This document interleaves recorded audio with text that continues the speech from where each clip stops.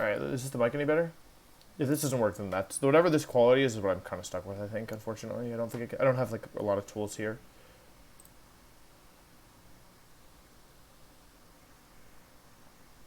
Better? Alright, nice.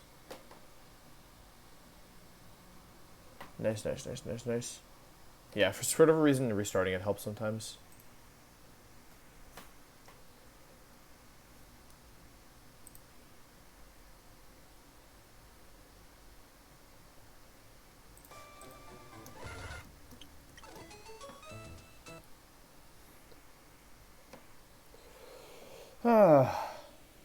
Yeah, so we have Winona today, which is going to be tricky. If we even make it, we have to get there first.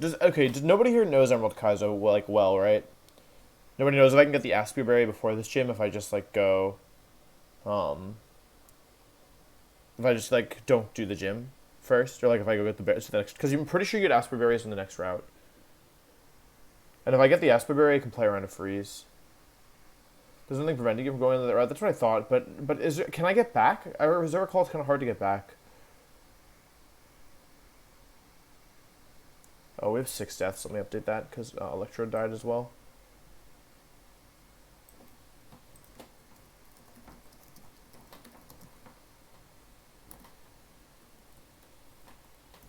Yeah, losing Electrode right before the flying gym isn't, like, ideal. But it's not a huge deal.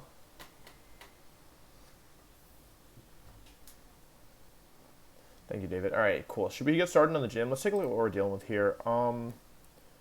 Fortune Gym. There are 1, 2, 3, 4, 5, 6 trainers. 6 trainers before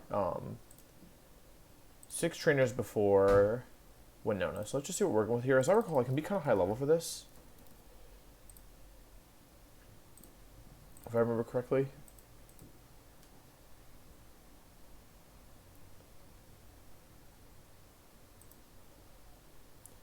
Okay, cool. So this trainer has some scary Pokemon. There's this Quick Claw Heracross, which is like kind of pretty spooky, not gonna lie.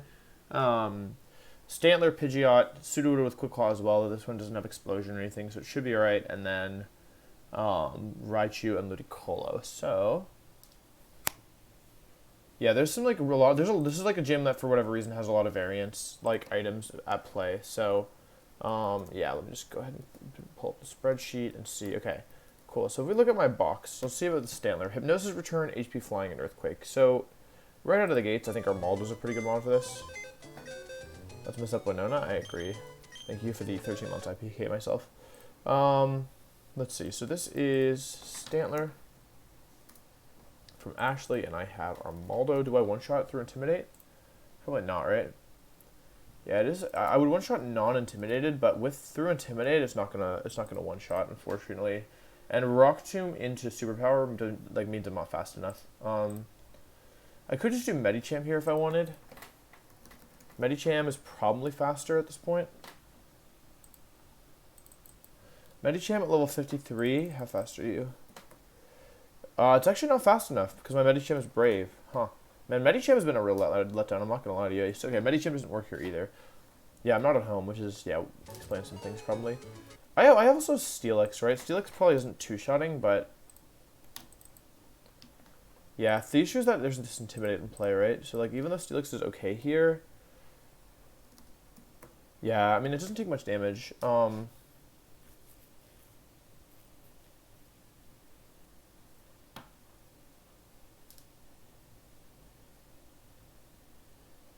Yeah, Bucks are gonna win. Don't you have Superpower now? Aren't you White Smoke? Wait, does Torkoal actually work here for once? Because Torkoal...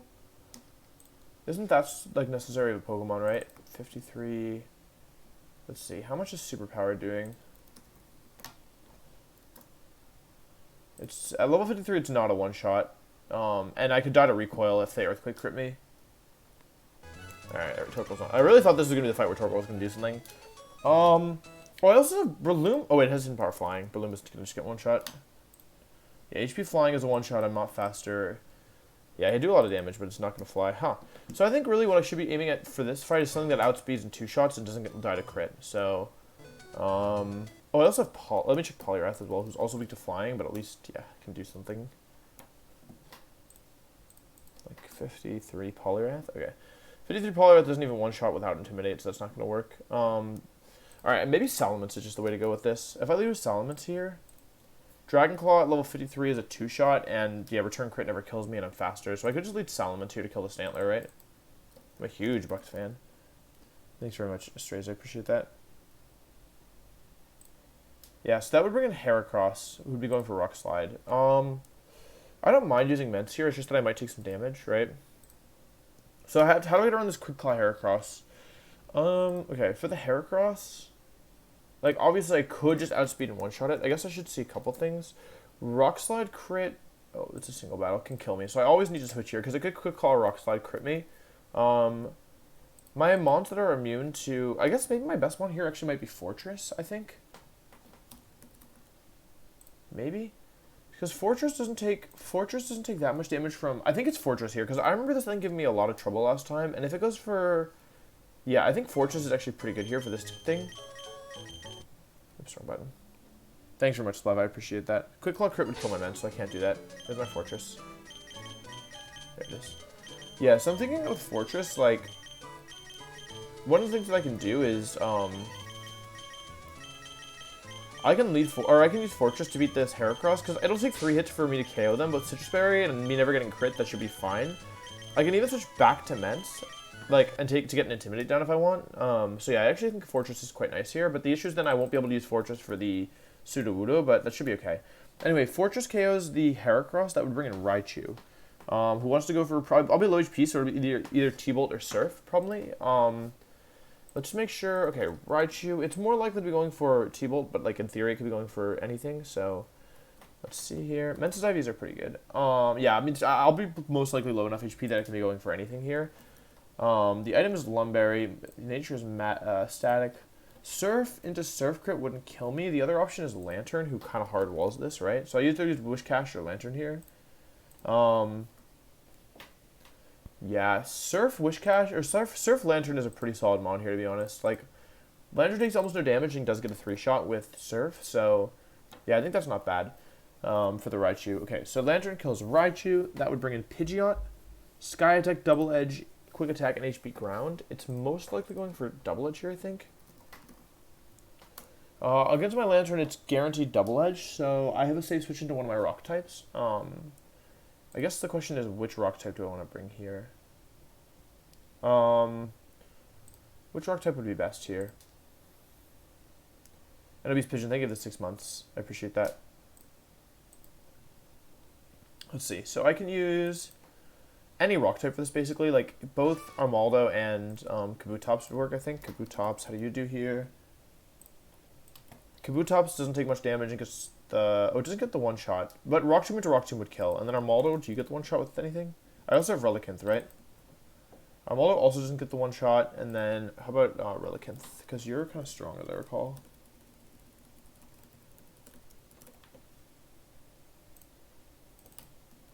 Okay, nobody gets the one-shot, but yeah. I mean, I think Kabutops is totally fine here. Let's see who that brings in. I think it probably brings in Sudowoodo, right? Okay, Kabutops brings in Sudowoodo, who wants to go for EQ on me, I think. This is Quick Claw Sudowoodo, so I think I pivot through the Steelix. Let's say Sudowoodo versus my Kabutops. Who wants to go for EQ always, so I can pivot through Mence, get the Intimidator down, and then go into Steelix, I think. Because even though Steelix is like, yeah, Steelix is pretty strong. I can just go for EQ into EQ, and that should be fine. And Earthquake, their Earthquake into Earthquake crit wouldn't kill me. So, yeah, Steelix is pretty good here. And then the last mon is Ludicolo, who is going for Surf. And I should be able to just go into Mence and finish that off. Let's just see. Ludicolo versus my Steelix. It always sees the kill with Surf. So then I would go into Salamence. And I have Air Slash. So I can just kill with Air Slash. And, yeah, they wouldn't be able to do anything about that. Surf crit would never kill me, even after return. But if return crits, I could be in some trouble. So that should work, I think, in terms of the mons. Let's see. So we're going to bring Lantern here. We're going to bring level 53 Mence with Chesterberry. So Chesterberry, Mence. Lantern should be Citrus. Fortress should be Citrus. We need an XP Sync as well as the last mon. We should bring an XP Sync that in the worst case scenario can be used versus the, Ludicolo, which is their last mon. Any Kabutops? There's Kabutops, here he is. He's already a high level. And then my last Mon is Steelix. He could be XP share as well here if I wanted. Mon Master, thank you for the sub. I really appreciate that. I'm not playing it. No, I haven't been playing Sword and Shield. Yeah, I really have not been playing any Sword and Shield. Its moves are Water, Grass, and Ice. Excuse me. I can probably just bring Quillfish in case something goes wrong. Like Quillfish, I'm not gonna need it for the gym leader. It's outspeed and gets the one shot with Gunk Shot, so I'm down for it. Alright, cool. And then I'll be 53 on everybody. I'm pretty sure 54 is fine for this, but yeah. Let's also double check items. So you can be Chesto. You also need to be 53 here. There's no way I'm gonna level up all my mons twice here, so 53 is fine on this. I honestly think 54 is fine. The Winota team is okay. I need to do some more thinking on it. We'll be doing that on stream today. You're fighting Raichu, you don't need anything. You're fighting Heracross, you don't need anything. You're fighting Pidgeot, you don't need anything. You're fighting Sudowoodo, you don't need anything, right? Double check all that. Check the items again. It's Quick Claw on Heracross, Quick Claw Sudowoodo. Raichu can't do anything with the Lantern, Ludicolo. In theory, like, I guess it, like, yeah, no, it's fine. Ludicolo's fine. Stantler is Hidden Lumberry, but that's why we have that's why we have Chesterberry. Pidgeot doesn't have any moves. Sudowoodo has EQ, Ancient Power, Double Edge, HP Flying. This should be fine. Okay, cool. This first trainer should be relatively easy, I think. I don't really think I'm in any danger of anything. Oh, I still have to fight this, right?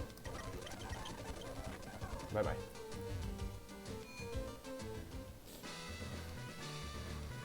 I want to go up here. Help. Darn. Alright, first puzzle. Alright, I think this should be okay. I'm not too worried about it. I'm pretty sure it can be 54 here, but yeah, alright. We're also not going to be using speed up anymore, after, like during the actual fights, because I don't want to make mistakes. So he's Dragon Claw here. This is a 2-shot. Oh wait, what's the item on Stantler? Oh, I got the crit. Alright, well. Oh, the Stantler was Lumberry, right? Yeah, okay, that's what I thought. That's fine. Yeah, I mean, okay, so the Heracross comes in here, and you might be thinking, why is he switching out? Oh, okay, that's kind of quick high level already. I'll switch out of Quillfish after this for XP sync. So I could go over Air Slash here, but this is Quick Claw, and if it gets Quick Claw, Rock Slide, crit, I would lose. So there's no real reason to stay in here. I'm going to go into Fortress. This space Rock Slide. Yep. I'm not bringing Brick Break. I can go back into Mence, I guess. Like, I take 1 Brick Break on Mence and risk 1 Brick Break crit on Mence. I don't think that's a big deal, though, because I didn't take any damage from Stantler. So I'll do that. It has to go for Brick Break here, I believe. Get Himity down. Yep, Brick Break. Nice, not bad. Okay, not bad. And now we can just go back into Fortress, and we can never get crit, which is super nice. I take a little bit more. I take 1 like -1 Rock Slide, but in exchange, I think I end up with more HP. Okay, and now I'm just gonna kill it down with Flash Cannons. I have Citrus Berry to heal a little bit here. At -1, it's not doing too much damage at all, as you can see, which is good. We'd like to keep ourselves. Actually, I don't. Oh, we're actually gonna 2-shot it because of that. It's nice. Okay, Brick Break again. I wonder if it's theoretically possible it could have switched, but it doesn't really matter. I don't know exactly how Switch AI works. Okay, cool. Get the kill there. This goes into Ludicolo, or Raichu now, who I believe wants to go for Thunderbolt, but it maybe goes for Surf here. I need you to remember that once it knows about Volt Absorb, it can click Brick Break, HP Flying, or Surf. It's not guaranteed to do anything. So let's go into this. I should have Surf. I'm pretty sure I have Surf. Yeah, I definitely have Surf. Goes for T-Bolt. Okay, cool. Now I can switch into Mence if I need to heal. Surf. Brick Break. Not much. I don't need Lantern after this, so I don't need to keep. I don't really need to keep healthy, to be fair. Okay, goes for Surf. Not bad. Pidgeot's coming in after this. 3-shot with this. Flying, not bad. Lantern still remains relatively healthy. That could be useful later. If I need a safe pivot into Giga Drain. Go for the Surf here, pick up the kill.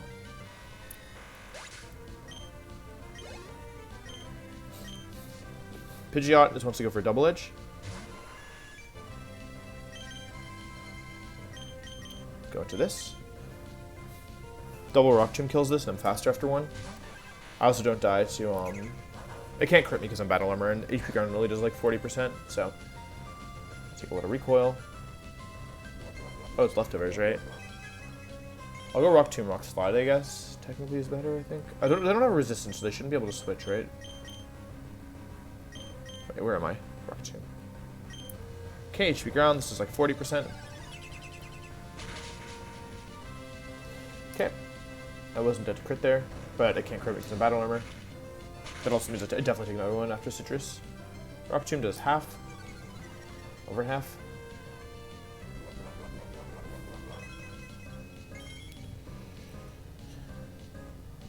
Okay, heals a little bit.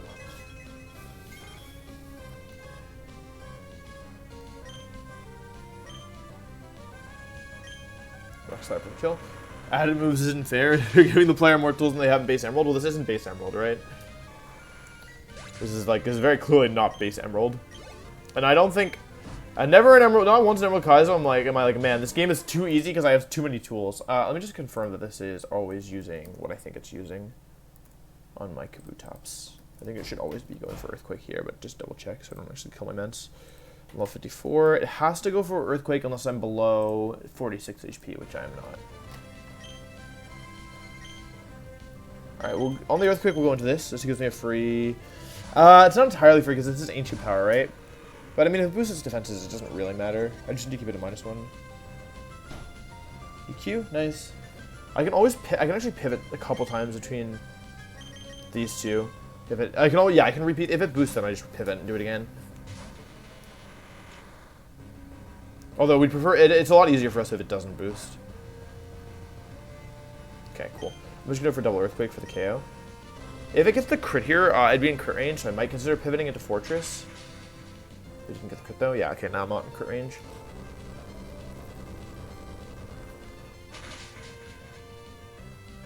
Nice. Go for another one.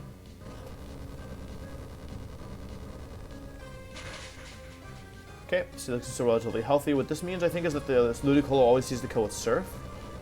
So it's forced to go for Surf. I'm just going to confirm that, though. Snack time. Ludicolo, cool. Double check everything we know about this Ludicolo. Make sure it's not Quick Claw. Make sure it's actually slower than me. Let's see. Ludicolo, Ashley. Ability is Leftovers. Fake Out. It always sees the kill on my Steelix with Surf, but it shouldn't see it with Ice Beam, right? That's the way it works.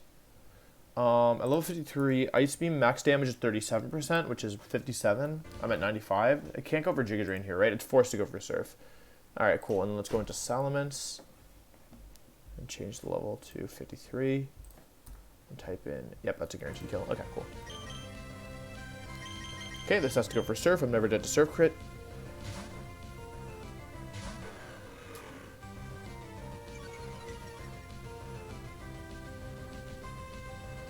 Nice.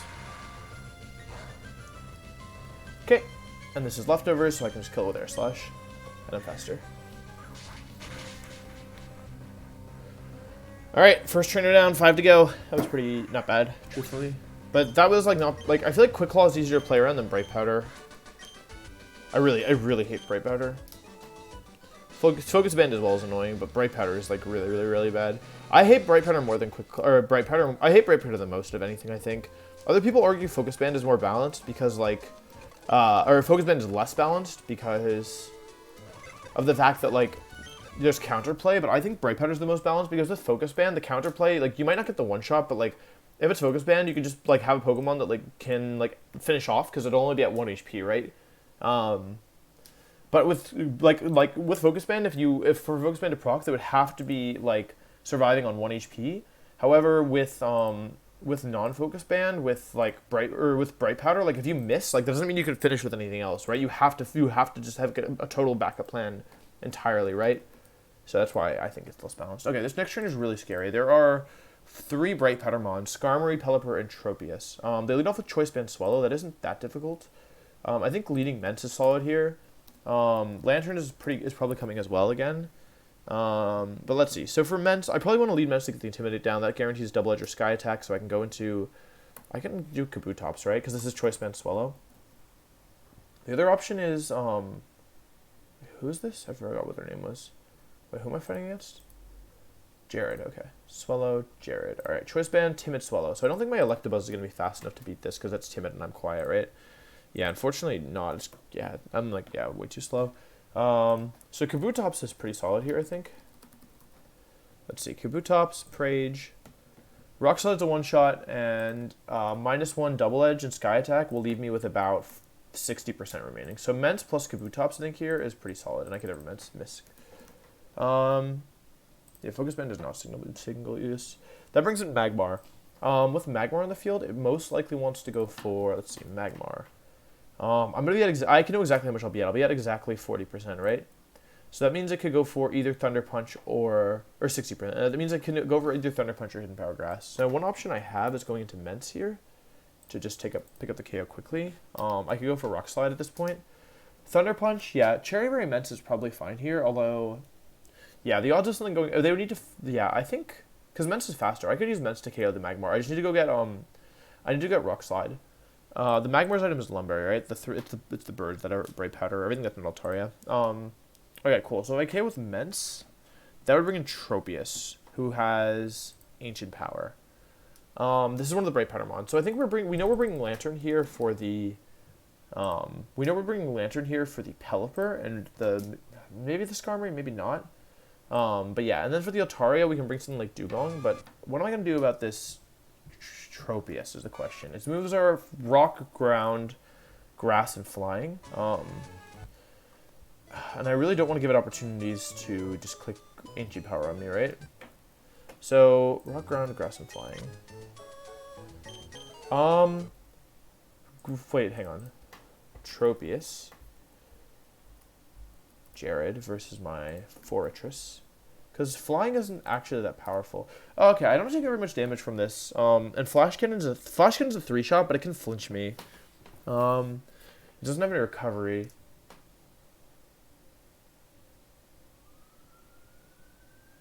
Yeah, I'll go get Rock Slide now. I just didn't have a Heart Scale handy.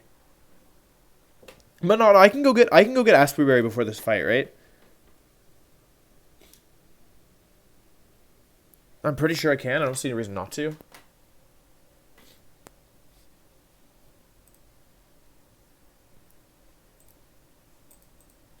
What else do I have for this Tropius? So Tropius, Grass, Ground. The issue is, like, I might just miss all my moves, right? This is weak to Rock, this is weak to Rock, Grass, Rock. It's just because Ground moves, right? I give it to it had Earthquake, too. Yeah, it has Earthquake. So basically, my best answer to this thing is probably Torkoal, right? Or, Fortress. What else do I have? We think these guys are all coming, right? I have Qwilfish is weak to Ground. Asbury is post Winona, but can I get it before? Like, it's on the next route, right? There's nothing stopping me from going to that route, I believe. Fighting the Heracross trainer pre-Winona is just stupid. Wait, who's the Heracross trainer? Hang on, let me look ahead here. Oh, the Quick Claw Heracross? I think I can beat the Quick Claw. I can beat the Heracross trainer, right? I can beat the Heracross. I have a lot of mons that are pretty strong into this, although, yeah, I mean, it's not perfect by any means. It's definitely not perfect by any means. Yeah, okay, this is actually kind of, this trainer's kind of sus.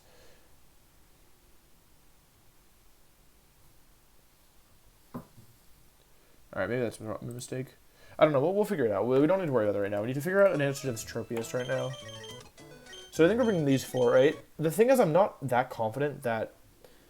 This is tricky because, like, okay, I switched on an Ancient Power and then what? Like, yeah, I can get an Intimidate off, but then I'd be switching Mence into Air Slash, which isn't inherently bad. I don't think, as long as Mence isn't in Air Slash range, which it could be. That training can be sweaty at level 63, okay. Maybe I don't do it then. If we assume that Fortress beats the Tropius, we have other options as well, like, potentially, but yeah, if we assume Fortress beats Tropius, I'd bring in Skarmory. Skarmory's moves are Spikes, Flash Cannon, Sky Attack, and HP Ground. So in front of my... Let's see here. Skarmory. Jared, okay. For my Fortress, it's going for Sky Attack. How does Lantern... Please tell me Lantern 2-shots with Shockwave. There's no way, though, right? Lantern's so bad. Yeah, Lantern's not really good here, to be honest. How does Electabuzz do? T-Bolt's pretty strong, but doesn't get the one-shot, and I can die to HP Ground crit. This is kind of sus. I have Macargo, but now it's 4 times HP Ground. I probably want a flying resist here, right? It has HP ground. Like, Steelix probably loses to it over time. I'm just trying to play around. I'm just trying to play around the Bright Powder, right? Torkoal is actually pretty physically bulky, so that's an option here, but it can get crit as well. Torkoal not having White Smoke, or not having Shell Armor is, like, literally the biggest grief. Yeah, Sky Attack and Sky Attack crit can just kill my Torkoal. So I think mons that are acceptable to, like, think about here are Lantern. Do you have Shockwave? You don't, right? Okay, I could use Lantern for... Can I use Lantern? Can I justify using Lantern for Skarmory? I don't have a 2-shot even, so probably not, right? But am I faster? I am faster. So if I switch it on Sky Attack into HP ground crit wouldn't kill me, but I don't actually win a 1 versus 1 because I would go for I would switch in, take a Sky Attack, not be dead to HP ground, but I need 3 Shockwaves to kill, not 2. And we also really want to use Lantern versus Pelipper, although I won't even one-shot this, right? Oh, I actually can. At level 54, I think I can one-shot. Yeah, I one-shot at 54. And let me just see something. Let's pretend that I actually did kill Skarmory with Lantern. If we kill Skarmory with Lantern, that brings in Altaria. Okay, well that's kind of lame.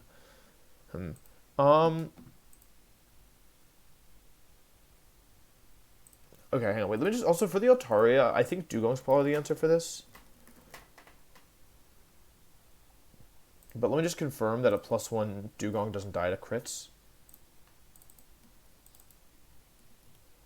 Oh, I would die to crits at +1. Ugh. Okay, maybe it's Armaldo then, but Armaldo can lose to Sing, right? Ugh. Wait, Armaldo, this does so much, oh, it's +1. Okay, Armaldo could beat it.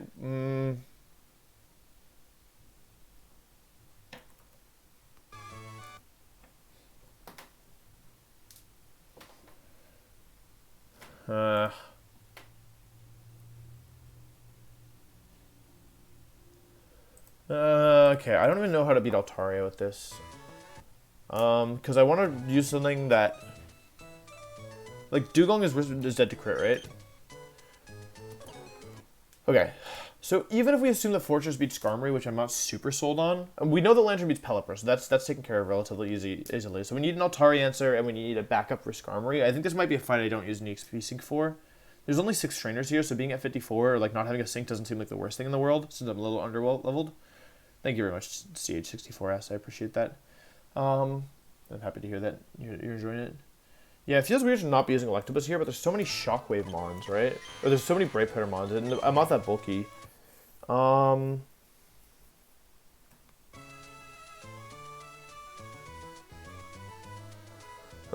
Okay, Skarmory. Spikes, Flash Cannon, Sky Attack, HP Ground.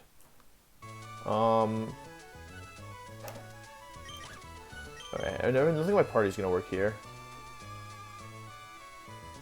Does Mence beat the Altaria? It can Dragon Dance, and I'm using Mence for the Magmar. I don't have to use Mence for Magmar, that's true. But I'm minus Defense Nature. And I'm minus Defense Nature, this thing has Dragon Dance, and I die to crit Sky Attack, so Mence won't work here. At all, in my opinion. Or, like, it's not consistent at least. I am faster, but if it Dragon Dances, it's not true anymore. Relicanth? Relicanth doesn't have Head Smash yet, but it is bulky. But it doesn't get the one-shot. Steelix is weak to Earthquake. I can try Steelix, I guess. It also is, like, the same issue with everything else, which is that, like... Wait, why is Steelix so weak? Steelix is super weak. I don't 2-shot with Rock Slide. I do not die to Earthquake crit, but I don't even 2-shot.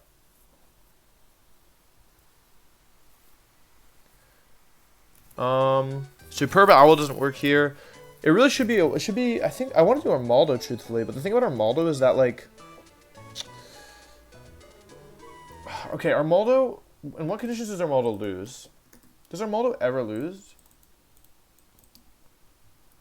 Okay, Armaldo with Rock Slide always kill, if I go, oh, am I 54 Armaldo? What level are you? Okay, 54 Armaldo Rock Slide will always kill after a Sky Attack, so it's probably pretty safe here. The issue is, like, if it sing, and then DD, and I don't wake up ever, I could, like, get swept by it. However, it would need to DD, hang on, wait, sing, I switch in, I get sung, I switch in, and then it sings again, and I don't attack. And then, so that's turn 1, then it Dragon Dances, that's turn 2, then it Dragon Dances, that's turn 2, then it Sky Attacks, or Dragon Dances, that's turn 4. I had to sleep for 4 turns after getting hit by double sing, and yeah. Dugong will die to crit, which is a problem. Yeah. But it could happen. Ninetales Armaldo? I don't think Ninetales is the play here. I do think Armaldo's pretty good for this. I think Armaldo's pretty good for the Altaria, truthfully. I can also, like, yeah, like, I have other mons as well, right?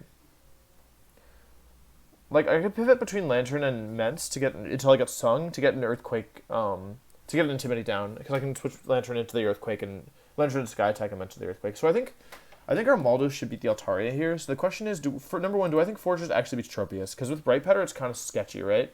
And number two, okay, wait. Okay, but we do think that we don't know if Lantern beats Skarmory, right?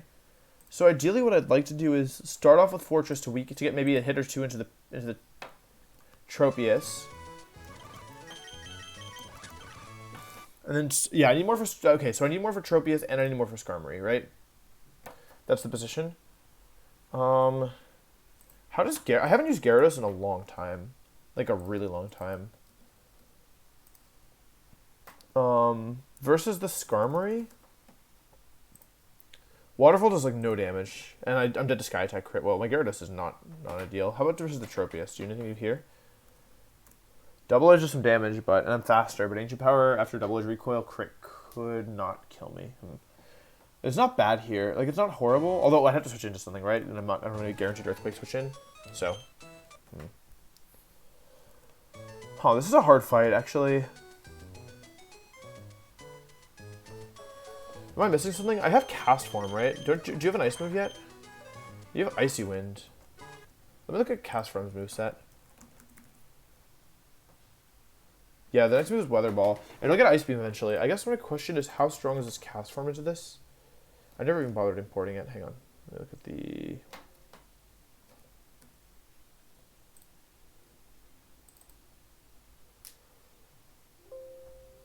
Hang on, let me just see how much Cast Form does to this. I remember my Ivies aren't bad, but I don't remember much about it. Cast Form's Ivies are, let me see. 9 HP, 9 attack, 21 defense, 20 special attack, 24 special defense, 0 speed. Really? It does 0 speed? Oh, it's plus speed nature, right? So Cast Form, level 53 with Icy Wind is not getting the one shot. It can switch into Ancient Power though. Can it? Yeah, Cast Form's not great here. So I want a mon that basically can like work for both Tropius and Skarmory, right? Ideally. I do have Fire Punch Electabuzz as well. This guy's mad. How much is Electabuzz doing to stuff?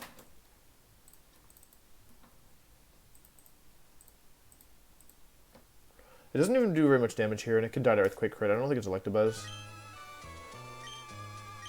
Oh man, this is tough. Like if we assume, oh, I do have my max level Kingdra as well. Does Kingdra have an Ice move yet? Because if I have an Ice move on Kingdra, I'm down. I don't have an Ice move on it yet. Yikes. And versus the Skarmory. Yeah, okay. Even though Kingdra is like really good in theory, like it actually can die to, like Sky Attack can just outright like murk this thing.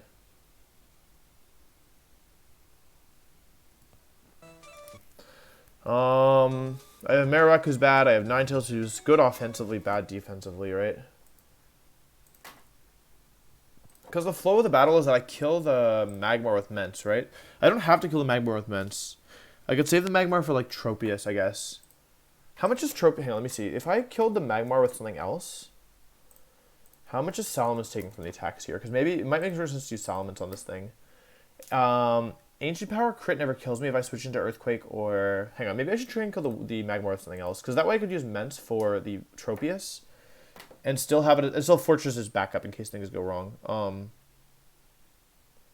Right. So if I killed the Magmar with... It has HP Grass, right? So I either need to kill it with something faster than it, or... I really need to kill it with something that just doesn't care, right? Magmar is level 50... Tentacruel's alright here. I'm switching to T-Bolt or HP Grass. Or T-Punch or HP Grass, yeah. 54th Tentacruel. Oh. Tentacruel's really strong. Wait, Tentacruel Surf kills Magmar. Okay, so I could use Tentacruel here. which should make whatever I switch into easier, right? If I go 54, can I go 53? Do I need to do 54? 53 Tentacruel kills. Okay, so if I killed a Tentacruel, because Tentacruel's not a bad mon to have here as a last resort, that would bring in Tropius, and Tropius in front of my Tentacruel would want to go for Earthquake always. Okay, so then I got the Intimidate down with Mence. And after an Intimidate, it still wants to go for Ancient Power. Okay, but at least this lets me go for Air Slash and Peace, kind of. And I get a safe switch in, and if I miss, I just go Fortress as backup. Fortress is now the backup. Okay. Then I ideally kill this thing with Mence or Fortress. Either one are fine. And then, actually, I always kill with Fortress, right? Which brings in Skarmory, who wants to go for Sky Attack or Spike. So I go into Lantern on the Sky Attack.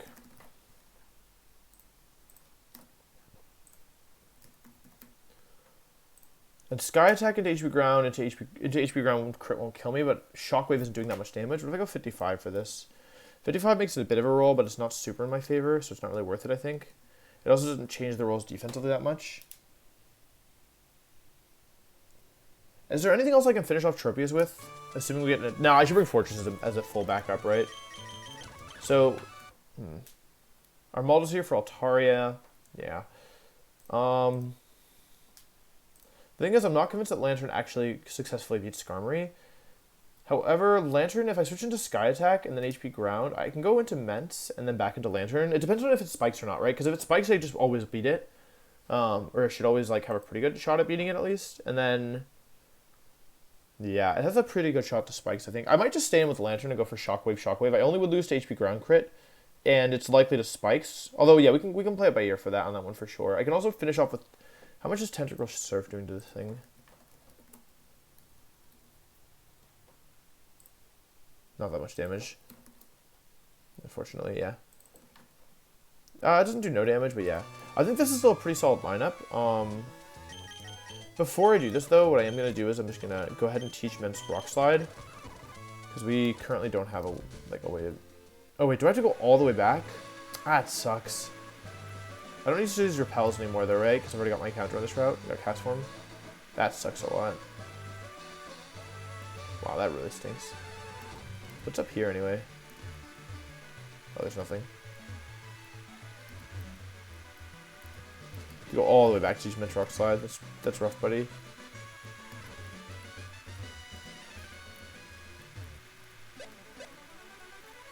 Is it the run? Well, I think we will have a better idea of how this run looks after today.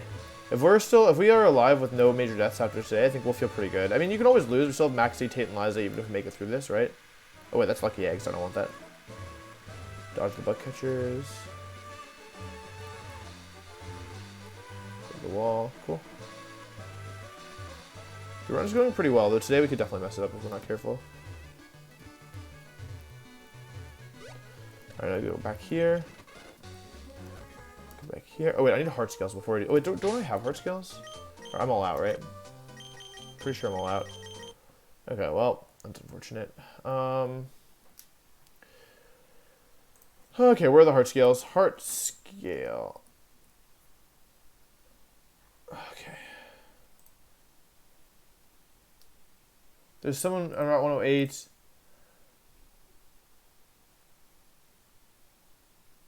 There's some by Mr. Briney's cottage. Is there any closer I can get? Route 111. That's the desert area.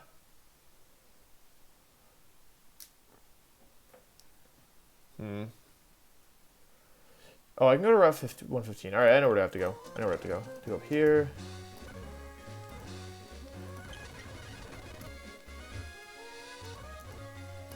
All the way over here. Over here.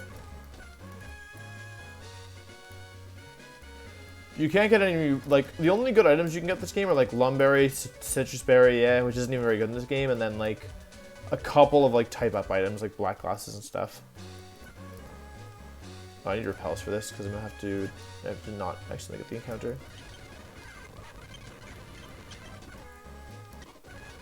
Just for money.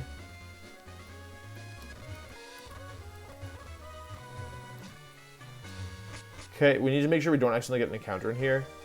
Because that would be... This is where we get my Ludicolo, so let's use a Repel. Okay, and then go over here.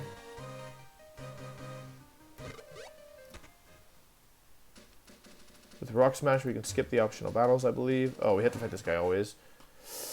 Ah, that's rough. That's really rough. Man, I just want the heart scale. Who is this guy? Hariyama, Laren, Poliwrath, and I have a big level advantage, but my Ments would get some experience. How close are you? You should be fine. I don't think it's that big a deal. I can also probably do it with this, right? Like, Gyarados should just sweep this. Hariyama, Laren, yeah, I'm sure it's Gyarados is just fine here, because the Gyarados probably isn't coming much further anyway. Go for Waterfall, Waterfall. A fair bit of damage, get a Double Edge, a fair bit of recoil damage. Beat this guy with Lantern. Doesn't even kill him on this many levels lower. Thank you very much for that. And then we'll Surf. Alright, cool. Alright, now we can get the heart skill over here.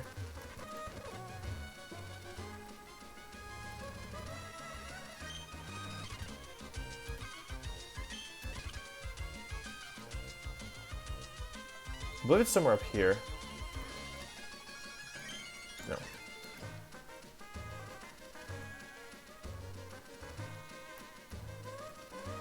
It's somewhere around here.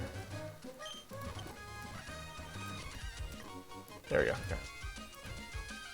And is there anything over here worth getting? Oh. Oh, blueberries. Okay, now we'll go back. We can't go back. Alright. Never mind. We have to go back the long way. Oh, no. Don't tell me this is rust. Oh, no. Well, let's chill while we're here. Chris Long, thank you very much for the sub. I appreciate that. Alright, now I'm going to go all the way back to exactly where we were again. Through the cave. Because I do think we want Rock Slide Immense for this part. We're going to do a lot of these. I know, but for the desert, we only need one scale right now, so we're not going to overcomplicate it, right? We'll get more scales as we need them. There's other easy scales to get as well with surfing. I just didn't want to surf. Alright, back to where we started. Now we go back up here. It's like a whole thing. Whole hassle.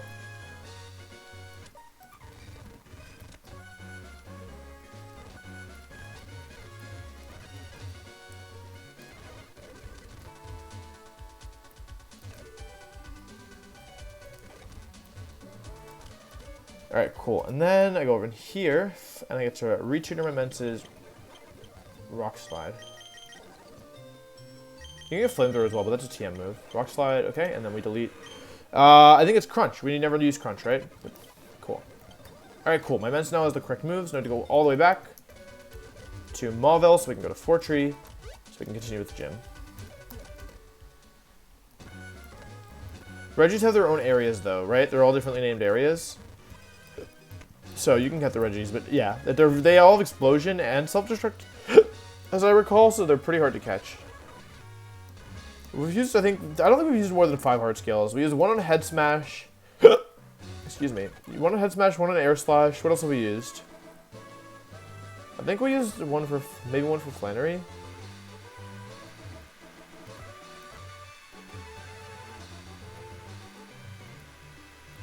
I can't fly yet. I haven't unlocked it. I have to beat this gym first. It's a trainer. We haven't fought. It's like the only trainer this route that I have to watch out for.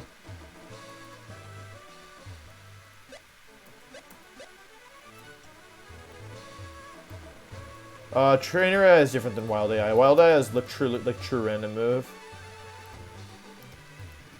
I think counter rate here is pretty low.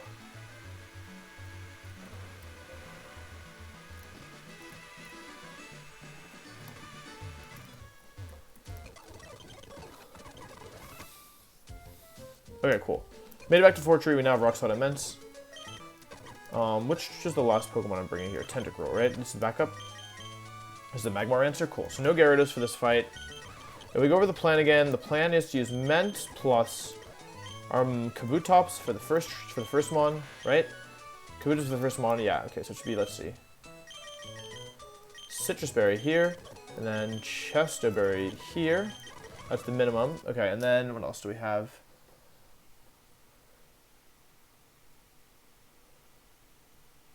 Okay. For the Swellow, we need Citrus Berry. For the Skarmory, we need Citrus Berry. Basically, should anyone have anything that isn't Citrus Berry right now? You should have Cherry Berry, that's correct. And then Chesto Berry, and then you guys should have Chesto, Citrus, Chesto. I don't know if Mence needs Chesto here. Mence is never fighting the... Is Mence ever fighting the Altaria? Mence is fighting the Tropius, right? In which case, I'm probably switching out when I'm in range anyway, if I'm in range of Ancient Power crits, so I'm just going to stay in and use Citrus Berry here. Or use Chesto Berry here in case I need to use it for Altaria, because the extra health doesn't matter that much. And if I'm switching Mence into Altaria, I gotta switch into Earthquake or Sing or something.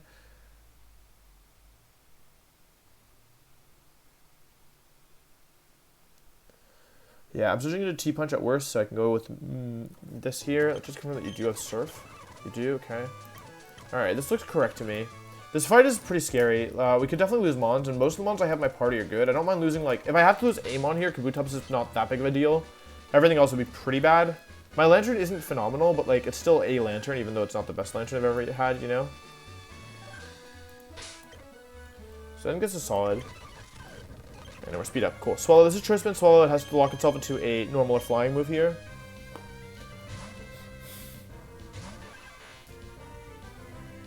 Sky Attack. I'm not using Experience Sync this fight because it's difficult, so I don't want to like be greedy and end up losing. I believe Rock Slide's always a kill from this range. Or let me just double check the calc there, because I definitely don't want to take unnecessary damage. Kabutops, level 54 versus Swallow. This is Jared. Rock Slide's a kill. Rock Tomb is not a kill, so we'll go for Rock Slide. Sky Attack again. You can use the Regis for Elite 4 if you catch them. I think Registeel has some uses maybe, but I don't think it's, yeah. They have really low catch rate and they all have Explosion, Self-Destruct, so you almost never catch them. You need to like Omega High Roll if you want to actually catch them. Okay, Magmar comes in on this. You can't stop Boom from wild Pokemon unless you put it to sleep or something. Okay, this is T-Punch or HP Grass.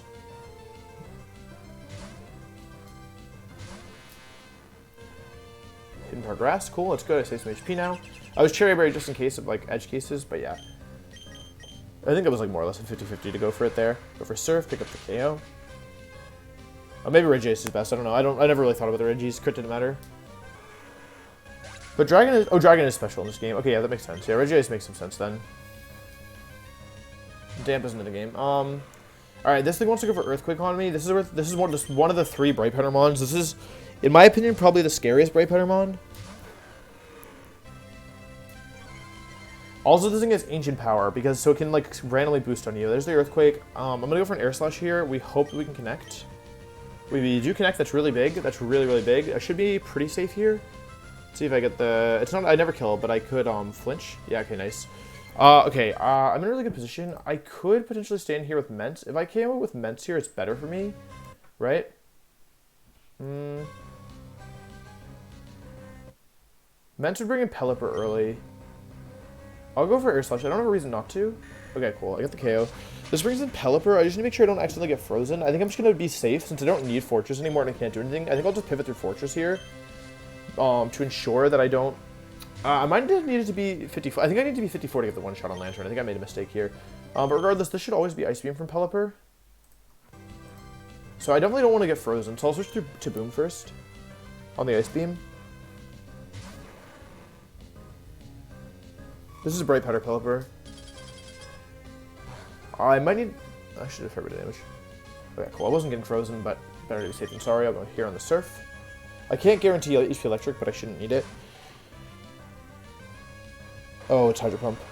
It's a bit stronger. I mean, I didn't have a better option, right? I'd rather take Hydro Pump damage than potentially lose to... I'm faster. I need to be 54 for this.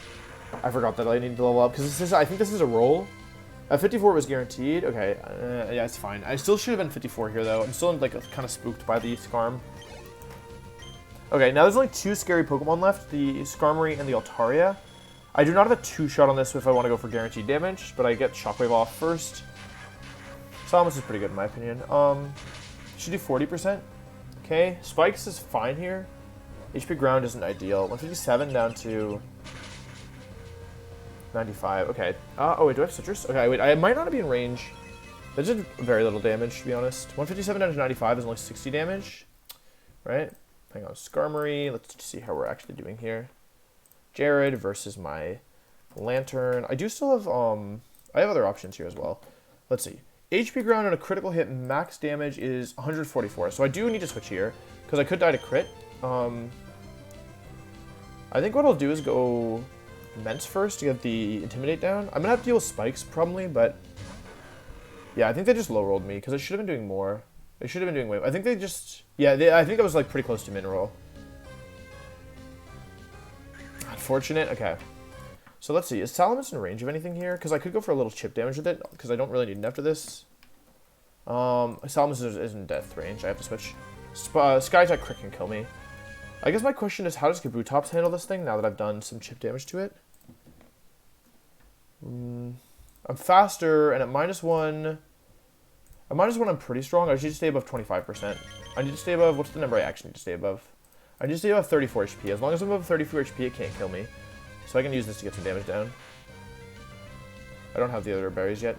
Because I have... With Citrus, I still probably can take 2 attacks here. I think. Yeah, I should definitely be able to take 2 attacks. How much do I stay above? 34? Okay. Do a little bit of chip here. This is... The issue is this is Bright Powder.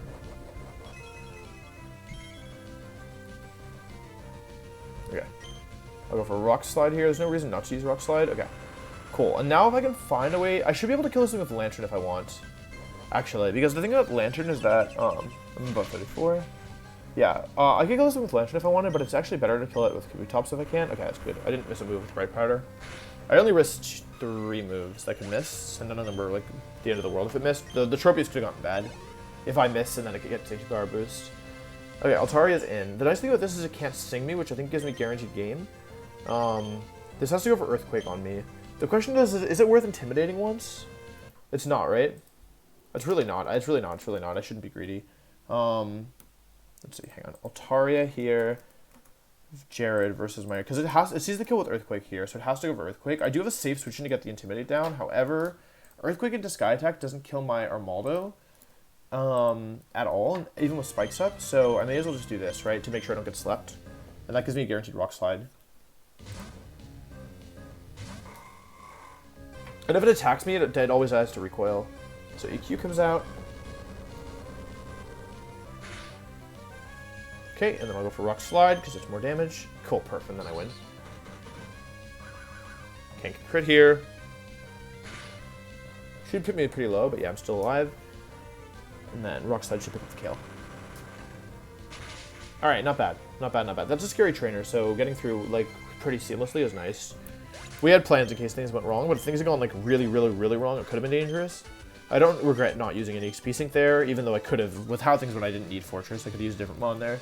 But I still think it was the correct call. Personally. Alright, there's only 4 trainers left before Winona.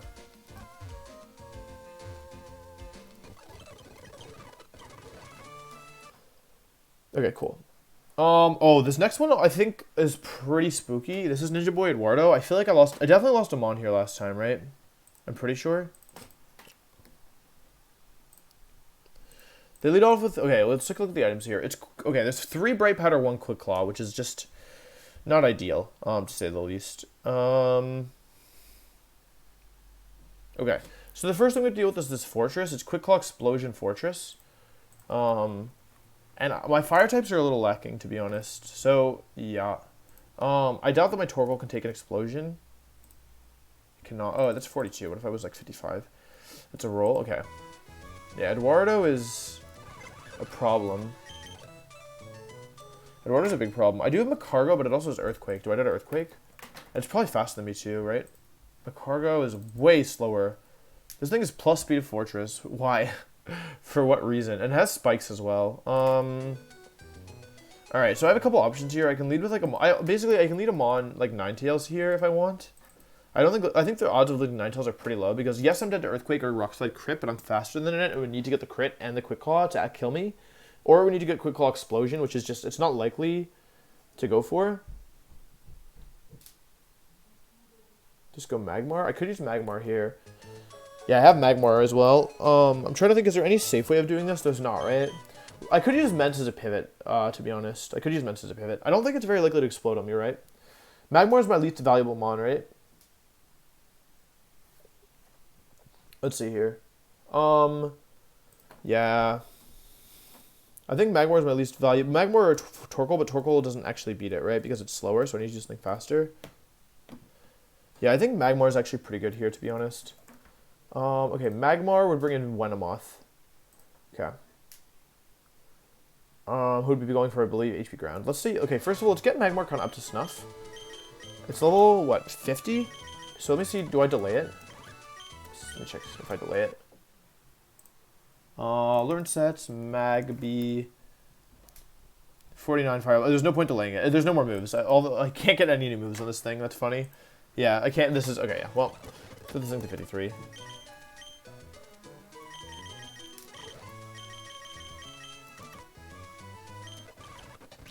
It's fine. There's no point delaying this. Here. All right, not bad. I think Magmar's not a bad idea. We really don't care if it dies. Let me actually run Couch with it, though, see what would have to happen for it to die. It's really bad, right, as well? Yeah, it's pretty bad stats. 3 special attack, 0 special defense.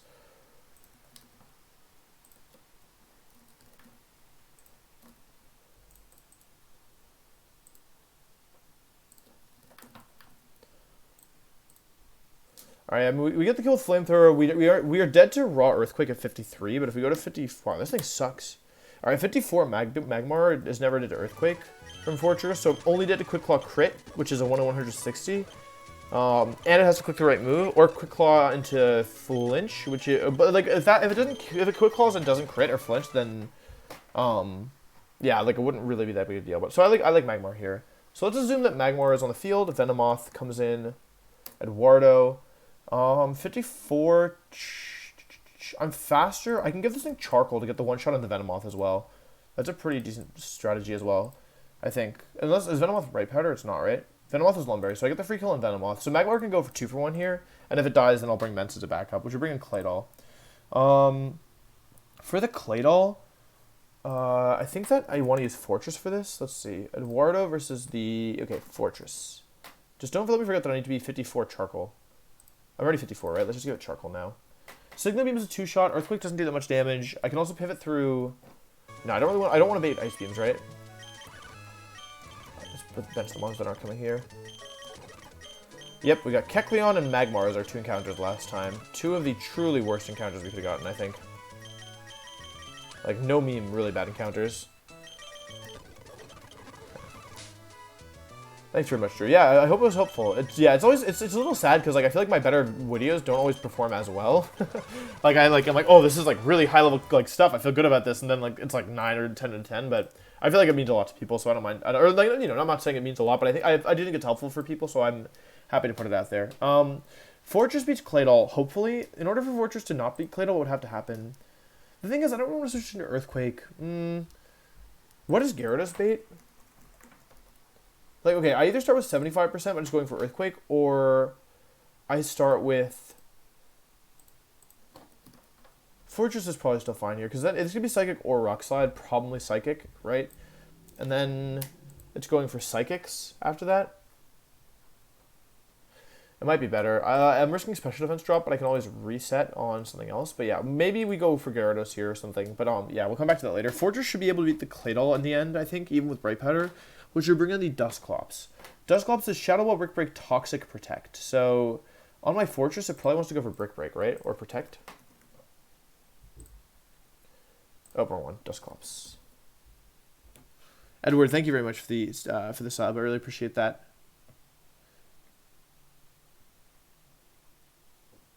Yeah, we'll get Jinx too for sure.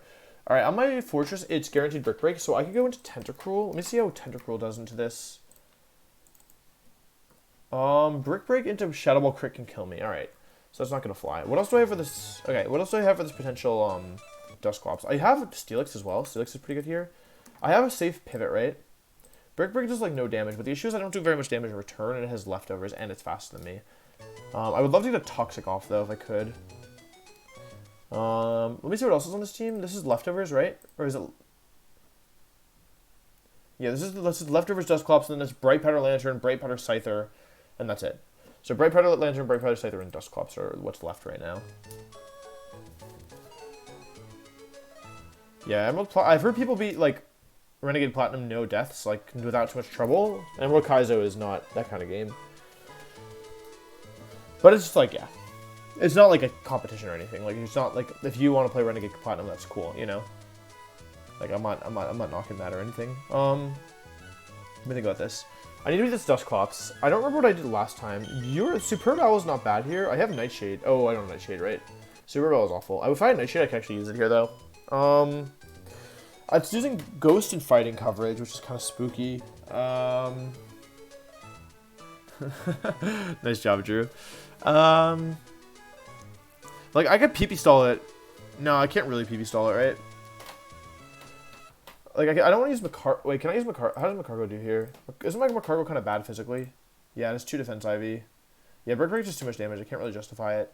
So what are my options? I can lower the attack with an Intimidate Mon. I think I want to bring Mence here as a backup for the Fortress, like, Venomoth stuff, just in case. So I think Mence is probably coming as, like, the 6th Mon, probably. And it's also probably good into Scyther. It's good into Scyther anyway, so Salmon should definitely come here somewhere down the line. So I have Mence potentially as a pivot into the Brick Break, and then gives me pivot out into on the Shadow Ball. I don't remember what I did last time to beat this thing. I had Sharpedo, but I don't think I would have used Sharpedo for this. It's leftover, so I don't miss my moves. Wait, how about it -1? Can it kill me with minus... Can Dusclops at -1? Let's assume that the Shadow Ball crits in the Brick Break. Does it? Doesn't?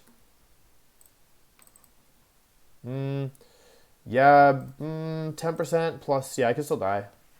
How did I beat this last time? Does anyone remember? I don't know why I can't remember what I did against this thing last time, because it looks like a pain, doesn't it? I would love to just beat it with strong Neutramon, but, like, it's so bulky. Even Steelix, who is, like, a super good matchup into this, like, doesn't do any damage with the moves. Yeah, it's way too bulky. 53 Steelix doesn't beat it. Like, or, like, it might be... It does more damage. Like, I do more damage, but they're faster. No, we're planning for Ninja Boy Eduardo, who's notoriously scary to fight against. Okay, what are my potential options? I'd love to get a Toxic on it and stall it, right? But I'm dead to crit Shadow Ball crit always. I would need to guarantee switching into Toxic, which isn't possible. My other options are to use... Wait, how does Golem do here? Golem is faster than it, and Head Smash does a ton of damage. However, I would basically need to guarantee... I can use Golem plus something else here, potentially.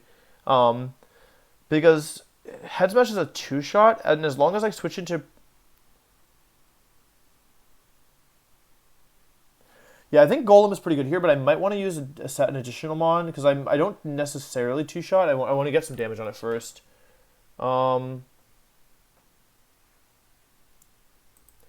could use... Okay, wait. I can use Noctowl if I want. I could use... Okay, let's say I use Golem for this. Oh, there's Dusclops. And let's say I finish with the Golem, right? Let's pretend that I use Golem plus 1 extra slot for this, right? What would happen? They would go into... On Dusclops, they would go Lantern, who wants to go for Surf. Okay, cool. So Lantern goes for Surf, and I switch into, let's see, Lantern. This is Brave Lantern, but it had a Surf for my Golem, which is a 1-shot. It could Ice Beam potentially, depending on how much HP I have left. Let's assume I go into Tentacruel. Okay, that's not gonna fly. I can't Toxic Stall anything. Sceptile's not gonna fly here, right? Because it doesn't do enough damage. Magical Leaf is nice, but it doesn't do enough, and I'm dead to Ice Beam crit. Wait, this trainer's a huge pain. I have Lantern, like, Lantern, I don't think my Lantern wins against it, right? Because I don't have any way of doing damage to it. Yeah, I mean, I can have gradually wear it down. Throw Torkoal at it, Torkoal on the Dusclops. Yeah, I can use Torkoal, I think Superb Owl is not bad. My Torkoal's really bad, though. We'll come back to that later. I don't know what I'm doing for the Lantern. I think the Scyther are pretty strong against with, like, Mence. So I need an answer for Lantern. I would like them on that 1v1's Lantern. Lantern in power? Oh, my Lantern's in power is, I think it's ground. It's ground 49, yeah. It is hidden power ground, but I don't think that does anything here. Let's check though. Hidden power ground, 49 base power.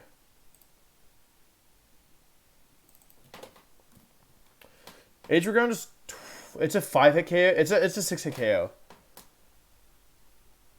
Yeah, I have Toxic with Tentacruel and Quillfish, but neither of those are very good here because I can't, like,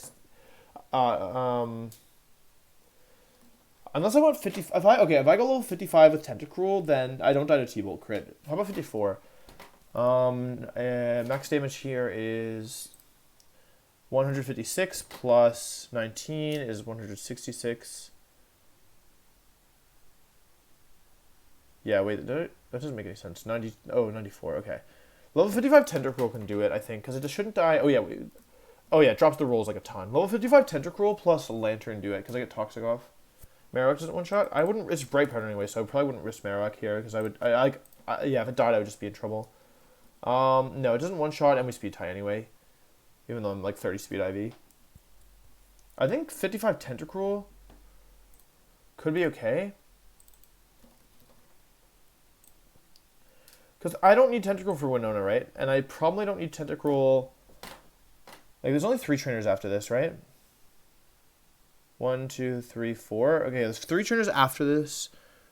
I think Tentacruel's alright here, truthfully. But I could miss Toxic, right? And if I miss Toxic, then I'd be in, like, Omega trouble, I'm pretty sure.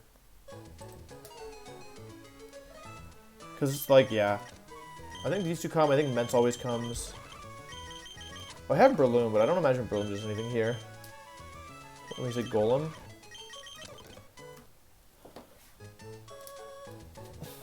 Yeah, if I miss a Tento, I'd be in pretty big trouble, I'm pretty sure. So, what are my other options? I could go HP Ground Lantern plus a pivot, like Gyarados. Right? That would be fine, I guess. Although they have Confuser, so I'm not even sure I beat them in 1v1, right? I mean, it's not like they can do any damage to me, but I also can't really do any damage to them. Like, I could do Dugong plus...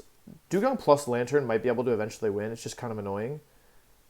I mean, that's probably safer, right? Like, Dugong Lantern, right? Because even if it's annoying, I should always win against it, because they shouldn't be able to do any damage to me. And eventually, like, I would just heal, right? Dugong plus Lantern to beat the Lantern. Oh, wait, but then I don't have a backup for the... Dusclops, which is spooky. Right. And then we assume that meant Solo Scyther, right?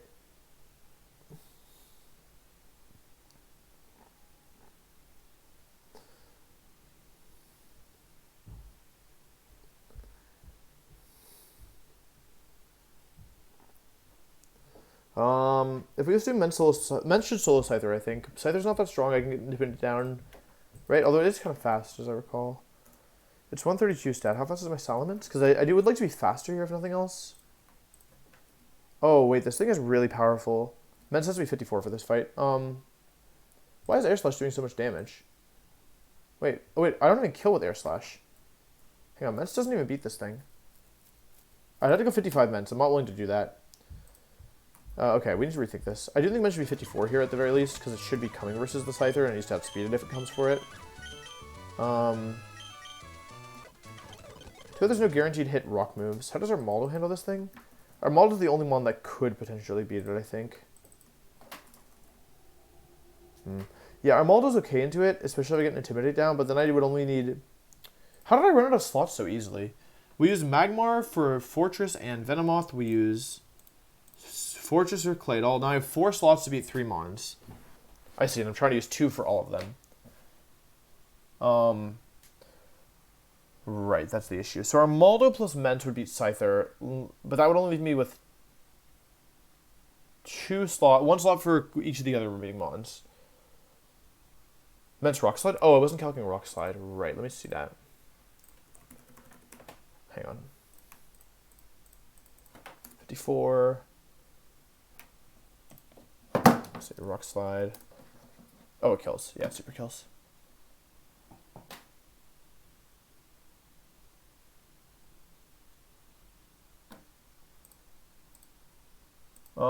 Okay. So if we assume Mence Solo Scyther, it gets a little iffy. If I switch into Superpower, a Quick Attack should be fine. Okay, so we beat Claydol with Fortress, that should be alright, I think. Then we beat Dusclops with Golem. That's a little iffy if we get crit, but it should be okay. I would love to get some damage down first. I can switch into an Intimidated Attack, right? I can switch into an Intimidated Shadow Ball. Intimidated Shadow Ball plus Brick Break wouldn't kill me. I can be Peachy Berry as well. And then... Yeah, because I can go Mence into Golem. I think with that Golem should be able to beat it. It's even a roll to 2-shot, although after a Protect it probably doesn't 2-shot, but Yeah, like, it should be fine. And then Lantern loses to my Lantern, plus... I think I'm going to do Gyarados here, because in the worst case scenario, I can do Gyarados for the... I can use Gyarados over the Dugong, for the Dugong pivot for their Lantern. And then, let's see here. How many attacks? I need to get, like... It's literally going to take me, like, 10 surfs to beat it, right? Like, actually, no meme. Like, legit 10 surfs. Yeah, it's legit like 10 surfs. It's legit 10. It's if I'm lucky, it'll be 8. It's 8 to 9 surfs.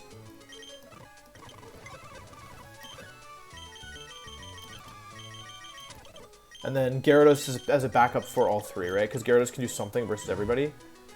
And then in terms of items, we already have Charcoal there. We know that we want to be... It's probably Citrus here, even though Prism's alright. It's probably Citrus here for sure. It's Pichu here. 53 or 54. Oh, wait, what level? I think I was calculating 53 Golem on the Dusclops. Let's see if I go 54. Because I can totally go 54 here.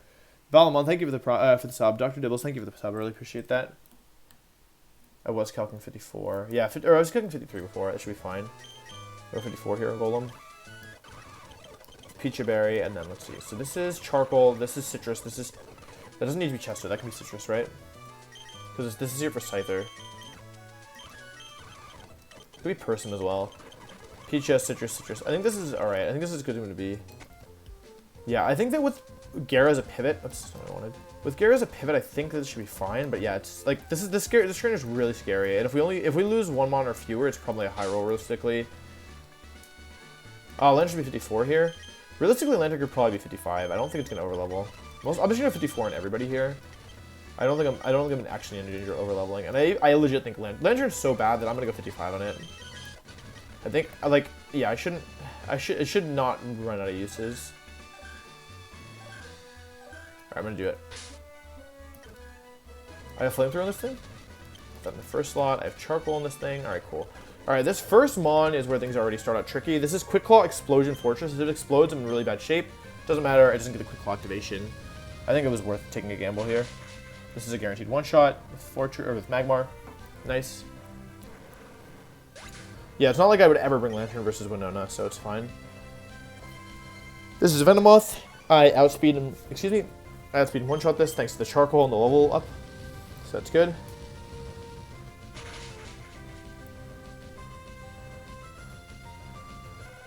Alright, now this is Claydol. If you overlevel, then you can't use your Mon anymore until after you beat the gym leader. So Claydol's in here. What's awkward about Claydol, and what I'm really not sure about, is I can pivot through Gyarados here, which gives me an Intimidate and makes me take less damage, but the issue is if I end up switching to a Psychic and get the drop, it's worse for me. So I'm just going to go hard Fortress here. This is Bright Powder Claydol. So I think I'd rather just take the Earthquake damage. Because a special defense drop means I have to switch again, whereas without, like, it's basically saving me 4% per attack, but at risk of special defense drops. So I'd rather go for this then. I'll go for Signal Beam. This is doing about 20 to 25%. 55 is max before Winona, that's correct. I connect, that's good. All damage is good here. Getting this thing, it's a 2-shot, I think? Yeah, it's a clean 2-shot. Okay. Yeah, I really have been liking Fortress. Alright, we actually just beat this thing straight up. That's better than I expected. No Bright Powder misses is nice. Yeah, we're not into the woods yet, though. Yeah, there's still a couple more mobs that are pretty scary. The Scyther spooks me, and so does the Lantern. So Dusclops is... Oh, yeah, and the Dusclops, too. Dusclops is in here. I can actually... I don't need to switch out yet, right? Its strongest move is Brick Break on me, so I can stay in here if I want. It's likely to protect, but that's fine, I think. I'm going to go for hang on. Dusclops versus Fortress, because if I get a little bit of chip damage on this thing... Yeah, Flash Cannon is perfect. Flash Cannon means that I should always beat it with Golem. So now for Protect, I'm going to speed up through that. It's for the Protect again, it gets it. So now it's going to attack, okay? Brick Break, 85 and 62. It wants to Protect here, I think, so I'm just going to go hard Golem on this. Okay, it goes for the Brick Break. I'm not in range of anything yet, so I should always just beat it with Double Head Smash. Toxic, perfect, and now I heal, and then... Kill with Head Smash, nice. Alright, Lantern is in. This thing always surfs me.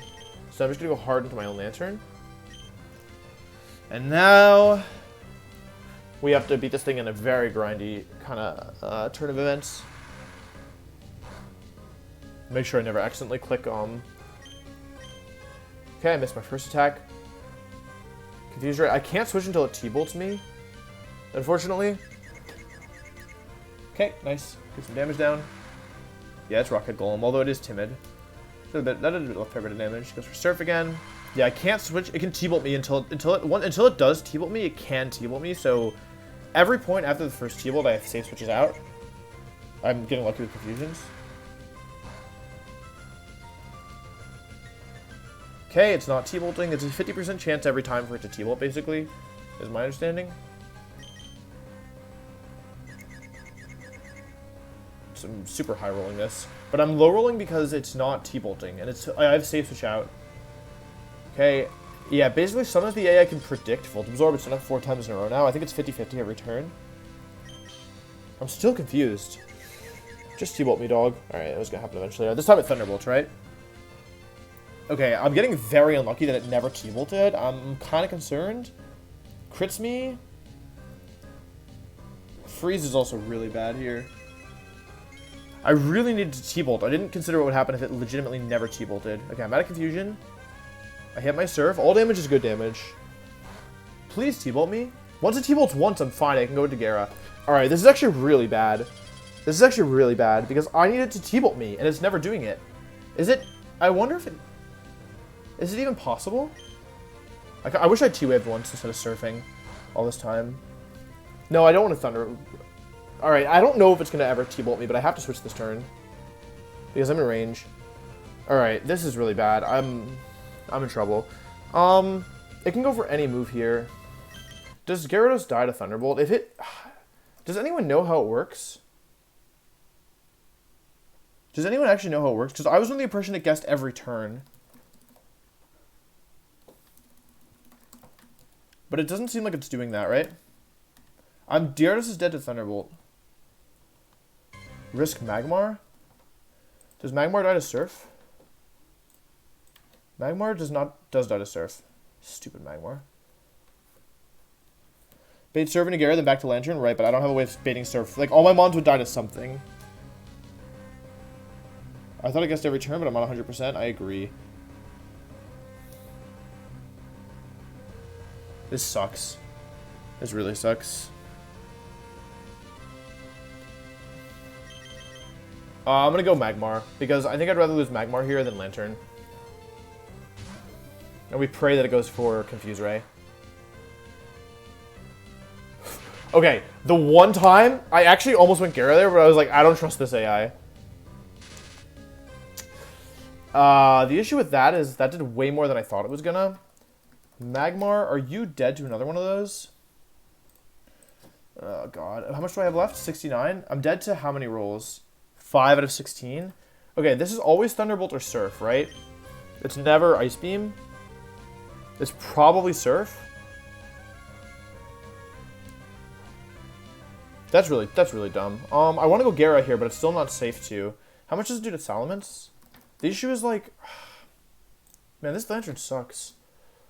If it T-Bolts my Ments, I only take 33%, but if I got full Parrot, it'd be pretty bad. But it's very likely to Surf here, and I would only take 16% from that. I think I'm going to go Ments here.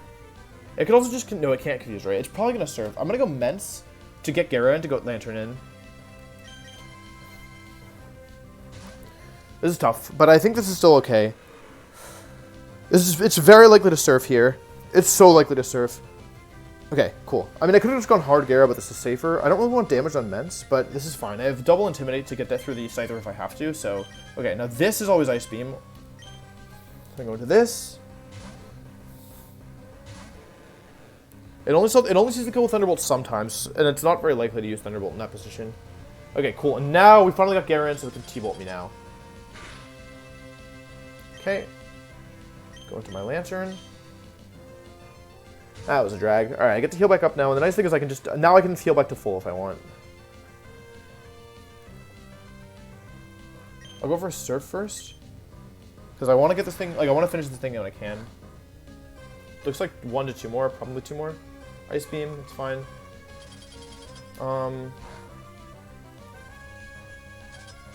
Okay, that's fine. It's not actually fine, but we can pretend. Let's heal back up now, although... I don't have any guaranteed kills on this anymore. Oh, okay. That's good. Alright, it's 1 HP left.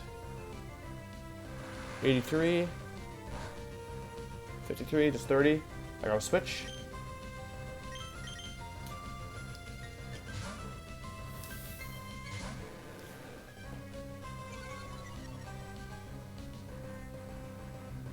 Okay.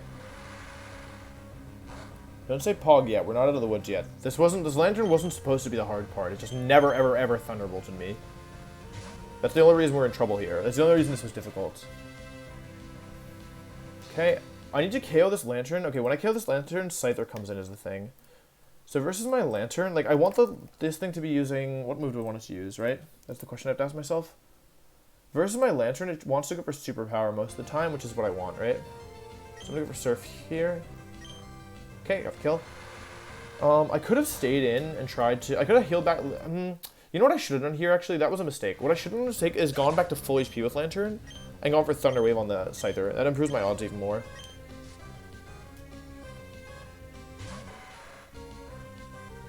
Okay. I go hard Mence here on the superpower. I think it could be...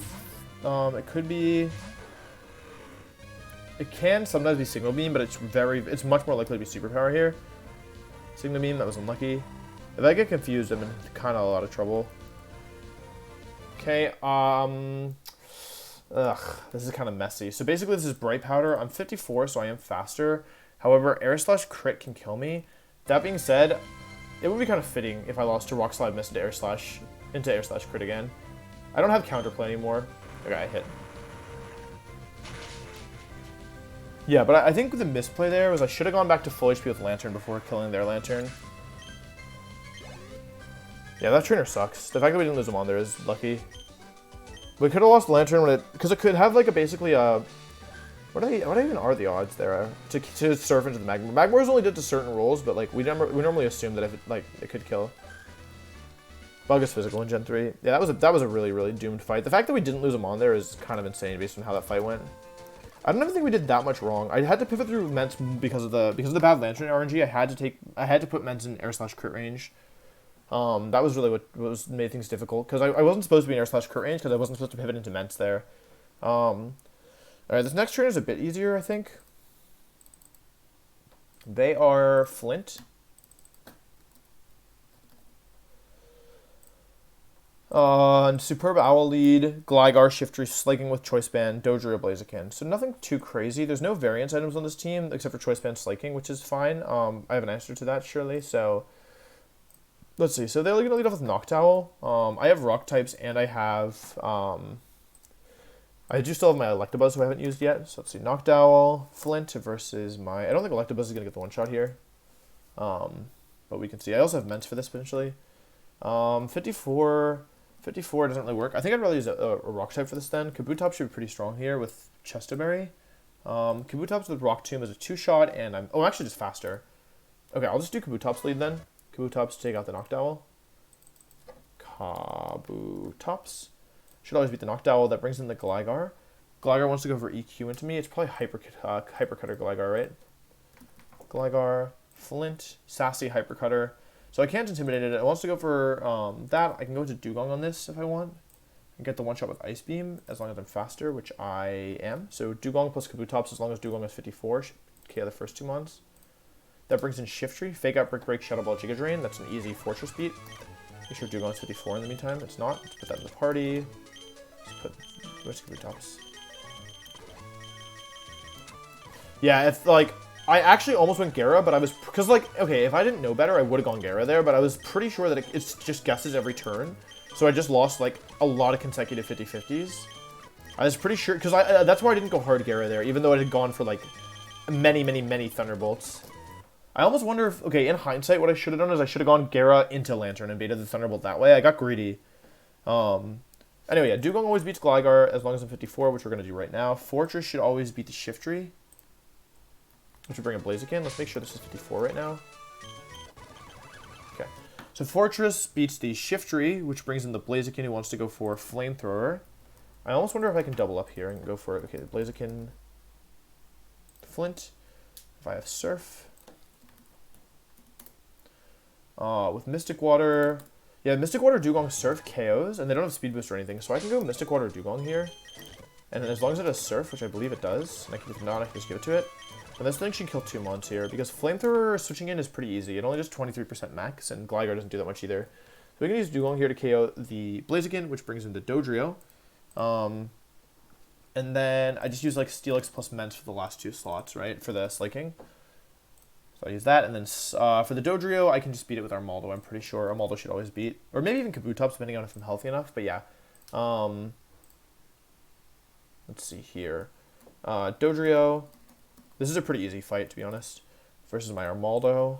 It's going to be going for double edge into my Dugong, I think, so I'll go into Armaldo. 54. Rock Slide's just a one-shot, and I don't take that much damage, so that's easy. Steelix isn't necessary here, but isn't bad either.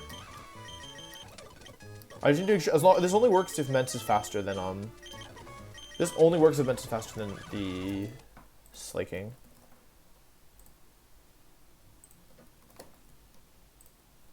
Slaking is 120. Salamence is 134. And I have Fly, so I always beat this thing. Because I just switch in and then switch in, yeah. Alright, cool. In terms of items, you should be Chesterberry. We've already established that Dugong is Mystic Water. You're here to beat the Shift Tree, so you don't really need to do anything here.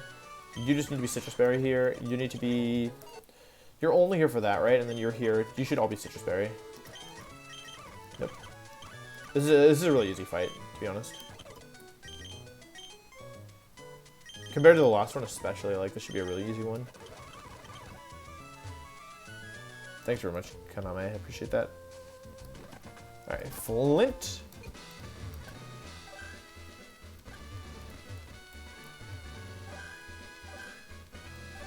Nope.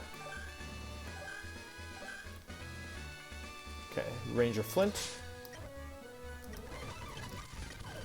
Even though this is an easy fight, I'm still not going to use Speed Up. I don't get the one. This is a roll to one-shot, basically. It's not guaranteed. It's not a very good roll, but we got it. It was like over 50%, but I consider anything below 80% not great, personally. We are getting close to the end of Kabutops'... Oh, Muddy Water. I don't think I've ever clicked X Scissor. I'm gonna delete X Scissor here. Because if I was gonna use X Scissor, I don't know why I wouldn't use Armaldo, so I may as well use Muddy Water here. Couldn't you just skip this fight? I don't think I can. Regardless, knowing me, I'd probably be stupid to walk into it anyway, so... Yeah. Now that I have Muddy Water, I could, in theory, stay in here. I'm just gonna go hard Dugong on the Earthquake, I think. I don't see a real reason not to. Gligar. Let me just see something here. Gligar, Flint versus Kabutops. Because if I go into... I have Muddy Water now. I could stay in. I'm faster than this thing. I could just stay in and two-shot it, potentially. Like, but then... Because I don't need Kabutops after this, actually. I don't see why not. I really don't see why not. I'm going to use Muddy Water here and just stay in. It's just some extra experience is all, I guess. But yeah, I don't think Kabutops is in danger of overleveling here. I can't get crit. Earthquake doesn't do that much damage. And yeah, that's it. I'm faster. Yeah, this thing is Lumberry. I can crit or I can drop accuracy. Doesn't matter, I don't get killed here. I can't get crit. Yep, take about 60%. This is messing up the order a little bit, but it's not a huge deal. I have, like, safe plans for everything, so it's okay here.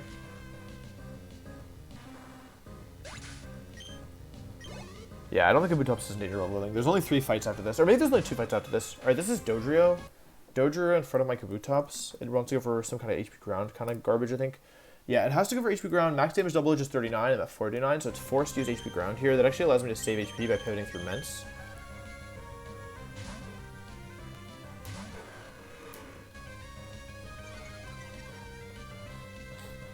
There's no optimal. There's almost zero optional trainers in this game for anyone unaware. There's like a couple, like it's like a hand, like there's probably not more than 10 in this entire game. Optional trainers, I don't like, at least in terms of required areas. Like there's some areas you don't have to go to, like to get Giga Drain, for example. But yeah, if you actually like want to, like if you actually want to like beat the game, and you like and counting the trainers that you like, counting the places you have to go, like anyway, there's almost zero optional trainers. Anyway, that's the end of Dodrio, which is good. Yeah, there's like ones in the sea, or there's like some gauntlet areas where like you need to, you know, like get Giga Drain, you have to beat like 20 trainers or whatever. Shifter comes in, there should be just fake out, it might be Giga Drain, it doesn't really matter, nothing can do to it, boom. I think, let's just confirm that before I do something stupid. Shifter, fake out Brick Break, Shadow Ball, Giga Drain. His strongest move is like Shadow Ball into me, which isn't even very strong. Or maybe, honestly, Brick Break might be the strongest move. Okay. I'm gonna go for Signal Beam because it's 4 times. Yep, Brick Break. It's not very strong. This, honestly, I love Fortress. This thing, like, when I got it as Pinecone, it was just sitting in my box. I was like, how good could it possibly be? And now I'm using it, and I'm like, this thing is so good. This thing is actually so good. It's just, like, there's so many mons where it just has, like, because, like, it's not, okay, it's not one-shotting a lot of things. They don't one-shot there, but it doesn't normally one-shot a lot of things. Oh, nice. This is Fire move. So I go Dugong. Get the kill with Surf. It doesn't one-shot that much, but when it, like, it just does so much, like, the fact that it's so bulky and it never gets crit, so it, like, even though it's not one-shotting a lot, it's still, like, it's still beating. It's still, like, soloing a lot of mons. Nice. Let's go for Surf. I'm faster. I have Mystic Water for the kill. Because I had Caesar last run, and, like, I figured Fortress would be worse than Caesar, and Scissor didn't feel that good, and that might just be because I got Fortress earlier, but, like, I don't know. Even still, Fortress feels really good. I probably could have done 55 Dugong, but it doesn't matter. Okay. So this is Slaking his Choice Band Hyper Beam. So in order to beat it, what I'll do is I will basically abuse... Make sure I do this right. If I do this wrong, I die. But I go into this, always. I still Fortress as well.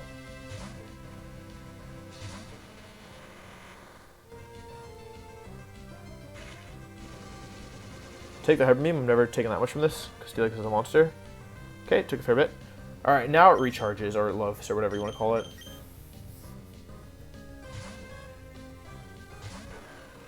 Go into Bents. I'm faster, it loafs.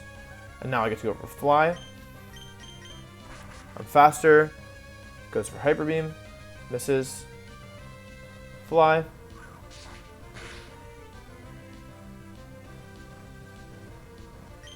Loafs. Fly. Hyper Beam. Fly. Loafs. It's probably an Air Slash range, but I would never risk it on something like this. It takes an extra turn, and there's no real reason not to do this. Yeah, I think this is Choice Band Slaking for anyone unaware. Okay, and then I'm just gonna go one more time. There's no reason not to. This is Choice Band Slaking, right? Yeah, this is Choice Band Slaking. That's why I did so much to Steelix. And then it faints. Cool. Never mind, it doesn't faint. Well, I'm gonna do it again. I don't care.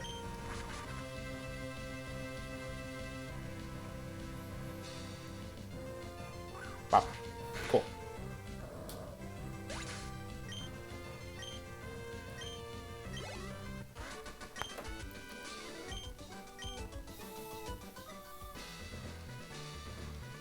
Get out of here. 2 trainers left, I believe. Which isn't bad. Sora's pretty spooky, as I recall, although, yeah. We have a trainer before then, anyway.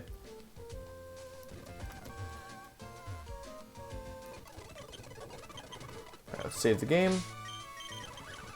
Alright, cool. Next up is Humberto and then Sora. So Sora's notoriously kind of strong. Humberto has an interesting team. Piloswine, Xatu, Breloom, Golduck, P2, and Swallow. It's definitely a bit wonky, not gonna lie to you. Although it's not like terrifying. It is a little spooky. It has Ice Shard, so I can't use Medicham stuff. Let's see. They lit off with Piloswine. Let me check the items. It's kind of one of the big things. It's Lumberry, Piloswine. It's Quick Claw, Breloom, and that's like one of the scarier mons. Everything else is either Lum or lefties. So Piloswine's the lead. I have Poliwrath, who has an obviously really good type matchup into it. However, Brick Break and Surf both don't kill. How does Breloom do? Honestly, I should something like Dugong or Tentacruel probably kills. Breloom at 54 can also get the one shot with Sky Uppercut, so that's one option that I do have. So let's just say I use Breloom here. Who would that bring in? That would bring in Golduck. Surf, Ice Beam, Hypnosis, and HP Grass. Alright, cool. So Surf, I'd probably be doing either Ice Beam or HP Grass here.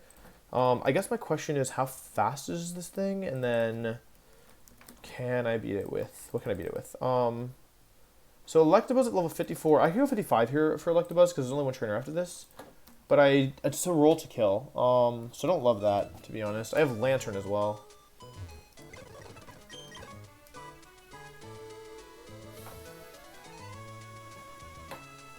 Thanks very much, Chaos Knight. I'm glad you like the streams.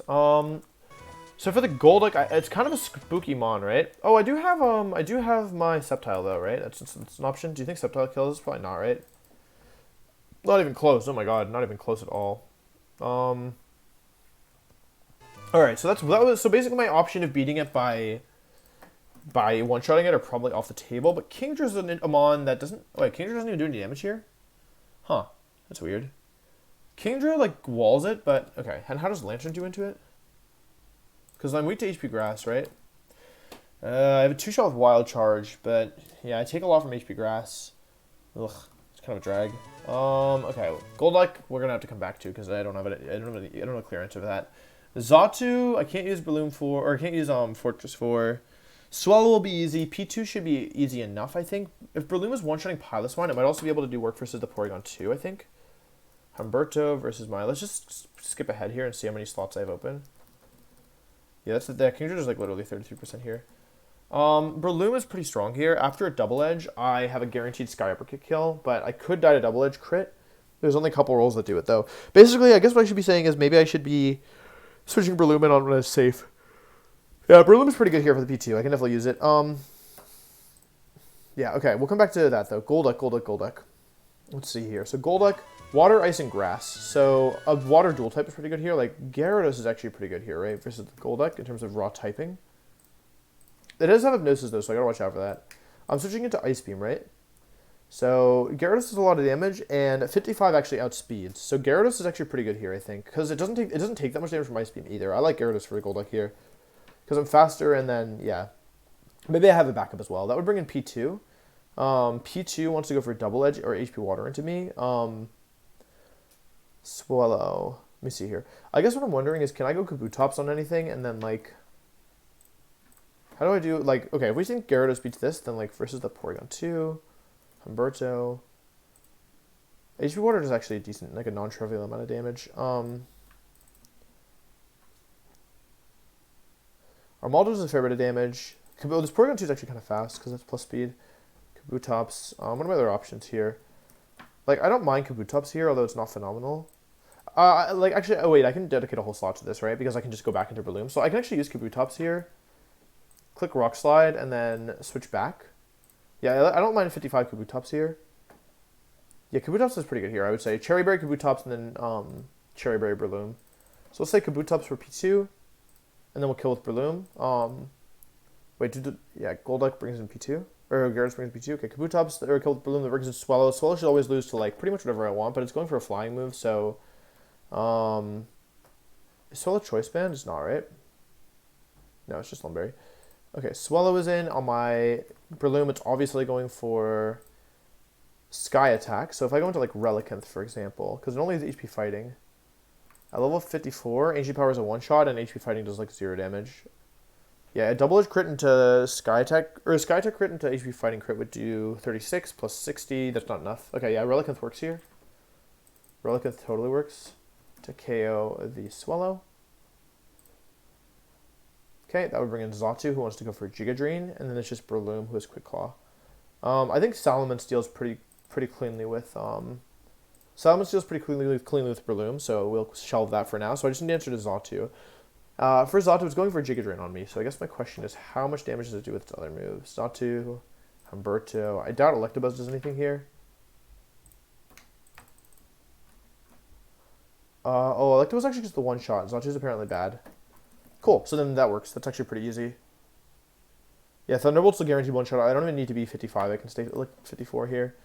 Yeah, and I switch into Giga Drain always, right? So let's see, Electabuzz here. So we're keeping these guys. We're keeping that, right? So I just switch out this for this. Here's Breloom. You come to the party as the lead, and then Fortress gets left behind for, who did I say? Who's Fortress being replaced by? Breloom, Gyarados, Kabutops, Relicanth. And then this is Electabuzz. Cool. Oh, I need Gyarados as well. I need Gyara and Electabuzz. Somebody else in the party shouldn't be. Armaldo. Oh, Armaldo actually doesn't come here, right? Where's Relicanth?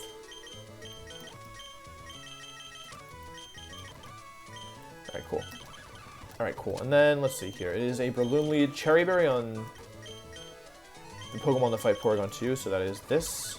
That is this. Wait, that's Cherry. And that's it. And then Chesto Berry on the Mon that beats the Breloom, which is Mence. And then the Gyara's here for the Golduck, who also has Hypnosis, right? Okay, and then everybody else can have Citrus Berry, which is just Regiswim. Regiswim is here for the Swellow, so we can just have Citrus Berry, and then my last Mon is Kabutops, who already has Cherry. Yeah, cool. And then in terms of items, Breloom should be 55 here. Brick Break. I think, why would I ever Brick Break when I could Sky Uppercut? Okay. And then, honestly, everyone probably can be 55 here. But we'll just stick 54 for this. I can't overlevel in these fights, right? It's like actually impossible, probably. Oh, I got bounce problem finally. Oh, shoot. Oh, man, I messed up. I needed to... I didn't think it was 55. Shoot. Is there an... I mean, it's only Body Slam right here. Because I can't delete Double Edge.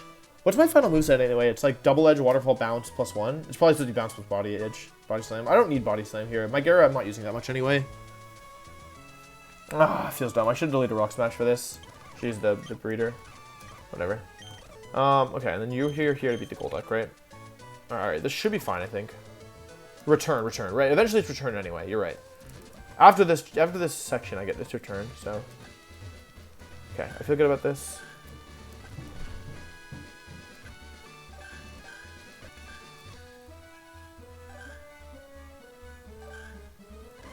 I'm in jail. Try to move this first. Return should be in Ludicolo, I think. Alright, Humberto, I need to knock walk to the right of this or else I will literally lose the whole run. Okay, I feel pretty good about this. Okay, alright, kill this with Sky Uppercut. Get the one shot. Oh, no speed up, no speed up. Okay, this wants to go for Ice Beam on me. If I get frozen, I'm in some trouble, so I gotta be careful there. I have the backup plan of Electabuzz, but yeah, we'd prefer just not to get frozen here. Oh, go for Hypnosis, that's fine. That's fine, because now I should never lose this thing now. Because because now I can go for Double Edge into T-Bolt and always kill. So I'd still have to watch out for freezes, but yeah, maybe I can find a way to pivot into Surf. I'll go for Double Edge here, get some damage down. I don't need Gyara after this point in the battle. I also don't need my Electabuzz to be that healthy, although, yeah, it's not awful either to be healthy. Hypnosis and misses, that's nice. The way accuracy works. Though I could have hit both there, it wouldn't have been crazy. It's like a, what? 50% chance, basically? 70.7.9? Okay. This brings in P2. I think this thing wants to go for T-Wave. I could just stay in here.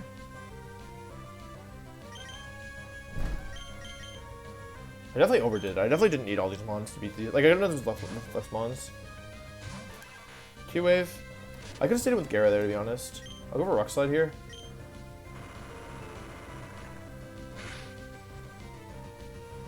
Okay, T-Wave. It wants to go for... I don't even know what it wants to go for. HP Water if it's attacking. Nice. Sorry, I'm using Speed Up. I gotta stop. Okay, cool. Now I'm faster and I get the one shot with Sky Uppercut. Cool. Alright, no more Speed Up.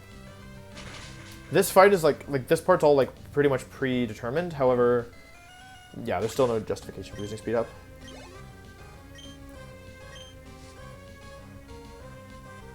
Swellow. Alright, this thing wants to go for Flying move. I can just go Rally in this.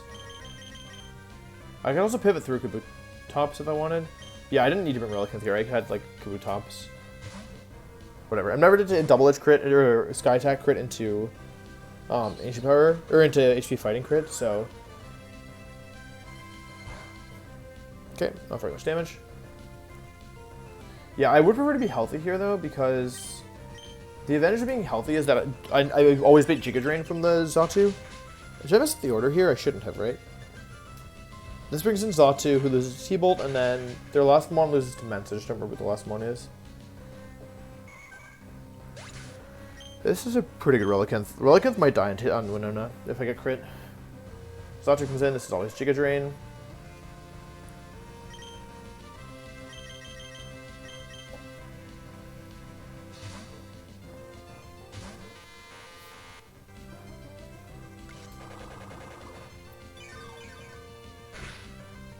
Okay, not too much. And now faster. and go for Thunderbolt.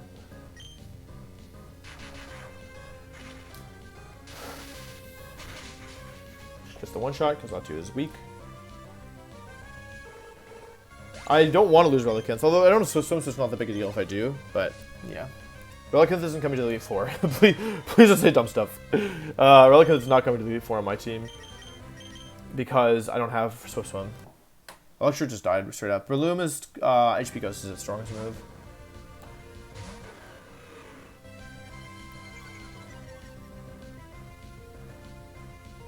Okay, perfect, I win. The Ivies are good, it's just 0 speed. But it doesn't matter because it's Rock Head. Yeah, go left indeed. No Quick Claw, and I win. Alright, I'm going hard left here.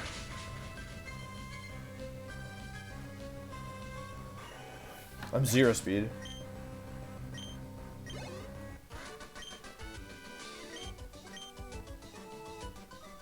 Left. Nice. Okay, cool. One trainer before Winona.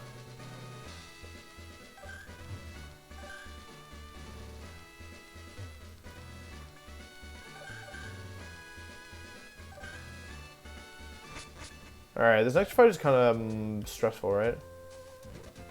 You never get Regis in Emerald Kaizo. If you do, you're like Omega High Roller. Alright, cool. Alright, cool. Sora. Alright, this is a spooky one, right? They lit off with Charizard. Let's look at the items first. There's Bright Powder Gyarados, which is pretty sus, not gonna lie. Yikes, dog. Oh, they have Bright Powder Gyarados. That's really bad. At least it doesn't have Dragon Dance or anything, but yeah, it's still pretty bad. Alright, Charizard's the first mon. Let's see, does my Salamence one-shot this? It should, right? With Rock Slide. Thank you for the bits, F-Bog. I can go 55 here for sure. Does Rock Slide one-shot?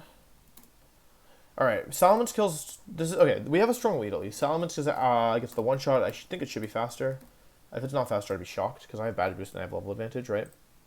I am faster, I get the one-shot with the Rock Slide. Cool. That brings in the Sceptile. Sceptile is Lumberry, Declaw, Grass Whistle. I might not be faster than this thing, to be honest. I am faster than this thing, and I get the... Oh, that's Salamence and Sceptile. Wait, am I faster than this thing? I'm not faster than this thing. But Declaw never kills me, so I can run... I can use Ments to kill 2 mons here, because Air Slash gets the kill. So it's level 55 Chesterberry Ments. Level 55 Chesterberry Ments kills 2. Then they go into Kingdra. Okay. Kingdra's item is... Leftovers. Alright. Kingdra is going to be going for probably Ice or Dragon move here. Dragon Claw does not get the one-shot, though it actually is kind of close. It's 1 in 16 to kill. However, yeah, it's almost guaranteed to be going for Dragon... Or Ice Beam unless I got crit. So this is where the battle actually begins, right? It's basically just this Kingdra, and honestly it's just the Gyarados, really.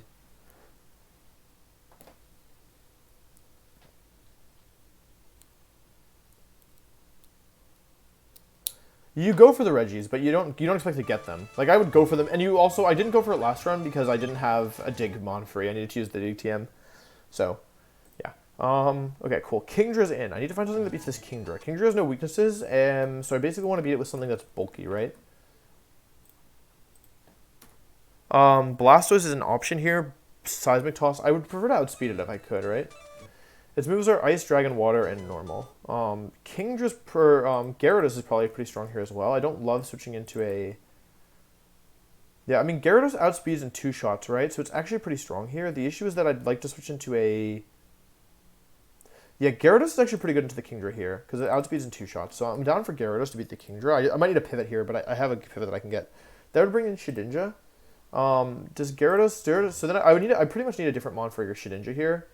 Shedinja is just Lumberry. Okay, cool. So we need a mon that beats Shedinja.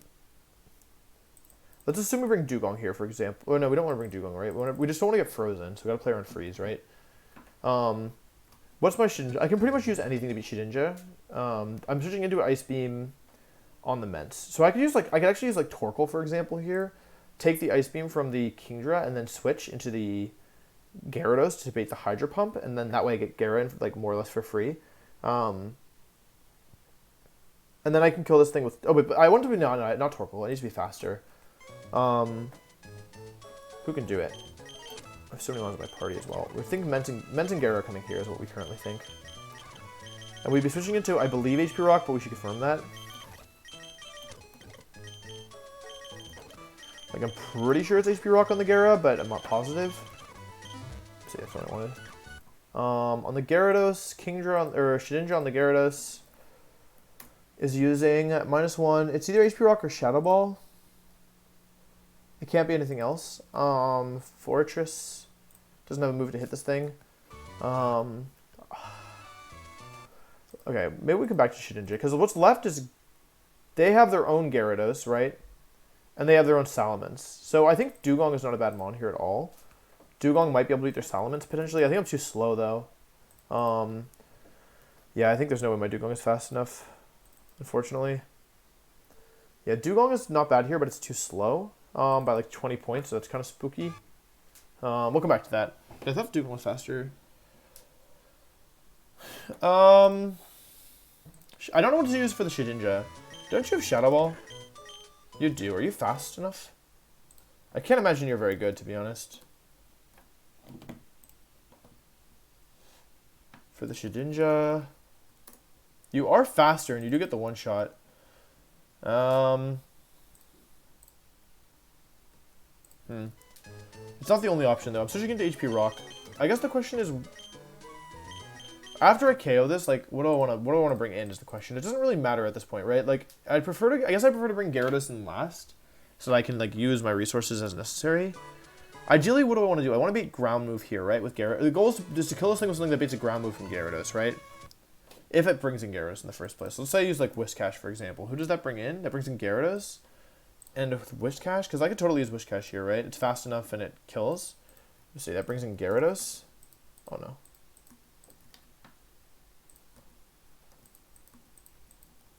Sorry, I messed everything up. If you click the wrong button, the calc just freezes.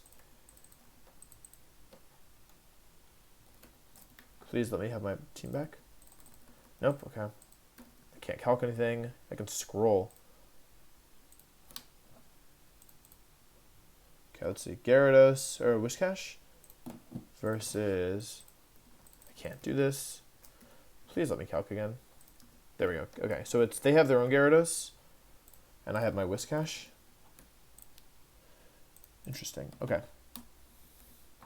They're going for guaranteed on... Okay, this is actually really good. Okay, so on Whiscash, they're guaranteed to bounce. Okay, that's really good. So then I can go into Lantern. Oh, I see what to do. Okay, I can use Lantern. Okay, so it's Whiscash to kill the Shedinja. This is Bright Powder Gyarados. So we use Whiscash to kill the Shedinja, and then that brings in the... Then they go for Bounce, right? So I go into Lantern, click Shockwave, and then they go for... On the Lantern, they go for Earthquake, so I pivot through Gyarados. And then they go for HP Rock, so I go back into Whiscash, which baits Bounce. So it's a perfect cycle with those three. So then I kill the Gyarados safely. And then it's just Mence, and I have a whole extra Mon left for Mence. But Mence is still kind of scary, because I've only used 4 Mons. Right now, I think I use Dugong to switch in safely. But I do want another Mon for... Okay, Salamence. Because at the end of this, Mence is going to be on the field, right? And they're going to be going for probably Earthquake in front of me. See, Lantern. I like Lantern here. I like Whiscash as well, because they'll bounce bait it. Should Cherry Berry here. Do I have any Mon that's good into Mence is the question. It's a 127 stat. Cast Form, is there any way that you're fast enough? I know you're plus speed. Cast Form is 1.2 slow. That's unfortunate. Although it can't switch in, it can only switch in safely to Flamethrower, which we can't really do safely. So, okay, how do we beat this Mence? Oh, I have Rock types, right? Do I have any Rock types that beat this? Like Armaldo, maybe? I'm baiting Earthquake, right? So I can go like Armaldo... Like Rock Tomb into Rock Slide doesn't do it, but like, how about Kaboot? Yeah, it has to be Armaldo, right? I'm baiting D-Claw with this thing is the issue. I could do... Okay, actually, no. Armaldo plus Dugong does it. That's totally fine, actually. That's totally fine. Because I can Rock Slide once and then pivot. Alright, cool. That's totally fine. Alright, 55 here. 55 here. 55 here. AP over Rock Slide, right? Yeah, this is just stronger. 55 here. Drill Run. I think I like Drill Run more than Body Slam. What am I not hitting with water moves? It's mostly water or ice. I'm hitting like not steel types, right? Wait, I'm hitting not water types. This is 85 base power. This is 80. This only hits rock, steel. We already have moves for those types, right? Rock, steel, poison, I guess.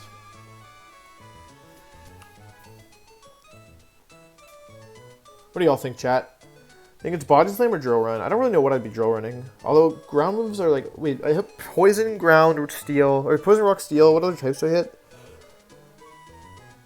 I think Body Slam is stronger. Although I don't think, yeah. Electric, I guess that's true.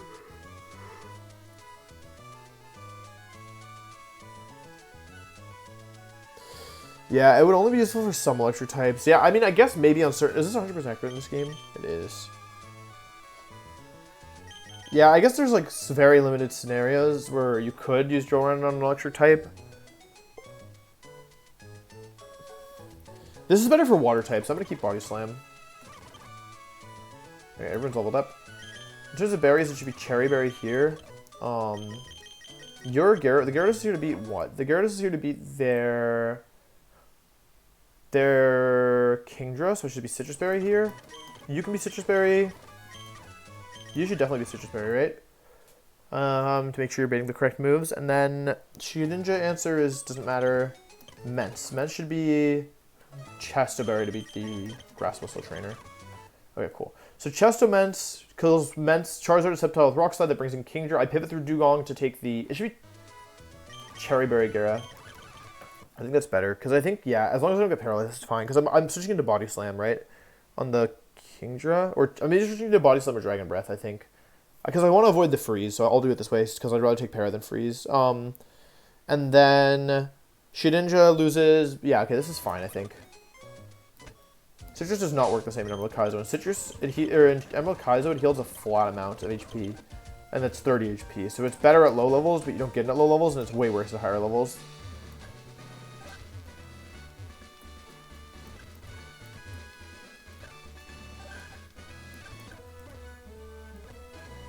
Yeah, you definitely have to do this, because this is... Yeah, you had to move it to that direction, right?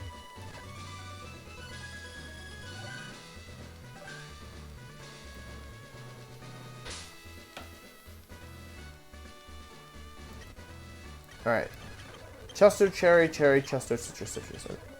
Wait. Why are you Chesto? You shouldn't be Chesto, right? You should be Citrus, to make sure you always bait Bounce, yeah. Yeah, okay. You are Citrus, yeah? Okay. Alright, chat. They made some of the puzzles harder, like in the caves. But I don't really want the person who made those puzzles making more puzzles, because those puzzles were legit hard. They were like actually really hard. Like the stupid Tide puzzle and like one of the Magmar Aqua hideouts, that one sucks. Alright, cool. This fight is the last fight before Winona, so we have to be, yeah, like kind of careful. We have a one-shot here with Rock Slide. We'll take that.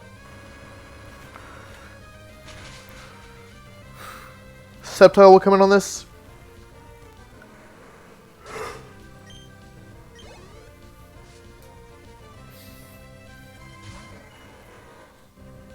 I'm slower than this thing, but it either wants to go for Grass Whistle or Dragon Claw. I've never did to crit Dragon Claw, so it doesn't matter. Yep, cool. No, this is fine. Can Ice Steps get frozen in this game? I always forget which generation that stopped being a thing. Yeah, that was the false start, though. Alright, cool. Kingdra comes in. I believe this is always Ice Beam. It might be... I know, I don't think it's in Dragon Breath range. I think it's always Ice Beam, which lets me go into my Dugong. I'm pivoting through Dugong here because, first of all, if Dugong gets frozen, it's not that big a deal. I don't even know if it can get frozen. But I really don't want Gyarados to get frozen because I would probably wipe. Cool. And now this is probably Body Slam, but maybe Dragon Breath, but probably Body Slam, so I'm going to Gyara on that. Sawamura, thank you very much for the sub. I really appreciate that. So go Gyara, switching in. I'm switching into a slightly stronger attack, in theory. The Dragon Breath isn't that powerful. Cool, I don't get paralyzed, and now I'm not in crit range, so I'll go for Double Edge here. This is a two-shot. My Dugong is thick fat, so yeah. It's an 8 times resist. Cool, I'm not in crit range. If it crits me, though, I'm... Oh, yeah. I mean, I guess I still risk 1 freeze, but it should be okay.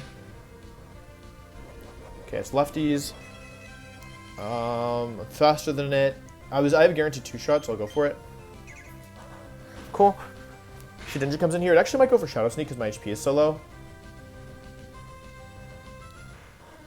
Ice has always been immune to Frozen, but became immune to Sheer Cold in Gen 2. Okay, that's good to know. Definitely didn't know that. Shedinja comes in here. It wants to go for, I believe, Hidden Power Rock. It might go for a different move here because my HP is so low. It's fine, though. It's not... None of the moves it does really affect me that much. I guess Shadow Ball would be bad. We don't want to go for Shadow Ball. Yeah, HP Rock. It was 50... It wasn't that bad of one for Shadow Ball, I should say. I go for Rock Slide for the one-shot. Yeah, I didn't have Gara or Whiscash at this point last time in the run. Or Lantern, for that matter. But it's not because my Lantern died. It's just because I didn't get one. Yeah, with Lantern, this becomes a lot easier. Sora goes for Gyarados here. I believe this thing always bounces on me. I'm pretty sure. I'll just double check that to make sure that it can't go for anything else here.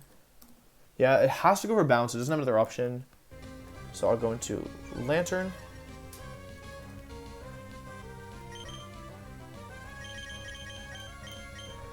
And after this, it's just Mence. This should go for bounce. Okay. Bounce, cool. No Paras, great. It's really good. This isn't a one-shot, but it's a two-shot, which is all we need here. Got the crit, okay. That was a permanent loop, because we could always go back into Gara on the Earthquake, then they go for HP Rock, we go into Whiscash, and they bounce and we repeat, so it doesn't really change anything. But it's still nice. Now Mence is in. Alright, cool. Salamence. I believe this thing wants to go for Earthquake on me. Let's find out. Salamence. Yeah, there's no way it doesn't Earthquake me here, right? And I have my my Lantern. Lantern. Cool. 55. Guaranteed Earthquake here. I'm dead to crit, so I'm definitely switching out. I could switch here to get Intimidates down. I don't think I need to, though, because I think Armaldo's just fine to come in here.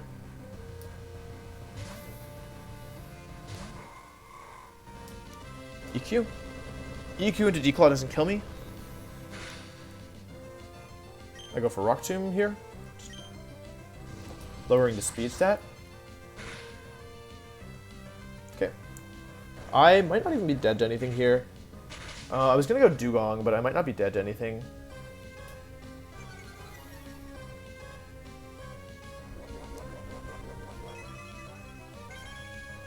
There's lefties? Okay, that's fine. Oh, I have Citrus.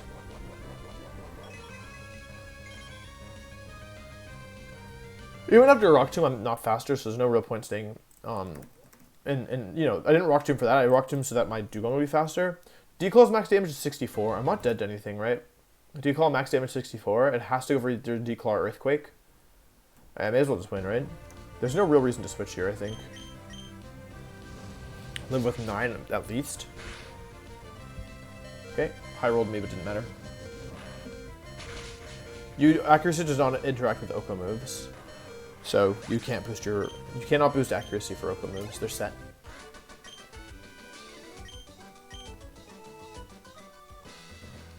Alright, we made it to Winona. Winona's not easy at all. Yeah. We'll do some planning here, because I have a vague idea, but I haven't like thought it through entirely. I can actually do what I did last time, except I don't have Caesar. However, yeah. Yeah, I don't remember the exact plan, and I don't, yeah. I could try for it. Okay, so what we're gonna do now is talk about Winona. Let's see, can you all see if I do this? Cool, you can see this, right? Oh, I don't know if my face came on. Let me add that.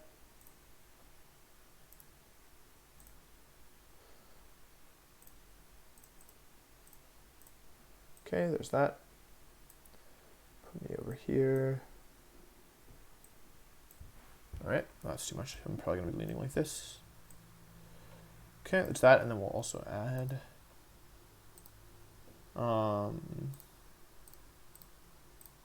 this. Oops, that's kind of spooky.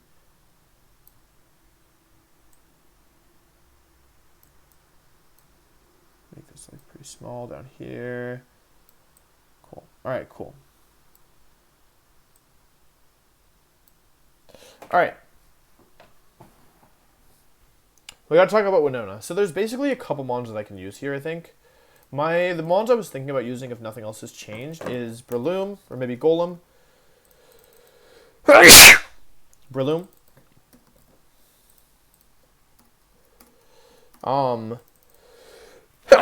Salamence. Relicanth. Blastoise with Heart Scale. and Armaldo.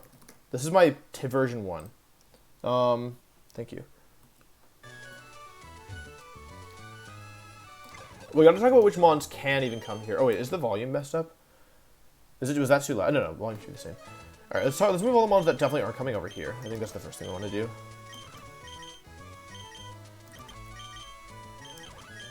Fortress could come here. We'll leave it in.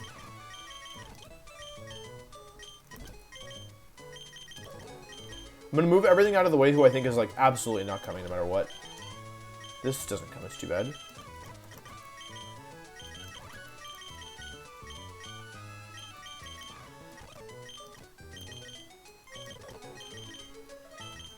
Most of the ones are not coming here, like ever, I think.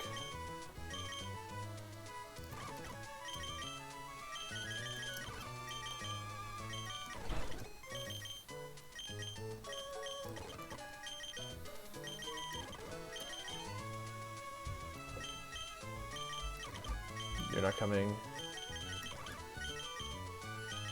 You're not. You could come. There's a world in which Medicham comes. Medicham is pretty useful in double battles because of the ability to waste a turn with Detect. So that's worth noting.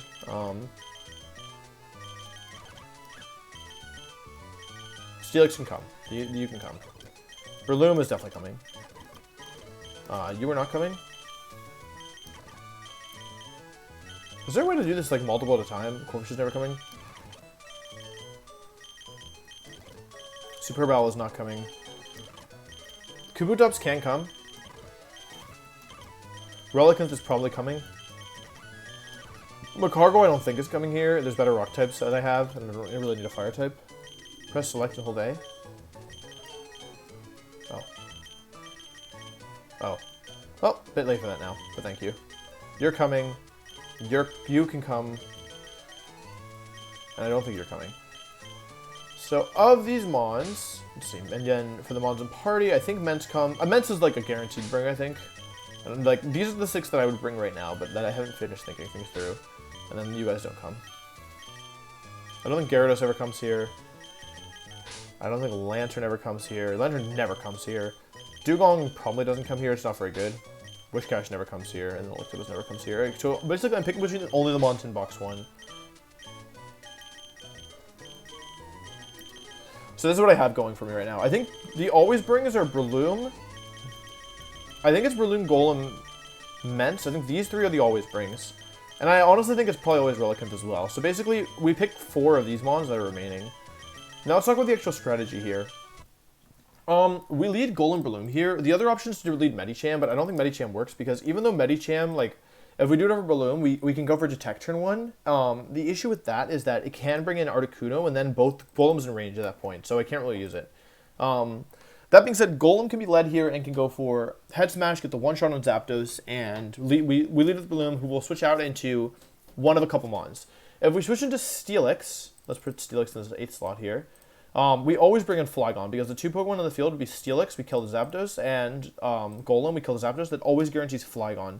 We run into issues with Steelix later, so I don't think I want that. But the issue with doing something like I'm going to do probably, which is switching to Relicanth here, the issue with that is that, well, there's issues regardless, to be honest. But yeah, if we switch into Relicanth here, then we have a 50-50 for Flygon or Moltres. So that creates a branching path. And also, what the really bad thing is that my Relicanth takes damage, which might put it into Earthquake crit range later. So if we look at Relicanth, for example, at level 56, or like versus the Aerodactyl, because it's going to have to take an Earthquake eventually.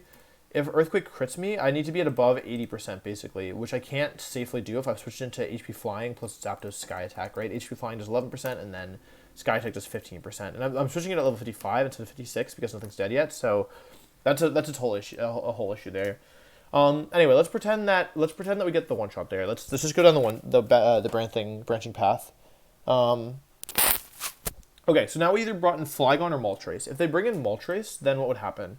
It's Moltres plus Aerodactyl against Golem plus Relicanth. And that is baiting Earthquake into both slots and Giga Drain into both slots. So I double out into Mence and Breloom. And that then baits HP Flying into Breloom and Fire Move into Breloom, as long as Breloom has enough damage on it, which it does not currently. Breloom at level 56 versus Flygon, because I need to make sure I'm guaranteed to take one Earthquake here, right?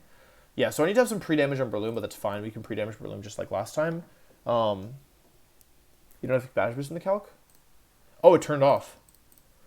Oh, okay. Thank you. I did not notice that. Okay, that's fine. It didn't affect anything so far. Okay, so then we're supposed to, let's say Flygon comes in, right?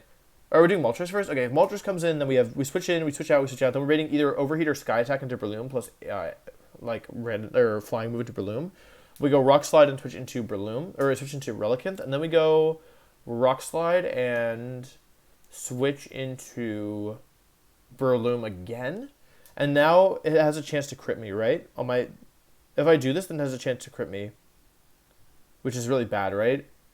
Wait, there's counterplay to this, right? I could go Rock Slide and Ancient Power and bring Flygon and Articuno at the same time, but I think that's a mistake, right? I really want to keep Aerodactyl in the field and wasting time with flying moves. So if I go Mence and Rock Slide in that position and kill the Moltres, then I have Moltres dead and Articuno.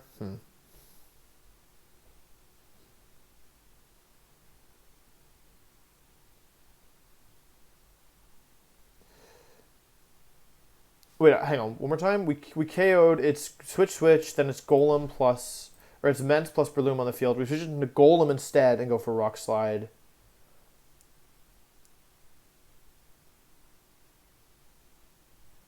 Oh, right. Sorry. Flygon's on the field.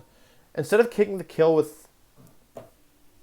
Yeah, this is tricky, right? Because if I switch Relicanth in here, I can switch it back out into Breloom, but then the Aerodactyl could Ancient Power me this turn. So then this, I think you always have to risk one crit here, but I don't think you have to risk two. So trying to avoid a situation where I need to risk two crits. So I don't like that at all. Because if I kill the Flygon here, then... Oh no, it's the Flygon path is fine. It's the Moltres path. I Rock Slide... Hang on, wait. These two are in... I Rock Slide once and switch into...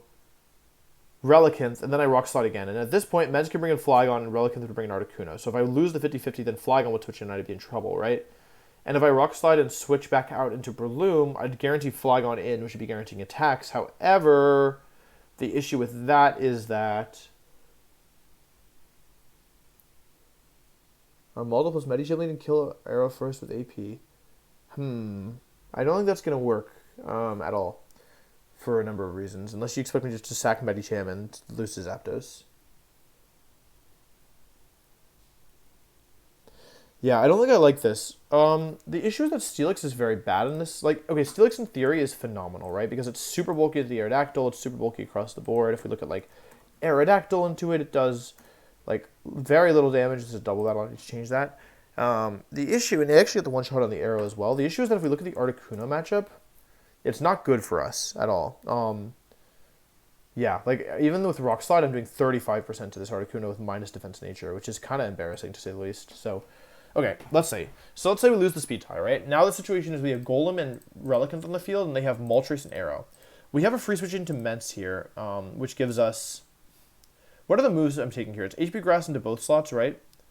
It's HP Grass into both slots, it's EQ into both slots. So I can go Mence Breloom here, and then I'm baiting HP Flying plus...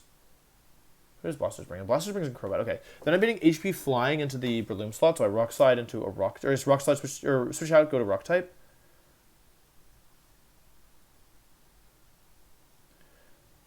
And then I'm baiting a crit move here, right?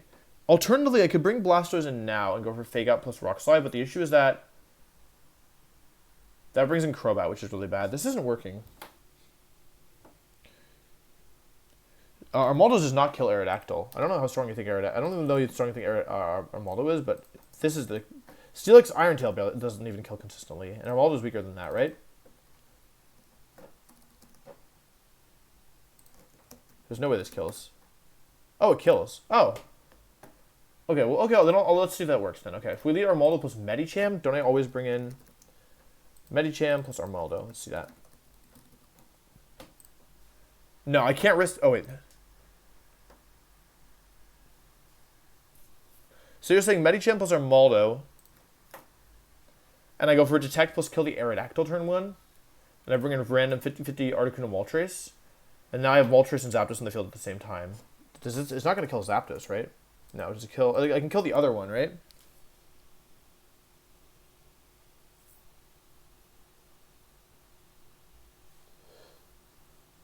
Go ahead and kill him, flying move, now you go into rock type and kill the Moltres plus Articuno. Then you go on the Giga Drain, T-Bolt into the Brilliant. But the Zapdos is sitting on the field this whole time, right? Because even if I kill both, right? Like, let's say it's Detect turn 1 and Ancient Power kill the Aerodactyl, sure. Now, let's say Articuno comes in, or let's say Moltres comes in, right? I switch into a move to Amon to take the Sky attacks, and I Ancient Power kill the Moltres. So let's say it's Relicanth plus Armaldo. I could bring in Crobat at this point, which is pretty bad. Although, okay, if Crobat comes... Okay, let's say, then it's 50-50, right? So, the issue is, what am I killing the Zapdos with this? If I do this, then when do I kill Zapdos? Yeah, I don't think that I want to do this, truthfully. I think it's better to ignore the Aerodactyl, because it's, like, I don't... The only other mon I'd rather have on the field is, like, Crobat or maybe Flygon, but those are both kind of iffy, right? Because if I ignore the Flygon, then I can just Declaw crit kill me, right? With all my events. Medicham is interesting here for sure. The issue is like... Wait, hang on. Let me think about this a little bit more, because I don't want to just outright rule it out, right? If I do Armaldo plus Medicham, the issue is there's branching paths. Okay, we kill the Aerodactyl turn 1, they go into Moltres, right? Then they go for Sky Attack, and I Ancient Power kill that, and I switch into, let's say, Relicanth, right? And then that brings in either Crobat or Articuno. Okay.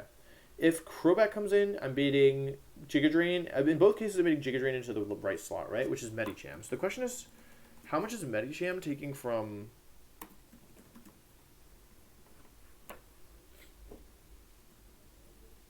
How much is level 56 Medicham? Because it's always 56 before it takes an attack.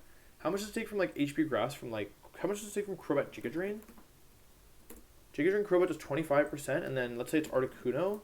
HP Grass does 36%. So if one of them crits, I wouldn't die. Okay. Hang on. You can also chip the Zapdos to kill the Moltres. Right. Okay, let's go through this again. Armaldo Medicham turn 1. Turn 1, Detect plus Ancient Power kill the Aerodactyl. Now that's a branching path. Moltres comes in. Turn 2, switch into Relicanth and Ancient Power kill the Moltres. They go into either Crobat or Articuno.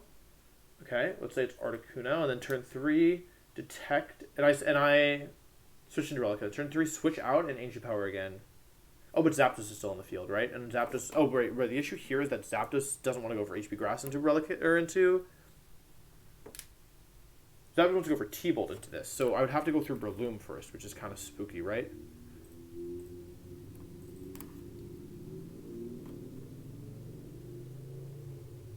Breloom takes 46% from T-Bolt is the issue.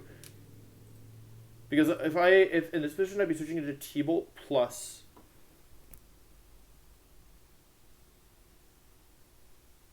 Hang on, wait. There might be Medicham might actually be an interesting mon here. I actually don't think ruling out Armaldo. I think ruling out Armaldo would be a mistake here, because I have infinite pivots, right?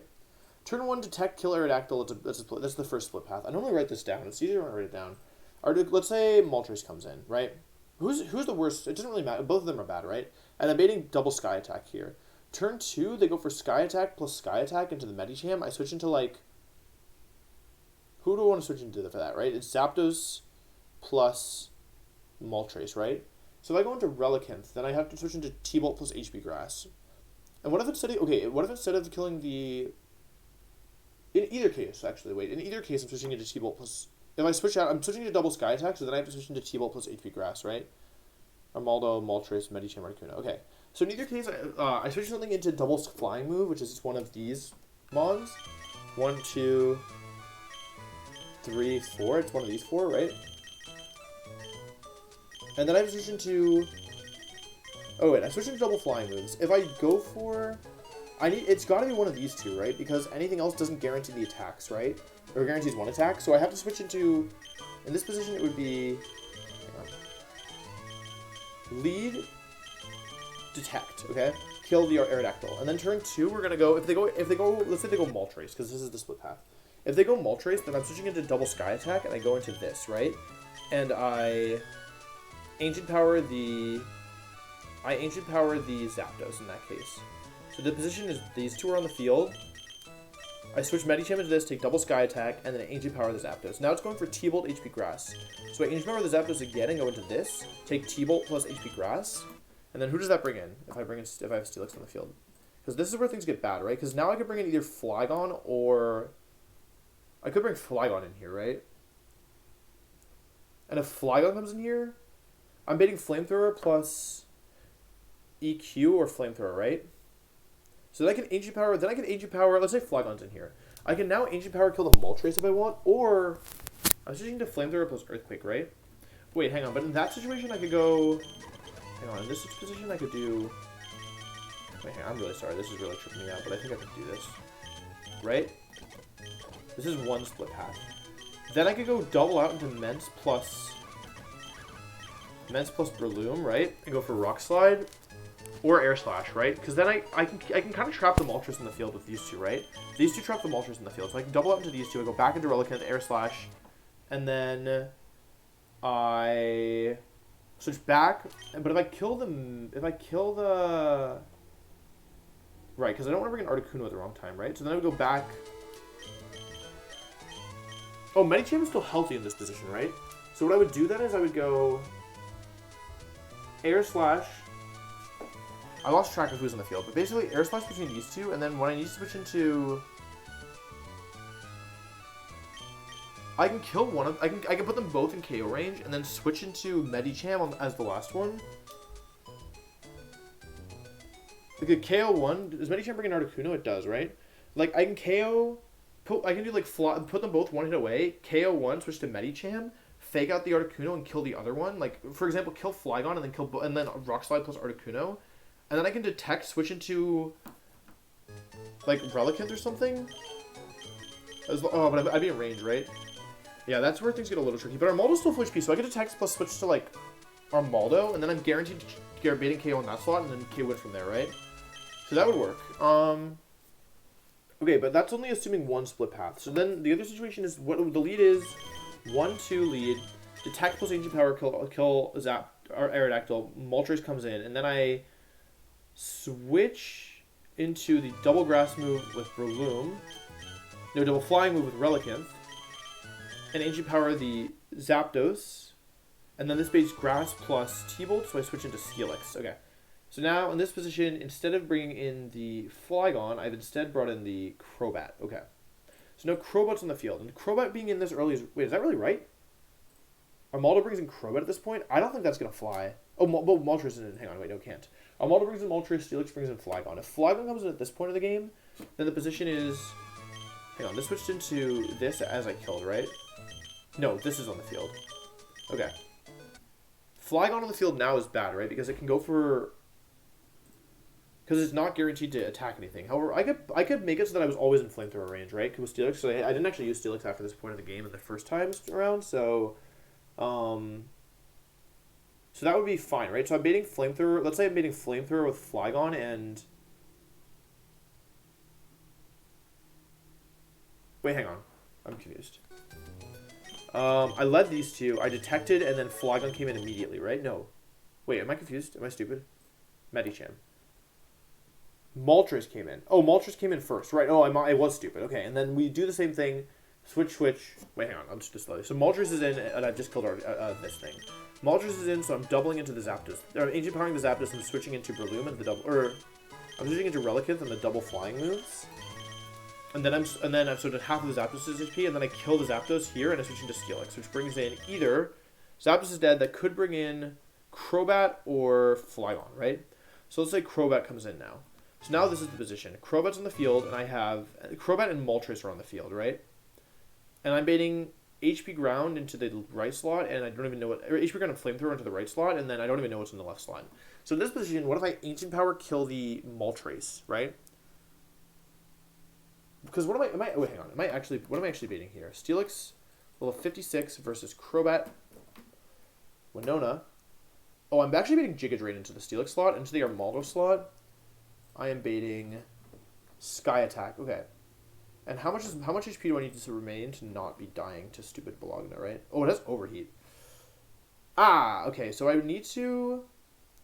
If I Rock Slide and kill the Crobat and kill the... Also, wait. How much is Armaldo doing to... There's no way I kill Crobat with Ancient Power, right? So I'm baiting... I'm baiting Giga Drain, and I'm guaranteed Flamethrower and Giga Drain into the Steelix slot, which means my only safe switch in is Mence, right? And then into the Armaldo slot, I'm only beating Sky Attack. So, but the issue is that Sky Attack after a Overheat can kill me after Sky Attack, right? And how much is Articuno doing to me? Oh, that's 54. Okay, hang on. If Crobat comes in, then I can go for Ancient Power into the... I switch Steelix into Mence, take the Giga Drain and the Overheat, and I kill the Crobat. No, I kill the Moltres. And how much do we do Crobat with this? Sorry. I can kill. It's a roll though. But I go for the Moltres here, right? Because I've just switched into... I had to let Mence take some damage here. And that brings in the... How much is Mence even taking from this, by the way? Because I'm only 55 in this position, though I could potentially be experience shared here. Versus the Moltres, because I might be able... Yeah, Overheat actually does a lot. I'm probably taking a fair bit of damage here. Articuno, Ice Shard. Okay, cool. That's actually interesting, though. So if I kill the... It's not that interesting. If I kill the Moltres here, I'm forcing a 50-50 again, right? Armaldo brings in Articuno. Oh, wait. Shoot. Oh, Armaldo... We killed Moltres. This guarantees No, it could be Flygon. This is 50-50 Articuno Flygon, right? So Articuno coming in would be fine, right? Because we'd be beating Ice Shard plus Sky Attack into either slot, but I can just Ancient Power and kill it, and then it'd be a 2 versus 2, and I'd probably still be okay, right? Because I can switch into Relicanth. So if Articuno comes in, it's fine, right? But if Flygon comes in, I'm guaranteed taking an Overheat. So am I in range of Dragon Claw? It would be a range, right? Like I'm not guaranteed a range. And now it starts to become a little tricky, right? Because I need to preserve. I don't think this is a bad plan. I don't think this is a bad plan at all. Because the truth of the matter is, like, my other plan risks a crit. If we do it this way, oops.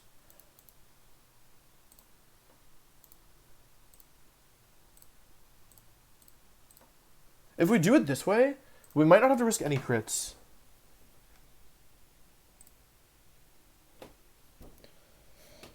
I think there might be a way to do this where we don't risk any crits.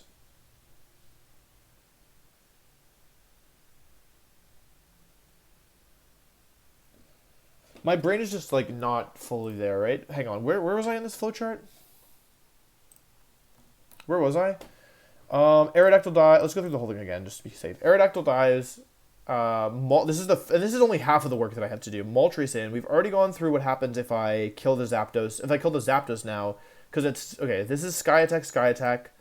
Wait, I need to make sure that I'm only ever beating Sky Attack, although it doesn't really... Wait, hang on. Medicham versus the... We didn't actually make sure this is possible. Zapdos, we should be able to bait...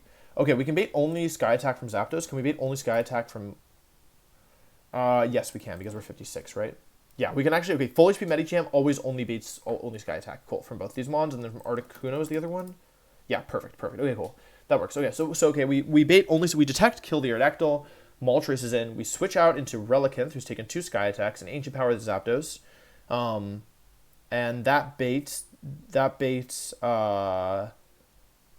That doesn't do anything. That baits T-Bolt HP Grass into the Relicanth because they see a kill with both. Switch into Steelix, and now we're in the position where we already know that if Flygon comes in, I'm baiting...